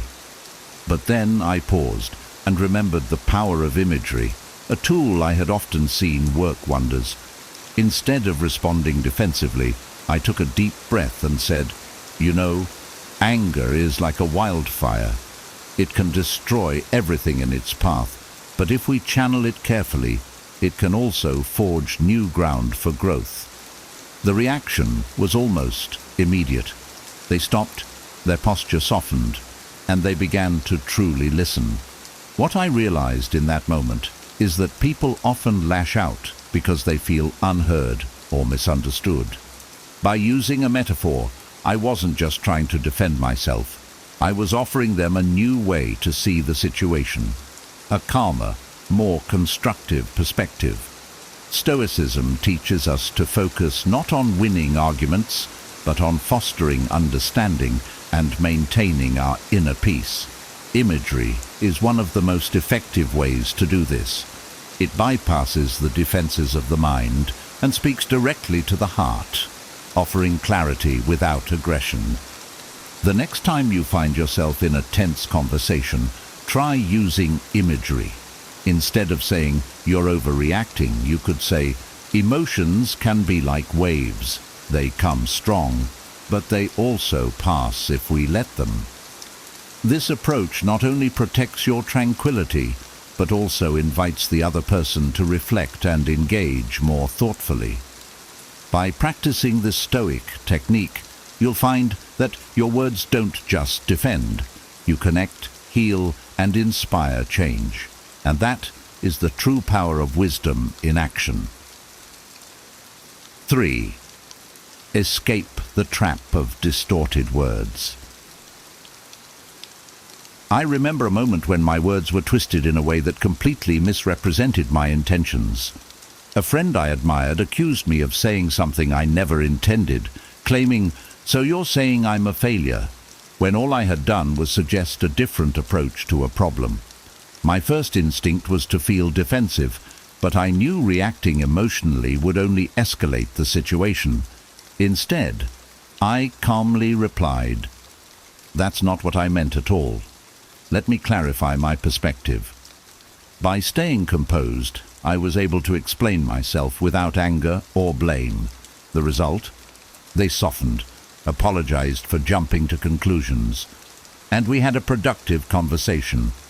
Stoicism teaches us not to get caught in others' distortions of our words. Epictetus advises, "It's not what happens to you, but how you react to it that matters." When someone twists your words, resist the urge to retaliate or defend yourself aggressively. Instead, maintain your clarity and calmly restate your true intentions. This approach is powerful. By refusing to be provoked, you protect your inner peace and keep the focus on resolution rather than conflict. The next time someone distorts your words, pause and say, "Let's revisit what I actually said so we can avoid any misunderstandings." You'll find that clarity, not aggression, is your best ally in such moments. Over time, this habit not only builds your confidence, but also earns the respect of others. People recognize the strength in calmness and the wisdom in measured responses. And that is the essence of Stoic mastery in communication. Part 4. Reveal shared agreements. There's a subtle strength in showing someone that they already share your perspective, even if they don't realize it yet. I learned this lesson during a heated debate about a community project. A neighbor passionately opposed my proposal, claiming it wasn't practical. Instead of arguing, I listened closely and said, "I think we both want what's best for our community, and we both value sustainability. Let's talk about how we can make this work in a way that aligns with those goals." Their demeanor changed instantly. They agreed with the shared values, and the conversation shifted toward finding common ground. Stoicism emphasizes listening as an art. Epictetus reminds us, "We have 2 ears and 1 mouth, so that we can listen twice as much as we speak." By listening carefully and reflecting on shared values, you can transform an argument into a collaboration. When confronted with hostility, instead of jumping into defense mode, look for areas of agreement. If a colleague challenges your process at work, respond with, "I think we both care about getting this done effectively. Let's figure out the best way forward." This approach doesn't diminish your stance. It strengthens it by focusing on mutual understanding. Finding shared agreements disarms hostility and builds rapport. It shows the other person that you're not their opponent, but their partner in finding solutions. And in doing so, you embody the Stoic ideal of turning conflict into connection. 5. Recognize hidden assumptions. I once had a colleague ask me, "Do you really think you know better than the experts on this?" The question wasn't just a challenge. It carried the subtle implication that I was overstepping my bounds. In the past, I might have rushed to defend myself, but I've since learned the value of recognizing hidden assumptions and dismantling them calmly. I paused, smiled, and replied, "I don't think that at all, but I'd love to share my perspective and hear more about what the experts say. Can we explore this together?" The shift in tone was immediate. They softened and the conversation became productive instead of combative. Stoicism reminds us to not react to the surface of an argument, but to look deeper. Hidden assumptions often push us toward a defensive posture, but by addressing them directly, we regain control of the dialogue. Marcus Aurelius advised, "If it is not right, do not do it. If it is not true, do not say it." This clarity applies to challenging assumptions as well. The next time someone tries to corner you with a loaded question, pause and calmly unpack the assumption. Say something like, "That's an interesting perspective. Could you clarify what you mean by that?" This approach shows confidence, protects your dignity, and often leads to a more respectful conversation. 6. Stay neutral and avoid personalizing. Years ago, during a family gathering, a relative said, "Why do you always think you're better than everyone else?" The words stung. My immediate reaction was to defend myself, but I realized that engaging emotionally would only escalate the tension. Instead, I stayed neutral and replied, "I don't think that at all. If I've come across that way, let's talk about it." This response caught them off guard and shifted the focus from blame to understanding. Over time, the conversation became more constructive, and I walked away feeling at peace. Stoics teach that we should focus on the issue, not take hostility personally. Epictetus reminds us, when someone criticizes you, they are speaking from their own perspective. By staying neutral, you rise above emotional traps and maintain your inner stability. When someone lashes out, remind yourself that their words are often a reflection of their emotions, not your worth. Respond calmly, with a focus on resolution rather than conflict. This not only preserves your tranquility, but also fosters respect from others. 7. Acknowledge valid points. During a heated debate about a team project, a colleague criticized my approach, saying it was too complicated.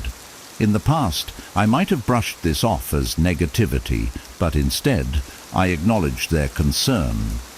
You make a valid point. Simplicity is important. Let's look at ways to streamline this while keeping the key elements intact. This small acknowledgement changed the tone of the discussion entirely. Instead of feeling unheard, they became more open to my ideas, and together we improved the proposal. Acknowledging valid points is a powerful Stoic strategy. Marcus Aurelius wrote, "If anyone can refute me, show me I'm making a mistake, or looking at things from the wrong perspective, I'll gladly change." This humility doesn't weaken your stance, It strengthens it by showing that you value truth over ego. The next time someone criticizes you, look for the kernel of truth in their perspective. Acknowledge it sincerely before presenting your own view. This doesn't just diffuse hostility, it builds trust and mutual respect. 8. Handle the storm of questions. Once, during a family dinner, a relative barraged me with questions about my career choices. Why would you choose that path? Don't you think it's risky? Isn't there something better? The questions were relentless, and I felt cornered. But instead of reacting defensively, I calmly said, "Those are interesting questions. Let's take them one at a time. What specifically concerns you about my choice?" Breaking down the barrage disarmed them and gave me control of the conversation. By addressing their concerns one by one, I maintained my composure and turned the interrogation into a dialogue. Stoicism teaches us to stay grounded when faced with pressure. When overwhelmed by aggressive questioning, pause and respond methodically. Epictetus advises, "First say to yourself what you would be, then do what you have to do." By staying focused and deliberate, you control the narrative. In similar situations, remember that you don't have to answer immediately or all at once. Take a breath and handle each question with clarity. This not only protects your peace, but also demonstrates your strength and confidence. 9. Use questions to shift focus. I once worked with someone who loved to criticize others' ideas without offering solutions.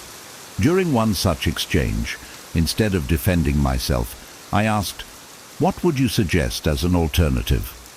The question caught them off guard. They stumbled for an answer, realizing they hadn't thought beyond their critique.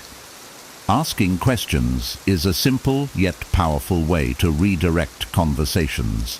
Stoicism encourages us to avoid direct confrontation and instead steer discussions constructively. When you ask questions, you subtly guide the other person to reflect on their position, often defusing their aggression in the process. The next time someone challenges you, try asking, "How do you see this working better?" Or, "What would you do in my situation?" These questions shift the focus away from conflict and toward problem solving, demonstrating your composure and wisdom. 10. Respect the truth and avoid straw man arguments. During a book club discussion, a fellow member twisted my opinion, claiming, "So you're saying the author's work is worthless?" I could feel the frustration rising, but I chose to respond calmly. "That's not what I meant. What I'm saying is that this particular chapter didn't resonate with me, though the overall book has its strengths." This approach diffused the tension and redirected the conversation toward the actual topic. Stoics emphasize the importance of integrity and clarity in communication. Marcus Aurelius wrote, "Never let the future disturb you. You will meet it, if you have to, with the same weapons of reason which today arm you against the present." Avoiding strawman arguments isn't just about preserving peace, it's about staying true to yourself. When someone distorts your words, calmly correct them without aggression. This not only maintains your dignity, but also encourages a more meaningful dialogue. Mastering these Stoic-inspired verbal techniques isn't just about handling aggressive people, it's about cultivating a deeper sense of calm and control in your life. Imagine walking into every conversation with the confidence that no matter how tense it gets, you'll remain composed, protect your inner peace, and even inspire others to reflect on their own behavior. Which of these techniques resonated with you the most? Have you faced situations where these approaches could have made a difference? Share your thoughts and experiences in the comments. I'd love to hear how you've handled confrontations or how you plan to use these tools moving forward. Your insights could inspire someone else who's navigating their own challenges. If you found value in these ideas, please take a moment to like this video. It helps more people discover these transformative strategies. Don't forget to subscribe for more Stoic wisdom and practical advice, and turn on notifications so you don't miss the next lesson. And if you know someone who could benefit from these techniques, share this video with them. Sometimes, a small gesture like that can make a big difference in someone's life. Thank you for joining me on this journey of resilience and wisdom. I'll see you in the next episode, where we'll explore even more tools to navigate life's challenges with strength and clarity. Are you tired of waiting for motivation to strike before you take action? Imagine a life where you're always ready to act, no matter the obstacles. This is where the ancient wisdom of Stoicism comes in. I'll share with you 10 powerful Stoic-inspired strategies to help you force yourself to take purposeful action, even on the hardest days. Think about it. You know what you want. You have the goals. But every time you go to take that first step, something holds you back.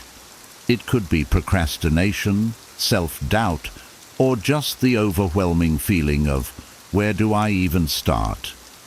I'm going to break down actionable Stoic principles that tackle these exact struggles. Imagine overcoming procrastination, finding clarity of purpose, and actually turning challenges into opportunities for growth. These aren't just philosophies, they're practical techniques that have helped people lead more disciplined and focused lives for centuries. By the end of this video, you'll have 10 strategies you can apply daily to transform your habits, simplify your life, and finally take control of your actions. These are timeless insights designed to help you become a more intentional, resilient version of yourself. Ready to master the art of purposeful action? Let's dive into each of these Stoic principles, starting now. 1. Take small steps. Whenever I think about a big goal I want to accomplish, I admit I often feel overwhelmed. The vision of what I want can be so massive that it's hard to know where to start. I remind myself of the Stoic wisdom about taking small, steady steps toward any significant goal. Rather than focusing on the intimidating end point, I try to break things down into smaller, more manageable actions that I can work on daily. In my experience, these small steps are where the real momentum starts. Each step, no matter how small, is a little victory that gives me a sense of accomplishment and motivates me to keep going. There have been times when I've tried to do too much at once and felt burnt out or even defeated. But when I slow down and take things one step at a time, I can build up a consistent rhythm, making it much easier to stick with my goals over the long term. This approach doesn't just work for big dreams, but also for everyday tasks. If I feel overwhelmed by a project at work or something at home, I break it down and tackle each part one at a time. Doing this helps me feel more in control and makes even the toughest tasks feel achievable.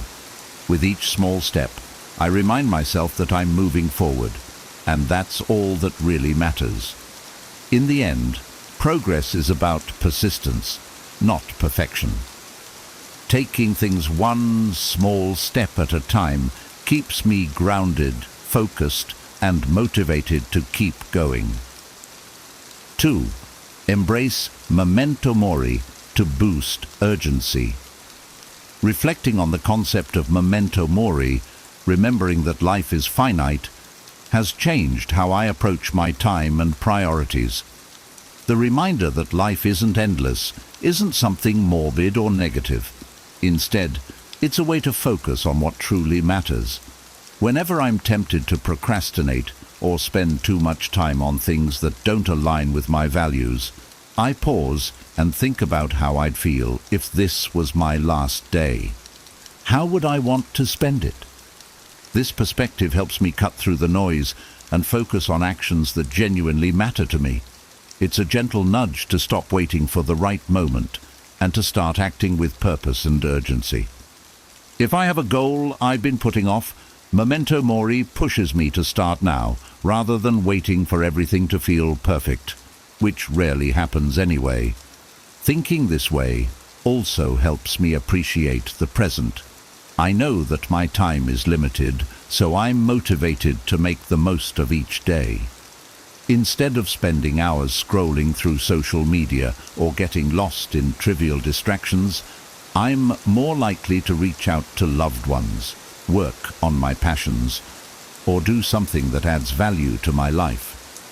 Knowing that time is fleeting makes me more mindful and intentional, pushing me to take purposeful action rather than letting time slip by unnoticed. Embracing memento mori has brought more meaning to my life, encouraging me to live fully and act with clarity and commitment every day. 3. Cultivate gratitude for the opportunity to act. When daily tasks pile up or my to-do list feels endless, I sometimes catch myself feeling frustrated or overwhelmed. But instead of letting those feelings take over, I've learned to pause and find gratitude for the opportunity to act. Stoicism teaches that every task, even the small or tedious ones, is an opportunity to practice patience, resilience, and discipline. When I approach my responsibilities this way, they transform from chores to chances for growth. This mindset shift has changed how I feel about routine. Instead of dreading certain tasks, I see them as a way to build my character and strengthen my resolve. Whether it's working out, staying late to finish a project, or simply doing household chores, I remind myself that each action is part of a bigger picture. Every effort, no matter how small, contributes to my personal growth. Gratitude also makes these tasks feel lighter. When I remind myself that I have the ability and time to take action, it feels like a privilege rather than a burden. There are countless people who might long for the chance to pursue what I sometimes take for granted. So, instead of viewing my responsibilities as exhausting, I see them as gifts that allow me to grow and live fully. This perspective not only motivates me to take action, but also fills my day with a sense of purpose and appreciation, turning every task into a meaningful part of my journey. 4. Overcome procrastination.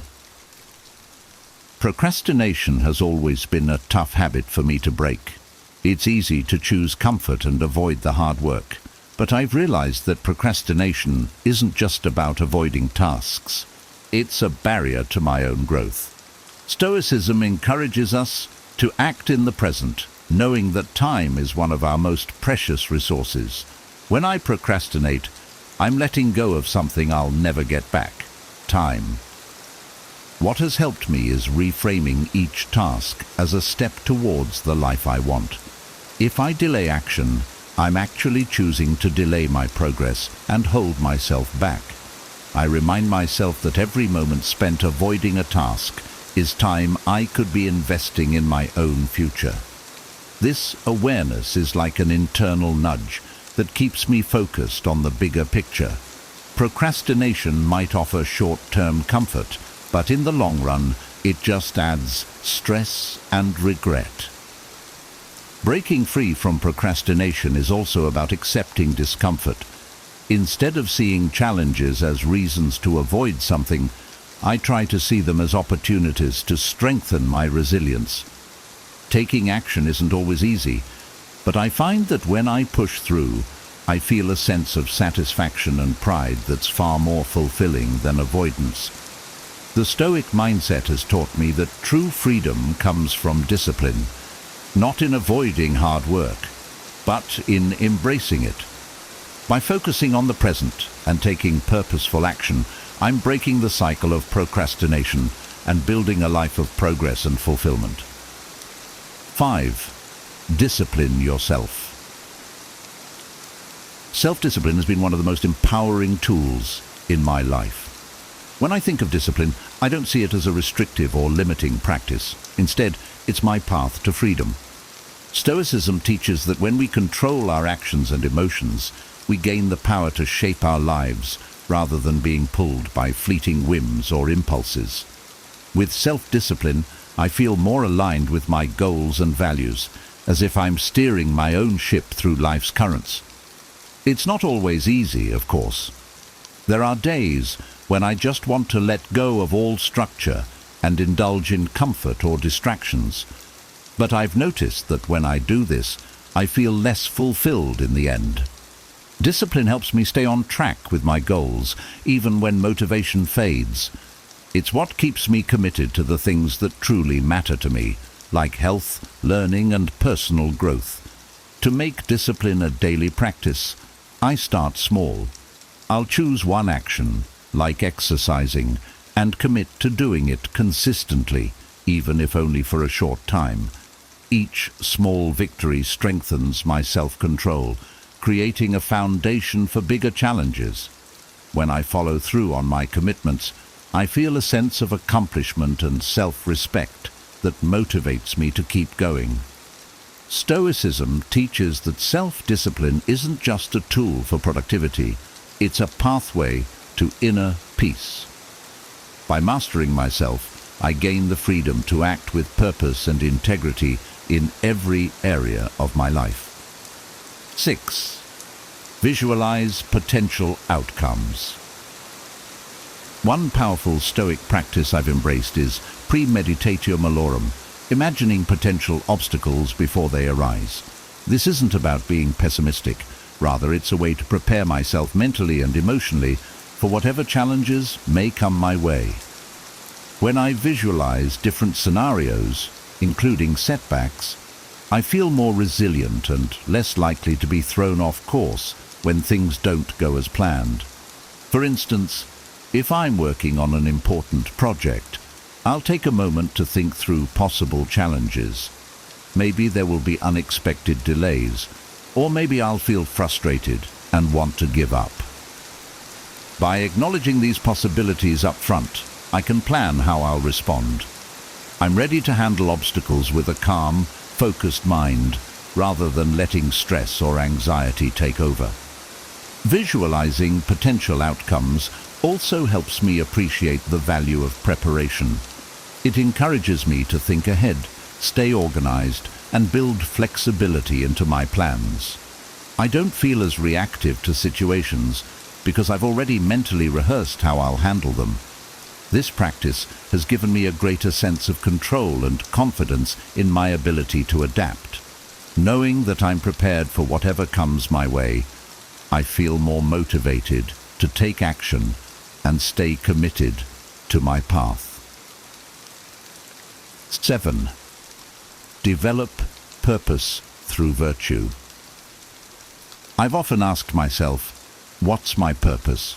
For a long time, I thought purpose was something I had to find or achieve. But Stoicism has helped me see that purpose isn't necessarily a destination, it's a way of being. According to Stoic principles, our purpose is best developed through virtues like wisdom, courage, justice, and self-control. Rather than looking for an external mission, I focus on aligning my actions with these core values. This approach has brought a lot of clarity to my life. For example, if I'm faced with a tough decision, I ask myself if my choice reflects wisdom or courage.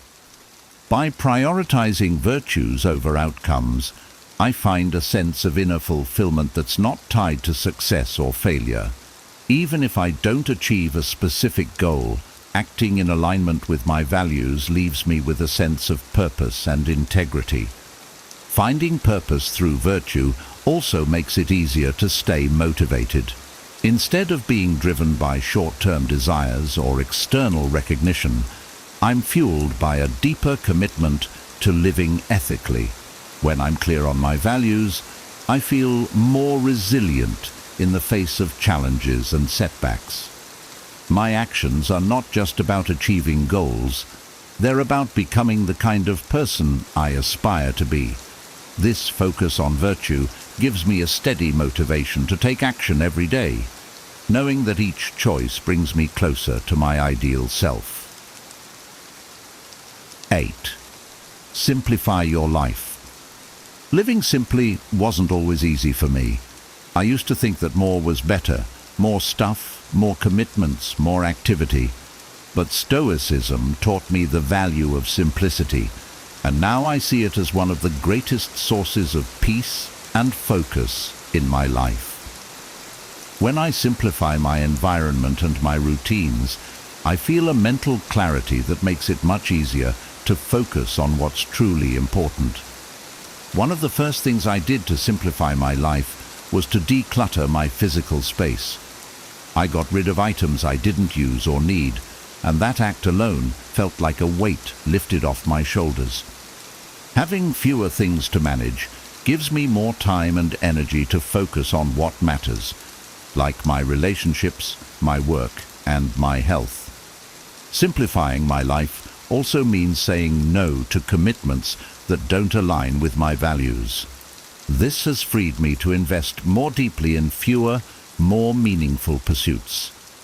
I've found that a simpler life is not about deprivation, it's about quality over quantity. By reducing distractions and focusing on essentials, I'm better able to make deliberate, meaningful choices. I'm no longer overwhelmed by endless options or obligations. Instead, my life feels more intentional, and my actions have more impact. Living simply has taught me that less really can be more, and I'm motivated each day to act with a clear sense of purpose and joy. 9. Transform challenges into opportunities. In the past, challenges used to feel like roadblocks. I'd get frustrated and feel defeated when things didn't go as planned. But Stoicism has taught me that challenges aren't obstacles, they're opportunities for growth. Instead of seeing setbacks as threats, I now view them as tests that strengthen my character. Each time I face a difficulty, I ask myself what I can learn from it, or how it might help me grow. One example that comes to mind is a recent work project that seemed overwhelming. There were constant changes, tight deadlines, and moments when I doubted my abilities. But instead of letting frustration consume me, I reminded myself that this was a chance to develop resilience and problem-solving skills. By focusing on what I could learn rather than on how hard it was, I ended up discovering new strengths within myself. This mindset shift has transformed how I respond to life's inevitable ups and downs. Rather than being discouraged, I'm motivated to see challenges as necessary parts of my journey. I no longer avoid difficulties or view them as failures. I welcome them as teachers. Embracing this Stoic principle has brought a new level of resilience into my life, making it easier to act with confidence and purpose no matter the situation. 10. Build good habits. I've learned that good habits are like the building blocks of a purposeful life. Stoicism emphasizes that we should cultivate habits that align with our values and help us grow. Habits like mindfulness, gratitude, and persistence aren't just actions, they're reflections of who I want to become. By practicing these habits daily, I'm steadily building a life that's in line with my values and long-term goals. Establishing good habits starts small. I try to pick one simple habit at a time, like setting aside a few minutes each morning to reflect on what I'm grateful for. This habit alone has made me more mindful and appreciative of what I have, setting a positive tone for the rest of my day. Over time, As I've layered more habits that align with my values, I feel a growing sense of peace and purpose. Stoic wisdom has taught me that excellence isn't achieved overnight. It's cultivated through consistent effort. Each small action, repeated daily, builds a foundation for the life I aspire to live. Rather than focusing on perfection, I focus on progress. This makes it easier to forgive myself when I slip up and get back on track. Building good habits has brought a sense of order and direction into my life, helping me take action with a clear and steady focus on my values. We've covered 10 powerful Stoic-inspired strategies to help you take action with purpose, no matter the challenges you face. From embracing self-discipline and transforming obstacles into growth opportunities to building habits that align with your values. These principles are tools you can use every day to live more intentionally and become a stronger, more resilient version of yourself. If you found these insights valuable, please take a moment to like the video and subscribe to the channel for more content that helps you grow and reach your potential. I'd love to hear your thoughts. Share your biggest takeaway or a Stoic principle you're planning to apply in the comments below. And don't forget to share this video with anyone who might benefit from these timeless lessons. Let's keep building a life of purpose, action, and wisdom together. Thanks for watching, and I'll see you in the next one. Have you ever wondered how some people stay calm in the eye of the storm, while the rest of us can barely stand up in a breeze? Today, we're diving into the secret world of Stoic women, silent warriors of serenity, and discovering how they turn storms into gentle breezes. This isn't just another video, it's a key that can unlock a strength within you that you didn't even know existed. Imagine a woman who faces life's fiercest challenges with unwavering calmness, whose presence alone can turn chaos into order. These are the Stoic women, figures who break with conventional expectations and invite us to dive into an ocean of ancient wisdom. They are beacons in the storm, remaining firm, controlled, and serene, even when life's waves try to knock them down. In this journey, we'll uncover the virtues that make these women so fascinating and admirable. From self-confidence and direct communication to adaptability and compassion, each virtue we explore is a vital tool for navigating the tumultuous seas of everyday life. We'll delve into vivid examples that illustrate how these qualities manifest in real-world scenarios, offering you insights that can transform your own life. So are you ready to embark on this adventure of self-discovery and exploration? Let's unravel the secrets of these extraordinary women, understand how they apply Stoic teachings in their lives, and perhaps find inspiration to tread our own path with more wisdom, resilience, and independence. 1. Enigmatic nature, a mysterious aura that invites deeper understanding. Stoic women possess an enigmatic nature that captures attention and curiosity. Their presence exudes a calm strength, a quiet confidence that doesn't need to shout for recognition. Picture a serene lake at dawn. Its surface is still, reflecting the sky's colors. Yet beneath the calm water lies a world of depth and activity. Similarly, a Stoic woman's mysterious aura invites others to look closer, to seek understanding beyond the obvious. Take, for instance, a woman named Emma.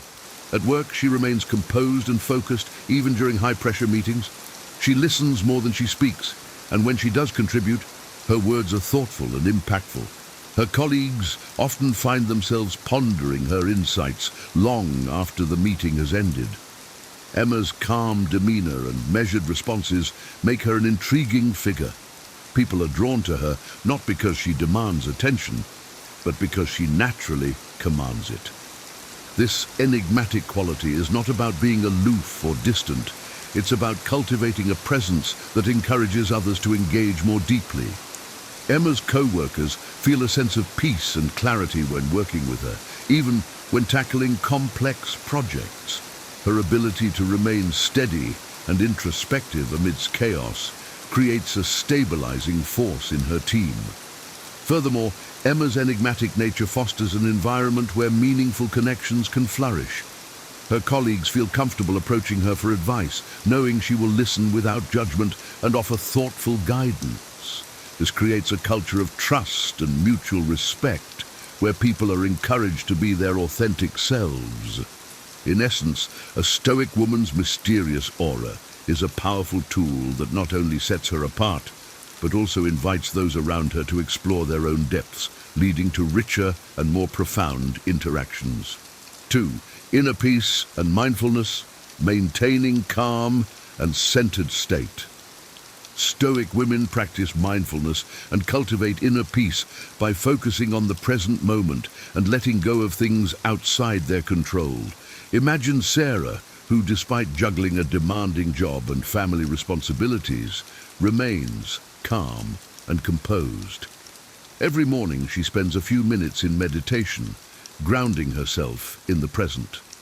This practice allows her to approach each day with clarity and serenity. During a particularly stressful workday, when deadlines loom and pressure mounts, Sarah maintains her composure. Her colleagues, frazzled and anxious, notice her calm demeanor and are inspired to take a step back and breathe. Sarah's ability to stay centered amidst chaos becomes a beacon of tranquility, illustrating how mindfulness can transform stress into manageable tasks. 3. Natural leadership, leading by example. Stoic women lead by example, inspiring others through their integrity and strength. Consider Maria, a project manager known for her unwavering ethical standards. She consistently delivers results and treats her team with respect and fairness. Her leadership style is not about exerting power, but about fostering a collaborative and supportive environment. Maria's team flourishes under her guidance. When faced with a challenging project, her calm and rational approach helps the team navigate obstacles with confidence. Her ability to remain level-headed and decisive, even under pressure, instills trust and loyalty. Maria's leadership proves that true influence comes from example, not authority. 4. Self-confidence, an inner compass. A Stoic woman's self-confidence is rooted in deep self-knowledge and acceptance. Take Anna, who, despite facing numerous rejections in her career as a writer, remains confident in her abilities.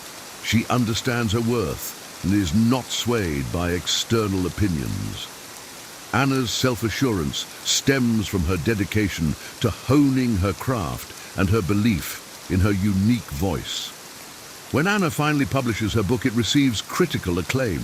Her journey illustrates the self-confidence, when anchored in genuine self-awareness, becomes an unshakable foundation that guides one through life's uncertainties. 5. Non-judgmental approach, listening and understanding.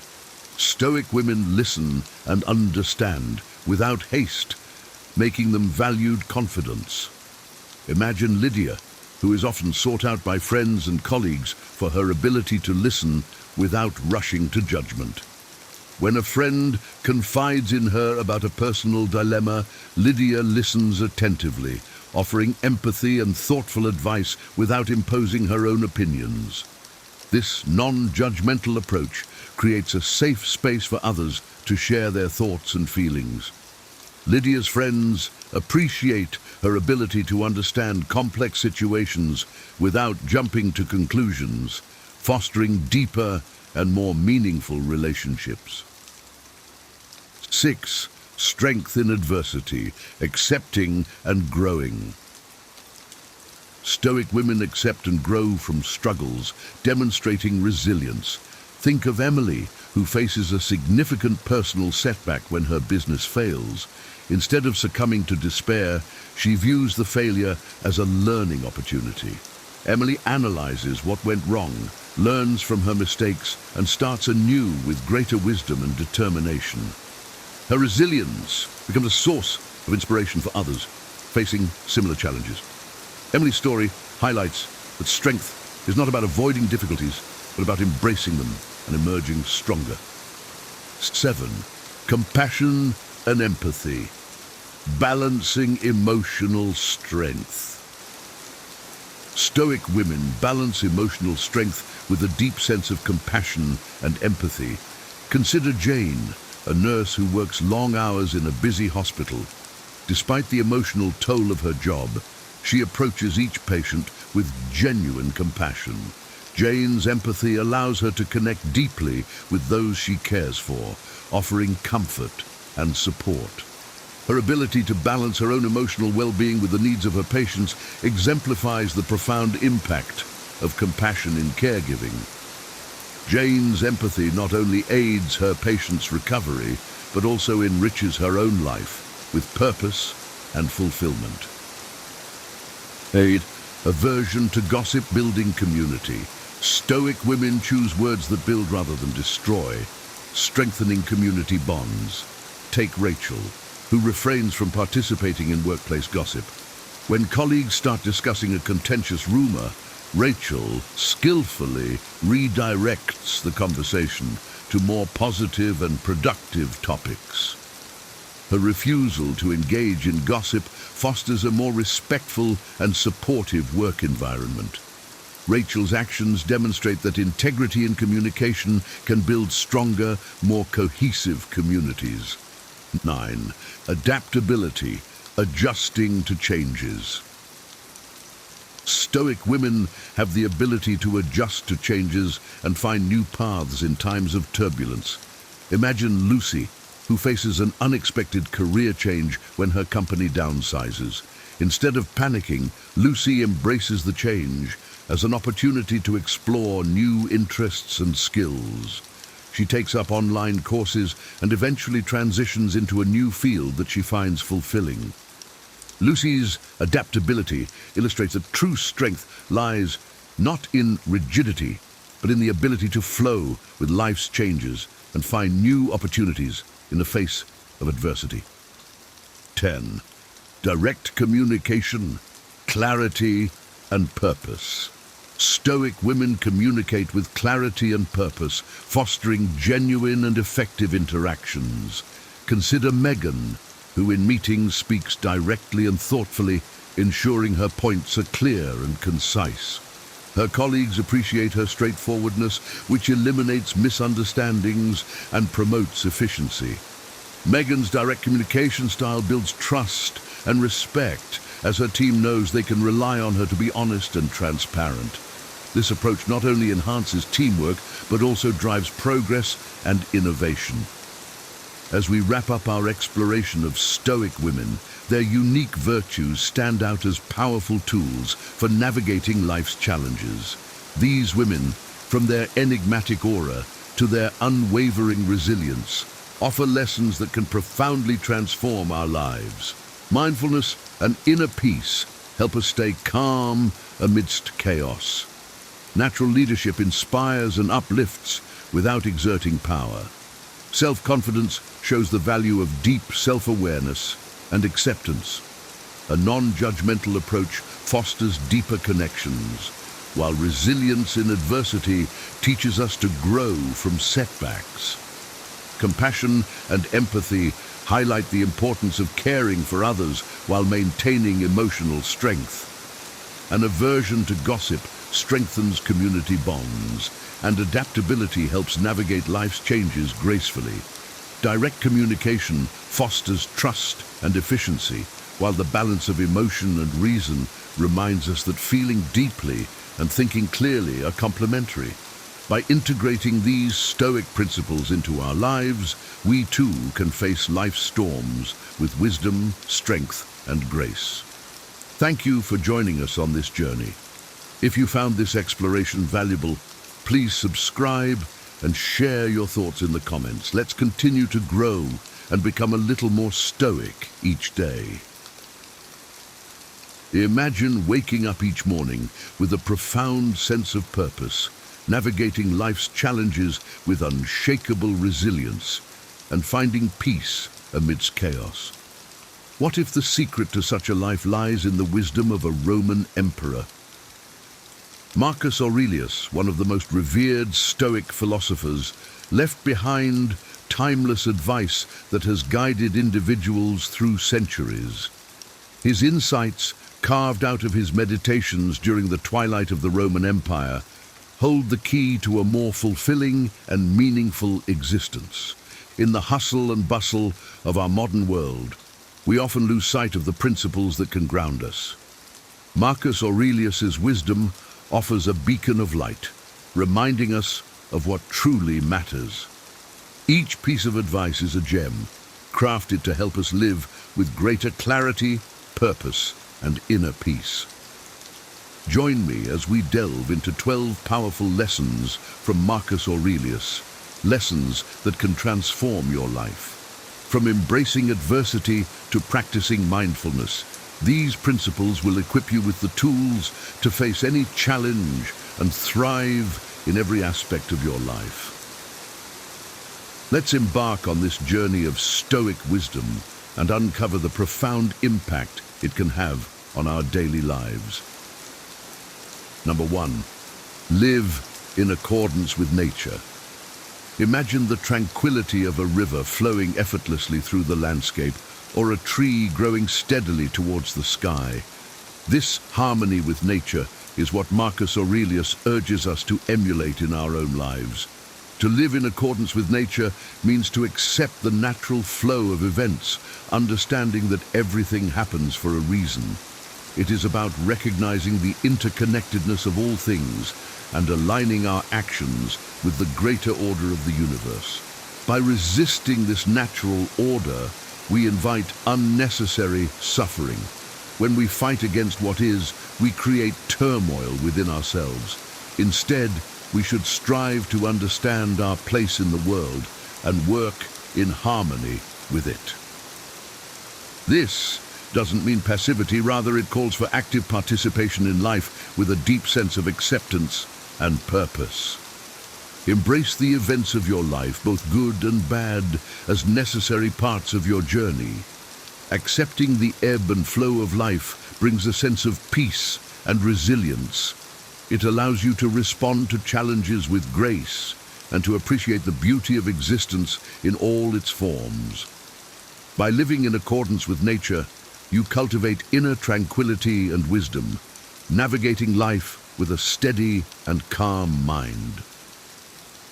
Number 2, control your perceptions. Everything we hear is an opinion, not a fact. Everything we see is a perspective, not the truth.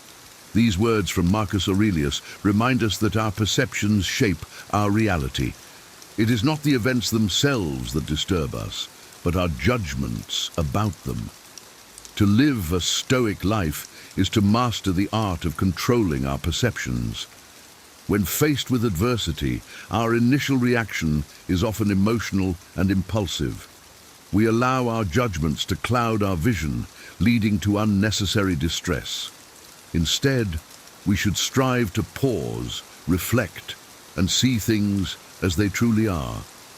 This practice helps in maintaining a clear and objective mind, free from the turmoil of unfounded fears and anxieties. Imagine a stormy sea. If you're tossed around by every wave, you will never find peace. But if you learn to navigate through the storm, you will find calm, even amidst chaos. Similarly, by controlling your perceptions, you remain centered regardless of external circumstances. You become the master of your mind, capable of choosing responses that align with wisdom and virtue. Remember, your mind is a powerful tool. Use it to shape a reality that reflects calmness, strength, and resilience. By controlling your perceptions, you reclaim your power and move through life with grace and fortitude. Number 3, practice mindfulness. Mindfulness is the art of being fully present in the moment. It is about engaging with the here and now without being distracted by the past or the future. Marcus Aurelius emphasizes the importance of this practice, urging us to focus on what we are doing and give it our full attention. In our fast-paced world, it's easy to get caught up in a whirlwind of thoughts and activities. We often find ourselves multitasking, spreading our attention thin and missing out on the richness of the present moment. Mindfulness calls us back to the simplicity and clarity of focusing on one thing at a time. When you're mindful, you bring a deep sense of awareness to your actions. Whether it's a mundane task or a significant endeavor, you approach it with the same level of attention and care. This not only enhances the quality of your work, but also fosters a sense of fulfillment and peace. Consider a craftsman who pours his heart into his creation, fully immersed in the process. His dedication transforms the ordinary into the extraordinary. Similarly, by practicing mindfulness, you elevate your daily experiences, finding joy and meaning in each moment. Embrace mindfulness as a way to connect deeply with your life, cultivating a presence that is both serene and powerful. Number 4, accept impermanence. Impermanence is a fundamental truth of life that Marcus Aurelius urges us to accept. Everything in existence, including our own lives, is temporary. This realization can be both sobering and liberating. By accepting impermanence, we reduce our attachment to things and people, and in doing so, we minimize suffering. Imagine holding sand in your hand. The tighter you grasp, the more it slips away. But if you hold it gently, you can appreciate its presence without the fear of losing it. Similarly, by accepting the transient nature of life, you learn to cherish each moment without clinging to it. This acceptance doesn't mean indifference. On the contrary, it deepens your appreciation for the present and the people around you. You become more compassionate, understanding that everyone is on their own unique journey, subject to the same impermanence. You also become more resilient, knowing that challenges and hardships are temporary and will pass. By embracing impermanence, you free yourself from the chains of fear and attachment. You learn to live more fully, appreciating the beauty and fragility of life. This wisdom allows you to navigate life's ups and downs with grace, finding peace in the ever-changing flow of existence. Number 5, be virtuous. At the heart of Marcus Aurelius' philosophy is the cultivation of virtue. Wisdom, courage, justice, and temperance are the cornerstones of a good life. These virtues are not just moral guidelines, but practical tools for navigating the complexities of existence. Wisdom involves the pursuit of knowledge and understanding. It is about seeking the truth and making informed decisions. Courage is the strength to face adversity and take action, even when it is difficult.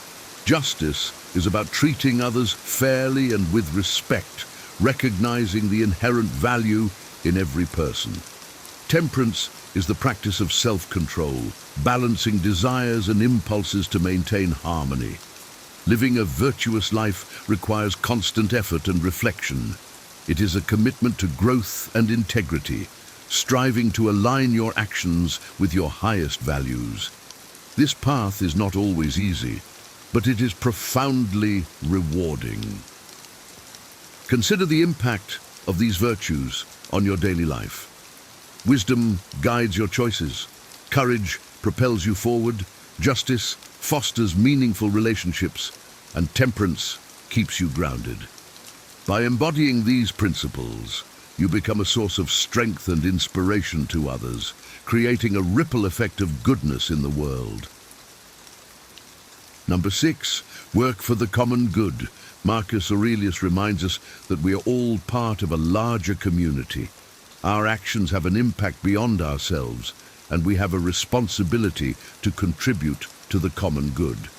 This sense of duty transcends self-interest, calling us to act with compassion and generosity. Imagine a beehive where each bee works tirelessly not just for its own benefit, but for the survival and prosperity of the entire colony. Similarly, we should strive to support and uplift those around us. This can be through small acts of kindness, volunteering, or simply being a reliable and considerate person.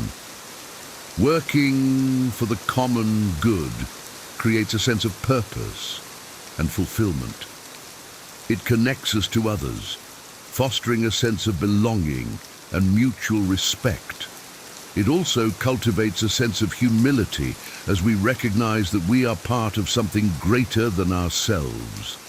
By prioritizing the well-being of others, you enrich your own life.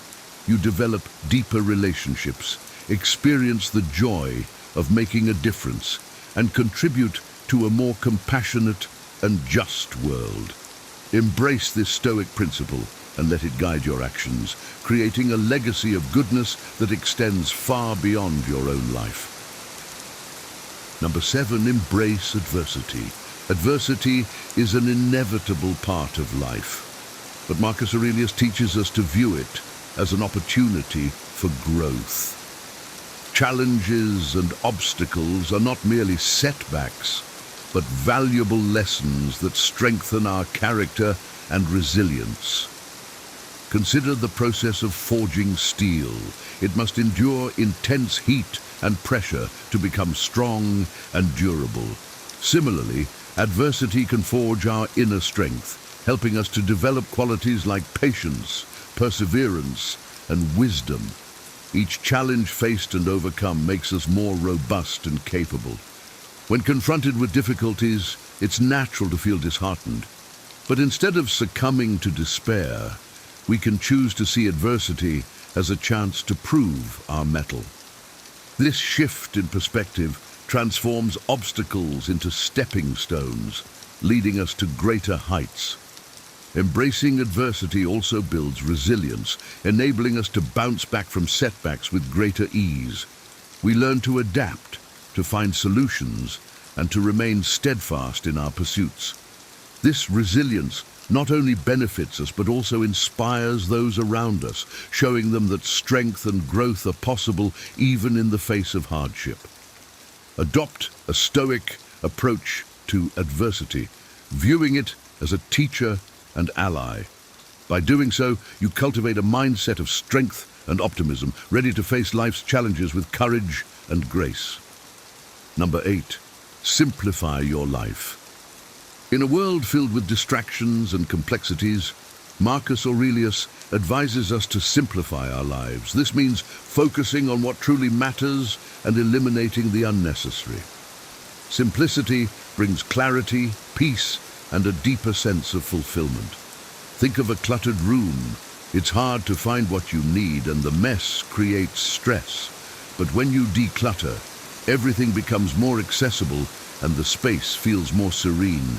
Similarly, simplifying your life allows you to concentrate on your core values and goals, reducing stress and enhancing your overall well-being.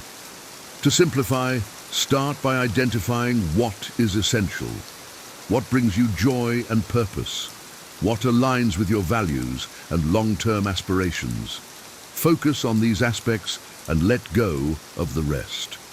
This might involve decluttering your physical space, setting boundaries in your relationships, or streamlining your daily routines. Simplicity also means being mindful of how you spend your time and energy. Avoid overcommitting and learn to say no to things that don't serve your higher purpose. This creates space for what truly matters, allowing you to live more intentionally and authentically. By embracing simplicity, you free yourself from the chaos of modern life. You create a life that is rich in meaning, where you can focus on personal growth, relationships, and the pursuit of your true passions. Simplify and discover the profound peace that comes from living a life aligned with your values. Number 9, practice gratitude. Gratitude is a powerful practice that Marcus Aurelius encourages us to cultivate.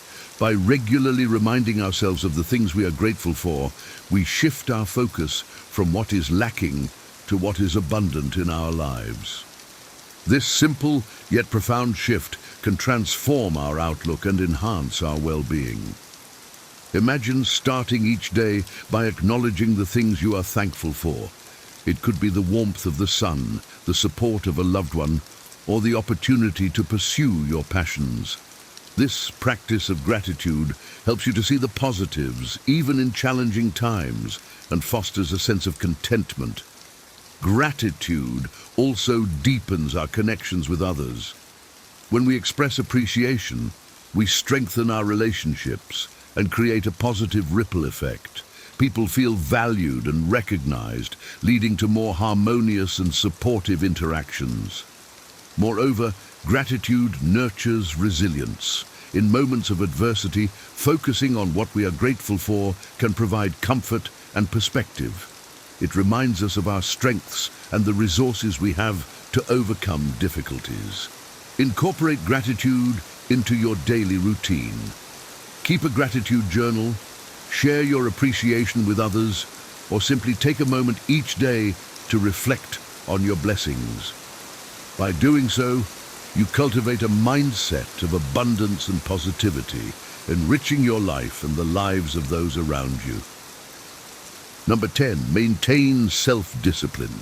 Self-discipline is the cornerstone of a Stoic life. Marcus Aurelius teaches us that controlling our impulses and desires is essential for achieving true freedom and living a virtuous life. Self-discipline is not about harsh self-denial, but about making conscious choices that align with our values and long-term goals. Consider the power of self-discipline in shaping your life. It enables you to stay focused on your priorities, resist distractions, and overcome procrastination. It helps you to develop healthy habits, whether it's through regular exercise, mindful eating, or consistent study. These habits build a foundation for a fulfilling and productive life. Self-discipline also enhances your emotional resilience. By learning to control your reactions, you navigate challenges with a calm and steady mind. You become less swayed by fleeting emotions and more anchored in your principles. Imagine a disciplined artist who practices daily, honing their craft with dedication. Their discipline leads to mastery and fulfillment. Similarly, by cultivating self-discipline, you unlock your potential and achieve greater heights in your personal and professional life. Embrace self-discipline as a tool for empowerment. Set clear goals, establish routines, and hold yourself accountable. By doing so, you create a life of purpose and integrity, guided by your highest values and aspirations. Number 11, accept criticism gracefully. Criticism is an inevitable part of life, but how we respond to it can define our growth and character. Marcus Aurelius advises us to accept criticism gracefully, viewing it as a tool for self-improvement rather than a personal attack. When faced with criticism, our initial reaction might be defensiveness or hurt. However, by adopting a Stoic perspective, we can see criticism as an opportunity to learn and grow. It requires humility to acknowledge that we're not perfect and that others can offer valuable insights into our actions and behaviors. Consider the example of a seasoned craftsman. When his work is critiqued, he listens attentively, eager to refine his skills. He understands that constructive feedback is a gift that can help him achieve excellence. Similarly, we should approach criticism with an open mind, discerning its validity and applying it where it can benefit us. Accepting criticism gracefully also strengthens our relationships.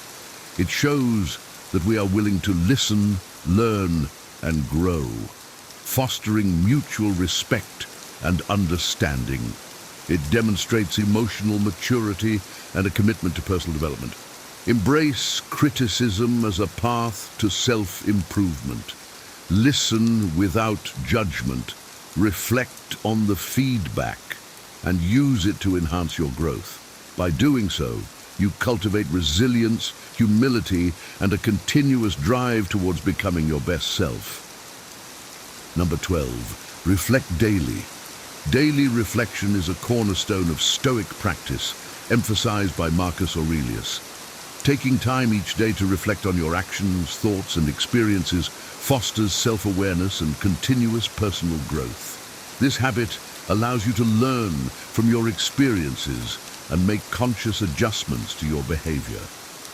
Imagine ending each day with a few moments of quiet contemplation.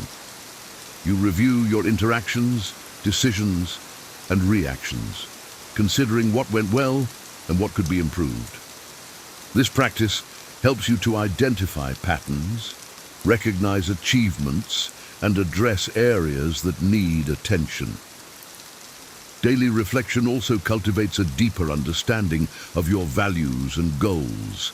It keeps you aligned with your principles, ensuring that your actions are in harmony with your true self. This alignment brings a sense of clarity and purpose, guiding you through life's complexities with confidence and wisdom. Consider a gardener who tends to his plants each day, observing their growth and making necessary adjustments. Similarly, through daily reflection, you nurture your inner landscape, fostering a life of integrity and meaning. Make daily reflection a non-negotiable part of your routine. Whether through journaling, meditation, or quiet contemplation, dedicate time to review and learn from your day. This practice will enrich your life, guiding you towards continuous improvement and a deeper connection with your authentic self. As we wrap up our exploration of Marcus Aurelius's timeless wisdom, remember that these principles are not just historical artifacts, they are practical tools for a richer, more resilient life. Embracing adversity, practicing mindfulness, and living in accordance with nature are just a few ways you can transform your daily experiences. If you found value in these insights, imagine the impact they can have when applied consistently. Let Marcus Aurelius's teachings be your guide to navigating life's complexities with grace and strength. Your journey towards a wiser, more fulfilling life begins now. 15 Stoic secrets for doing your best. Imagine standing at the edge of a vast ocean, waves crashing around you, each one symbolizing a challenge or setback in your life. Now, picture yourself not just surviving these waves, but riding them with grace and strength, transforming each challenge into an opportunity for growth. This isn't just a motivational daydream. It's a timeless wisdom rooted in the ancient philosophy of Stoicism. What if I told you that the key to unlocking your greatest potential lies in principles that have withstood the test of time, guiding emperors, soldiers, and scholars through the most tumultuous periods of history? These principles don't just help you endure life's battles, they teach you to embrace them, turning your struggles into stepping stones for success. Today, we're delving into the heart of Stoicism, revealing 12 secrets that can help you navigate life's storms with unwavering purpose and resilience. Whether you're grappling with personal trials, professional hurdles, or the everyday chaos of modern life, these Stoic teachings offer a roadmap to not just surviving, but thriving. Join me as we uncover how to harness this ancient wisdom, transforming your challenges into your greatest victories, and learning to live with intention, integrity, and an indomitable spirit. Let's embark on this journey together and discover how to turn the obstacles in our path into the stepping stones to our greatest evolution. Number 1, total commitment. Embracing the principle of total commitment means fully engaging in every endeavor with sincerity and passion. In Stoicism, the value of our actions is not determined by the outcome, but by the depth of our commitment. When you commit to something, do so wholeheartedly. This isn't about seeking accolades or recognition. It's about aligning your actions with your values and pouring your energy into what truly matters. total commitment requires waking up each day with a resolve to actively shape your destiny through your thoughts, choices, and actions. Approach your tasks, relationships, and self-improvement efforts with unwavering sincerity and integrity. By being fully present and engaged, you cultivate a sense of purpose and fulfillment, regardless of external circumstances. In moments of adversity, draw on your inner strength to push through challenges.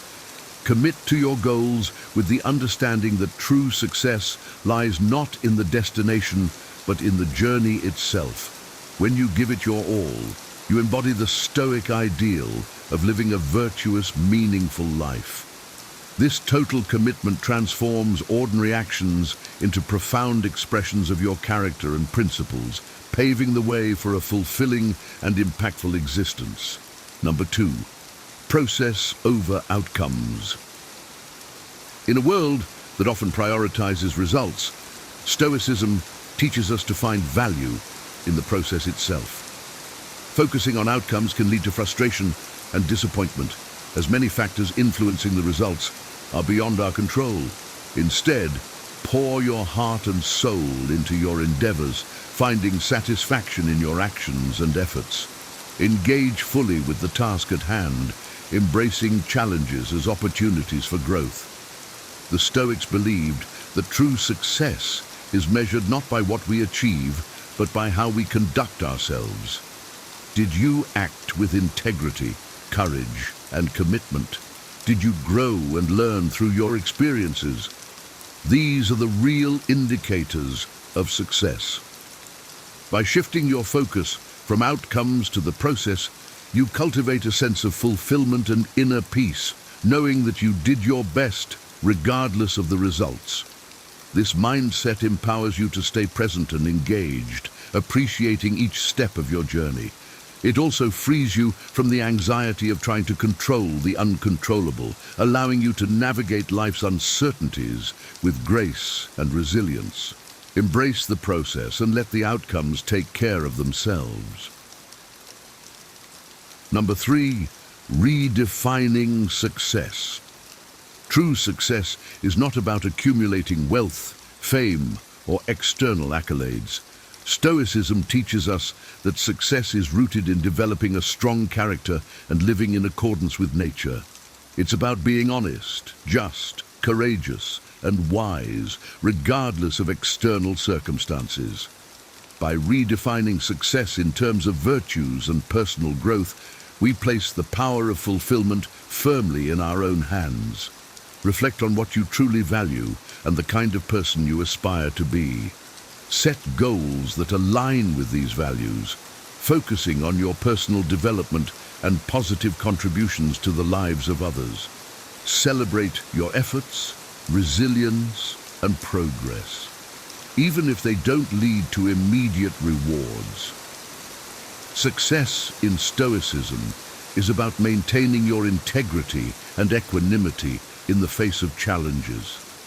This approach leads to greater fulfillment and happiness, as you are no longer chasing external validation. Instead, you find joy in living a life of virtue and meaning. By embracing this Stoic perspective, you empower yourself to create a life of true success, grounded in your highest principles. Number 4, self-improvement. Constantly asking why not helps you break through self-imposed boundaries and pursue paths of growth. The Stoics believed in the relentless pursuit of self-improvement, examining their lives and actions through a lens of virtue and growth. When faced with a challenge or decision, a Stoic asks, why not take the path that leads to growth? This isn't about reckless risk-taking, but about making conscious, deliberate choices aligned with your core values and higher self. Challenge the internal narratives that limit you, such as self-doubt and fear of failure. Embrace the potential for greatness within you, striving for personal excellence. By asking why not, you step into the arena of life, ready to engage fully, grow, and emerge stronger and wiser. This Stoic mindset encourages you to rise above mediocrity and embrace the journey of self-improvement. Every challenge becomes an opportunity to refine your character and expand your horizons. Number 5, purpose and resilience. Stoic wisdom serves as a daily guide to navigating personal, professional, and everyday challenges with purpose and resilience. Embrace the philosophy that our power lies not in changing our circumstances, but in changing our response to them. By cultivating resilience, you transform life's battles into opportunities for growth. Use Stoic teachings to anchor yourself during turbulent times. Whether facing personal trials, professional challenges, or everyday chaos, these teachings offer a roadmap to not just survive, but thrive. They show that the power to lead a fulfilling life comes from within, from our ability to adapt and respond with grace and strength. This resilience fosters a sense of purpose, guiding you to live intentionally and meaningfully. By applying Stoic principles, you become adept at turning obstacles into stepping stones, navigating life's complexities with wisdom and courage. Number 6, small actions matter. Big achievements are often the result of countless small, consistent actions. In Stoicism, every action, no matter how small, contributes to the larger picture. Break your goals into manageable steps, focusing on what you can achieve today. Emphasize consistency and presence in each task. This approach not only makes large goals more attainable, but also fosters a deep sense of engagement and fulfillment. Each small step forward builds a solid foundation for your larger aspirations. By focusing on the present and doing what little you can, you create a life rich with purpose and progress. The Stoic mindset encourages humility and resilience, recognizing that every small action has value. This perspective empowers you to make meaningful progress, no matter how modest, aligning your daily efforts with your long-term goals and values. View setbacks as setups for greater opportunities, embodying the Stoic belief that our struggles strengthen us. Instead of seeing challenges as obstacles, reframe them as catalysts for growth and self-discovery.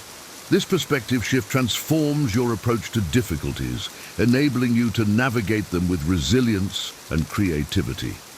Stoics believed that within every obstacle lies the seed of an equal or greater benefit. By choosing to see challenges as opportunities, you shift from being a passive victim of circumstances to an empowered agent of change. This mindset fosters a proactive approach to life, where you actively seek growth and learning in every situation.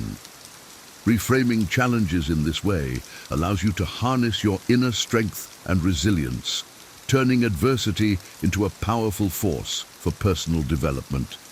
Embrace this Stoic principle, and you'll find that every setback becomes a stepping stone to your greatest evolution. Number 8, cultivating virtue. Reflect regularly to align your actions with virtues like kindness, resilience, and integrity. Stoicism places great emphasis on developing a strong, virtuous character as the foundation for a good life. By cultivating these virtues, you positively impact your life and the lives of those around you. Engage in regular self-reflection, examining your thoughts, emotions, and behaviors critically but compassionately. Identify areas where you can grow and improve, actively working to embody the virtues that resonate with you.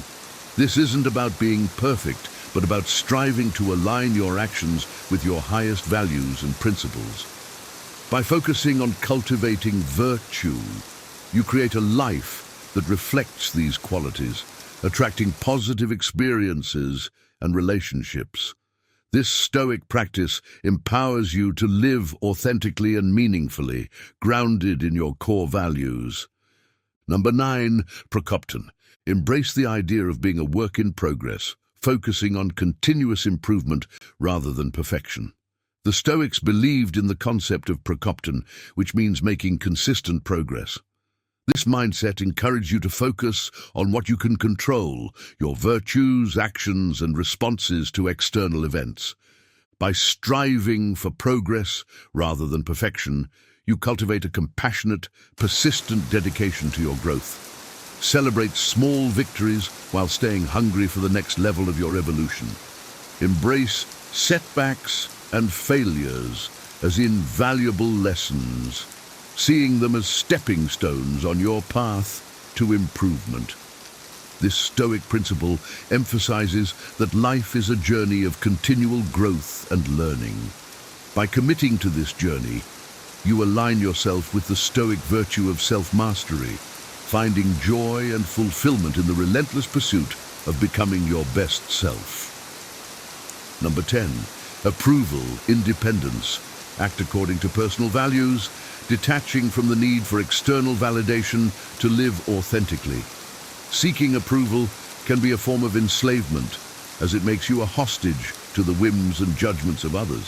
Stoicism teaches us to ground our worth in our own principles and virtues, not in the fleeting opinions of others.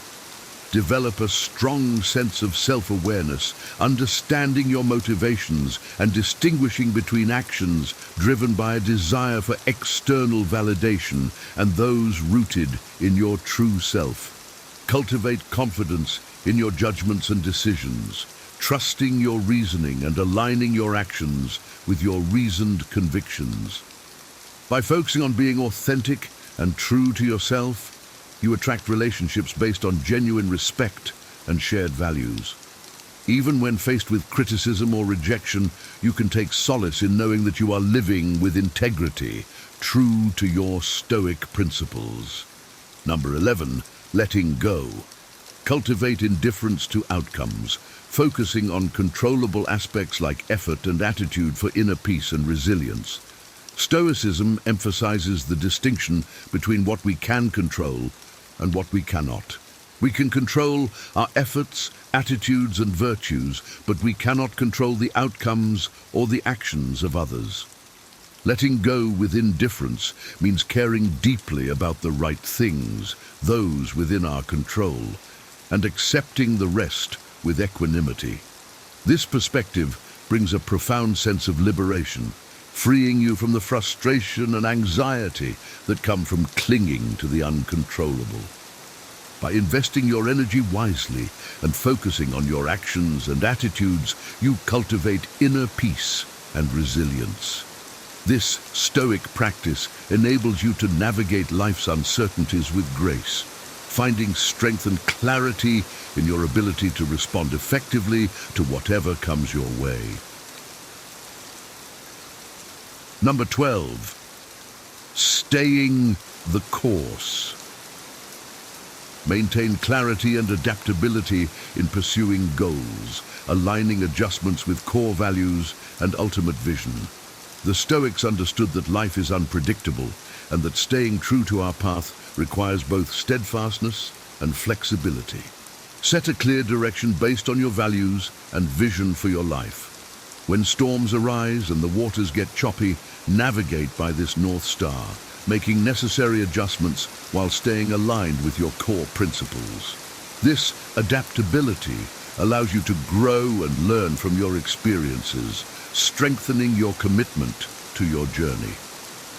Staying the course is about being resilient and adaptable, recognizing that true success comes from maintaining integrity and character, even when the path is difficult. By doing so, you honor your journey and values, creating a life of purpose and meaning. Number 13, balancing ambition with humility. Pursue growth and improvement while acknowledging personal limits and maintaining humility. Stoicism teaches us that while ambition drives us to strive for greatness, humility keeps us grounded and realistic. Balance your aspirations with an honest assessment of your strengths and weaknesses. This balance allows you to pursue your goals with vigor and dedication while remaining open to feedback and growth.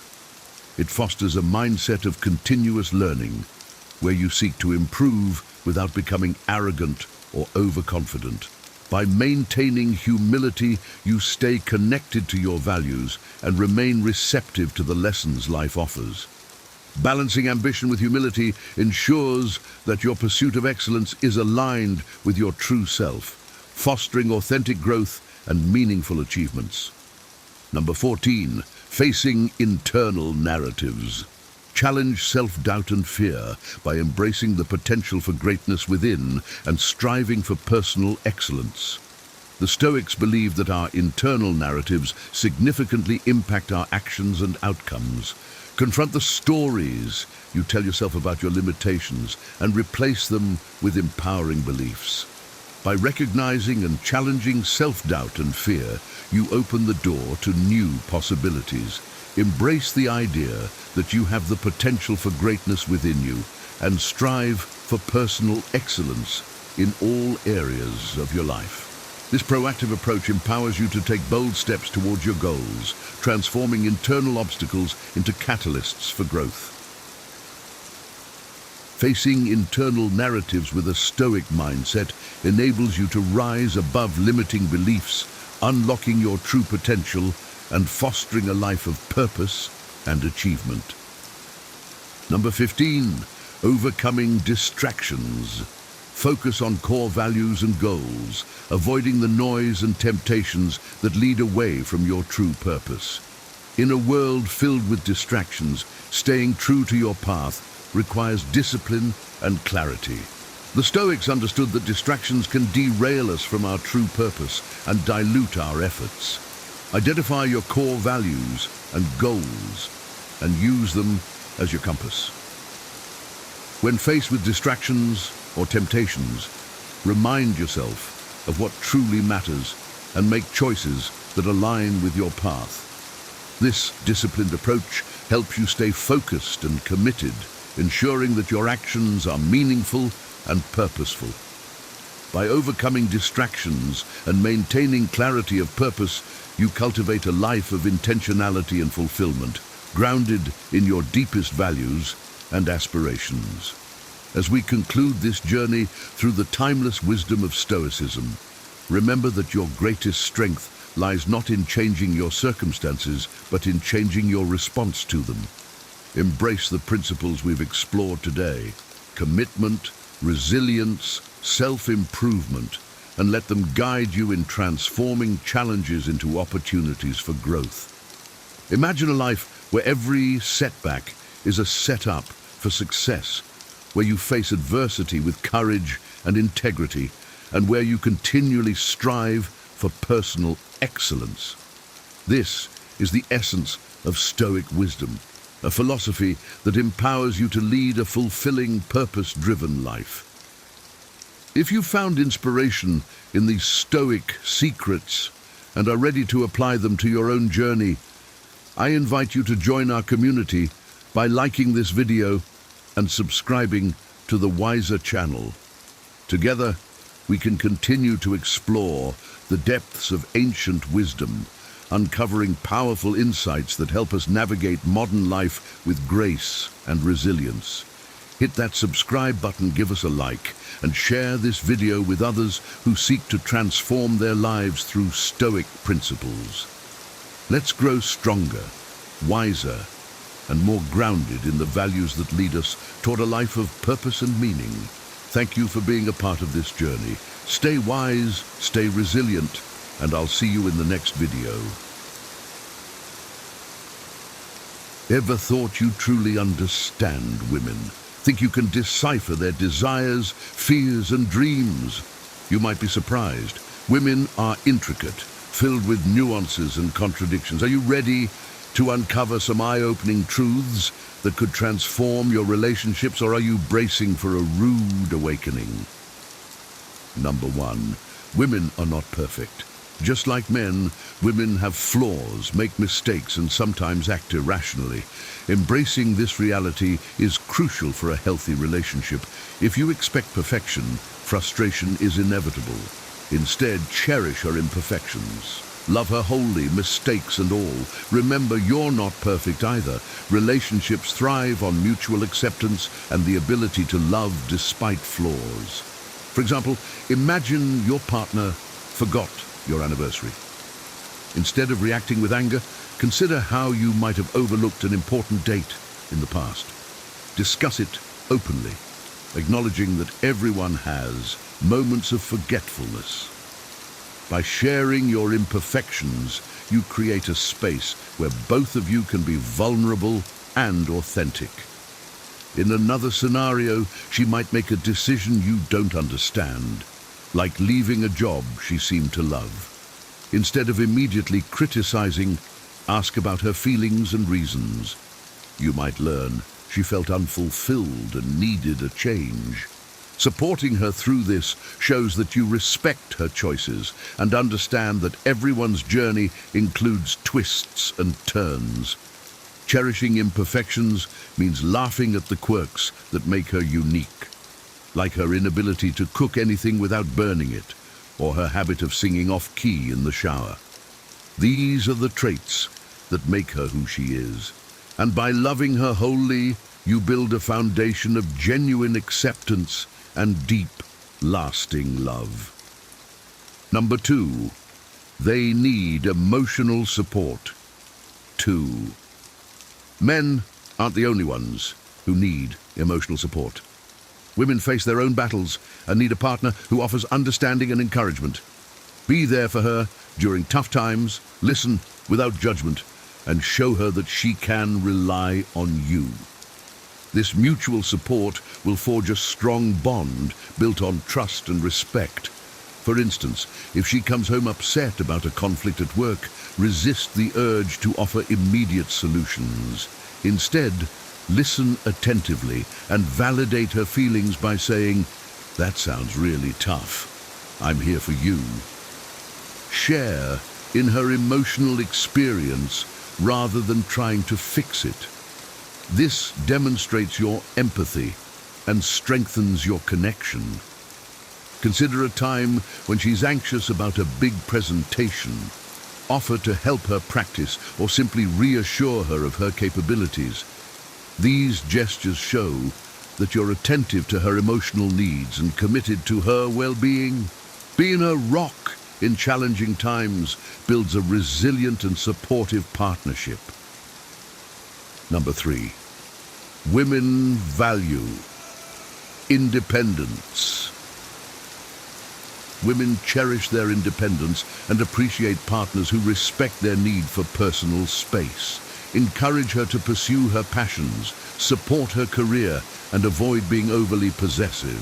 A healthy relationship thrives when both individuals grow and explore their paths while supporting each other. For example, if she loves painting, encourage her to take that art class she's been eyeing. Or if her career requires frequent travel, express your support rather than frustration. This respect for her independence allows her to flourish and feel valued as an individual, not just as a partner. One couple I know has a tradition of solo weekends, where each partner takes time to pursue their interests independently.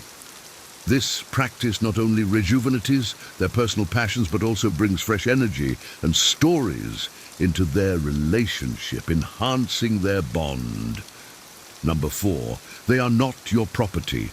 Women are not possessions. They have their own thoughts, feelings, and desires. Treating her as your property is a grave mistake. A relationship should be built on mutual respect and trust, allowing both partners the freedom to be themselves. True love liberates, it doesn't confine. Imagine you're at a party and she's engaged in a deep conversation with a friend. Instead of feeling possessive or interrupting, give her space and trust. This respect acknowledges her autonomy and shows your confidence in your relationship. Similarly, when making decisions, involve her as an equal partner. Whether it's about financial matters or vacation plans, valuing her input reinforces the principle that your relationship is a partnership of equals. Number 5. Women are not mind readers. Expecting her to know what you want without saying it is unrealistic. If you need something, be clear and direct. Communicate openly and honestly. Women appreciate straightforwardness and clarity. Effective communication builds stronger, lasting relationships. For instance, if you're feeling overwhelmed and need some alone time, say, "I need a few hours to myself to recharge." This clarity prevents misunderstandings and helps her understand your needs better. A friend once shared how his habit of assuming his wife knew he needed quiet time led to frequent conflicts. Once he started expressing his needs clearly, their relationship improved dramatically. Open communication fosters understanding and minimizes unnecessary friction. Number 6, they don't always want your opinion. Sometimes women just need someone to listen, not to solve their problems. Recognize when she needs to vent and when she seeks your advice. Offer a listening ear, validate her feelings, and provide support without unsolicited solutions. This empathy strengthens your bond.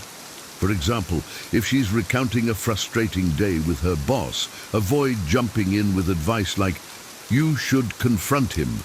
Instead say, "That sounds really frustrating. I'm sorry you had to deal with that." This approach shows empathy and allows her to feel heard and understood. A colleague once mentioned how his wife appreciated him more when he simply listened without offering solutions. By distinguishing between when to listen and when to advise, you show that you truly care about her feelings. Number 7, they are not prizes to be won. Approaching women as if they're trophies to be won is toxic. Women are individuals with their own desires and needs. Build a connection based on genuine respect and understanding. Focus on who she is as a person, not what you can gain from her. Consider how degrading it is to reduce a relationship to a conquest. Instead, approach each interaction with the goal of understanding her as a unique individual. Ask about her passions, dreams, and fears. Show genuine interest in her as a person, not as an achievement. A friend once shared how he transformed his dating life by shifting his focus from impressing women to genuinely getting to know them. This change in perspective led to deeper, more meaningful relationships based on mutual respect and connection. Number 8, they're not your mother. Expecting a woman to take care of you like a mother is unfair. Women need space, attention, and support too. Learn to be independent and solve your problems. A healthy relationship is based on reciprocity, not dependency. For example, if you've had a long day at work, instead of expecting her to cater to you, consider sharing household responsibilities equally. This shows that you value her time and effort and fosters a sense of partnership. One couple I know established a system where they take turns handling daily chores and supporting each other emotionally. This balance ensures that neither partner feels overburdened, creating a more harmonious relationship. Number 9, women appreciate effort. Small acts of kindness, thoughtful dates, and remembering important moments show that you care.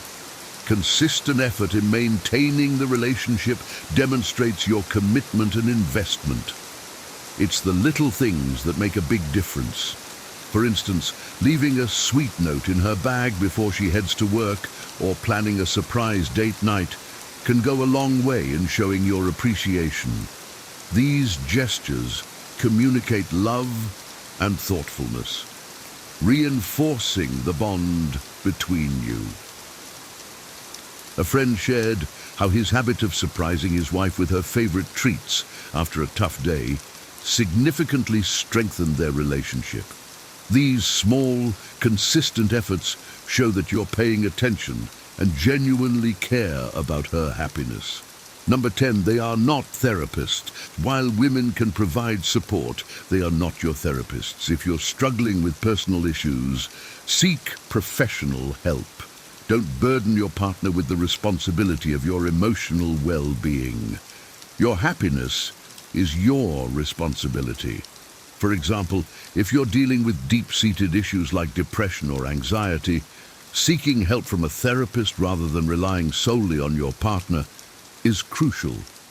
This approach not only helps you address your problems more effectively, but also prevents overwhelming her with the burden of your emotional struggles. A colleague once mentioned how seeing a therapist improved both his mental health and his relationship. By taking responsibility for his emotional well-being, he was able to be a better, more supportive partner. Number 11. Communication styles may differ. Men and women often communicate differently. Men may focus on solutions, while women value emotional expression. Adapt to these differences to improve your communication. Practice active listening and empathy to foster better understanding. For example, if she's sharing her feelings about a stressful event rather than jumping in with solutions, try to empathize with her emotions. Say things like, "I can see how that would be really hard for you." This shows that you're not only hearing her words, but also understanding her feelings.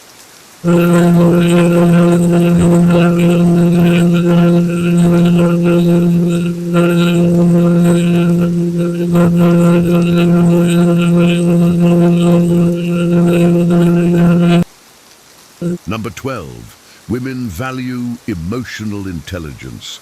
Emotional intelligence is crucial in connecting with women. Understand and manage your emotions, show empathy, and handle relationships wisely. This depth of connection fosters a more meaningful and lasting relationship. For instance, if you're feeling frustrated about something unrelated, recognize this emotion and communicate it constructively rather than lashing out. Say, "I had a tough day at work and I'm feeling a bit stressed. Can we talk about it?" A couple I know practices regular emotional check-ins where they discuss their feelings and support each other's emotional health.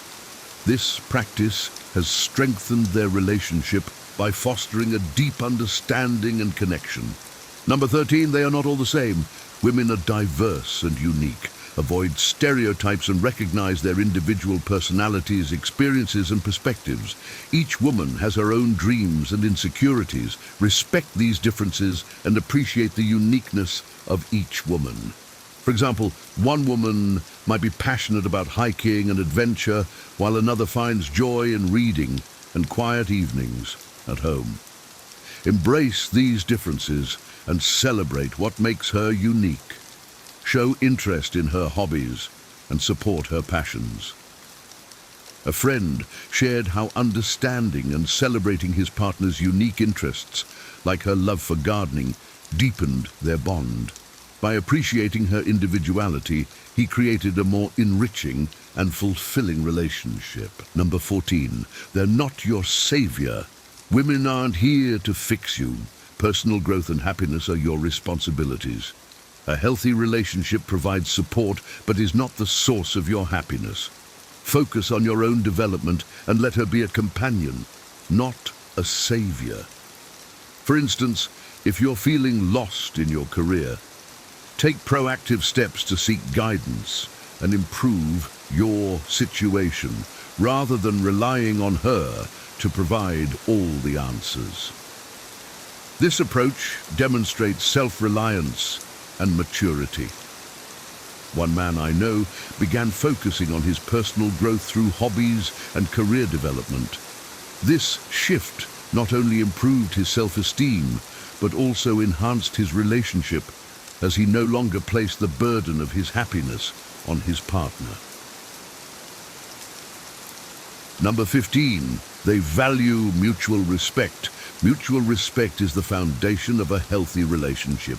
Treat her with the same respect you expect. Value her opinions, respect her boundaries, and appreciate her individuality. This respect creates a safe and supportive environment for both partners to grow. For example, if she sets a boundary about needing time for herself after work, honor that boundary.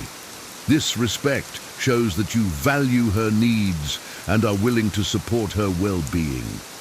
A couple I know prioritizes mutual respect by regularly discussing their boundaries and ensuring they're both comfortable and supported. This practice has cultivated a trusting and respectful relationship where both partners feel valued. Facing these realities might be challenging, but understanding them is key to building meaningful relationships. Women are complex beings, full of strength and wisdom. Recognizing and respecting these truths will help you forge connections built on trust, love, and respect. Embrace imperfections, offer emotional support, and respect independence. See your partner as an equal, not a possession, and communicate openly and clearly. Effort and emotional intelligence are vital. Small gestures and managing your emotions foster a healthier dynamic. Avoid stereotypes and appreciate each woman's individuality. Mutual respect is the cornerstone of a strong relationship. By internalizing these realities, you lay the foundation for a relationship that thrives on trust, love, and mutual growth.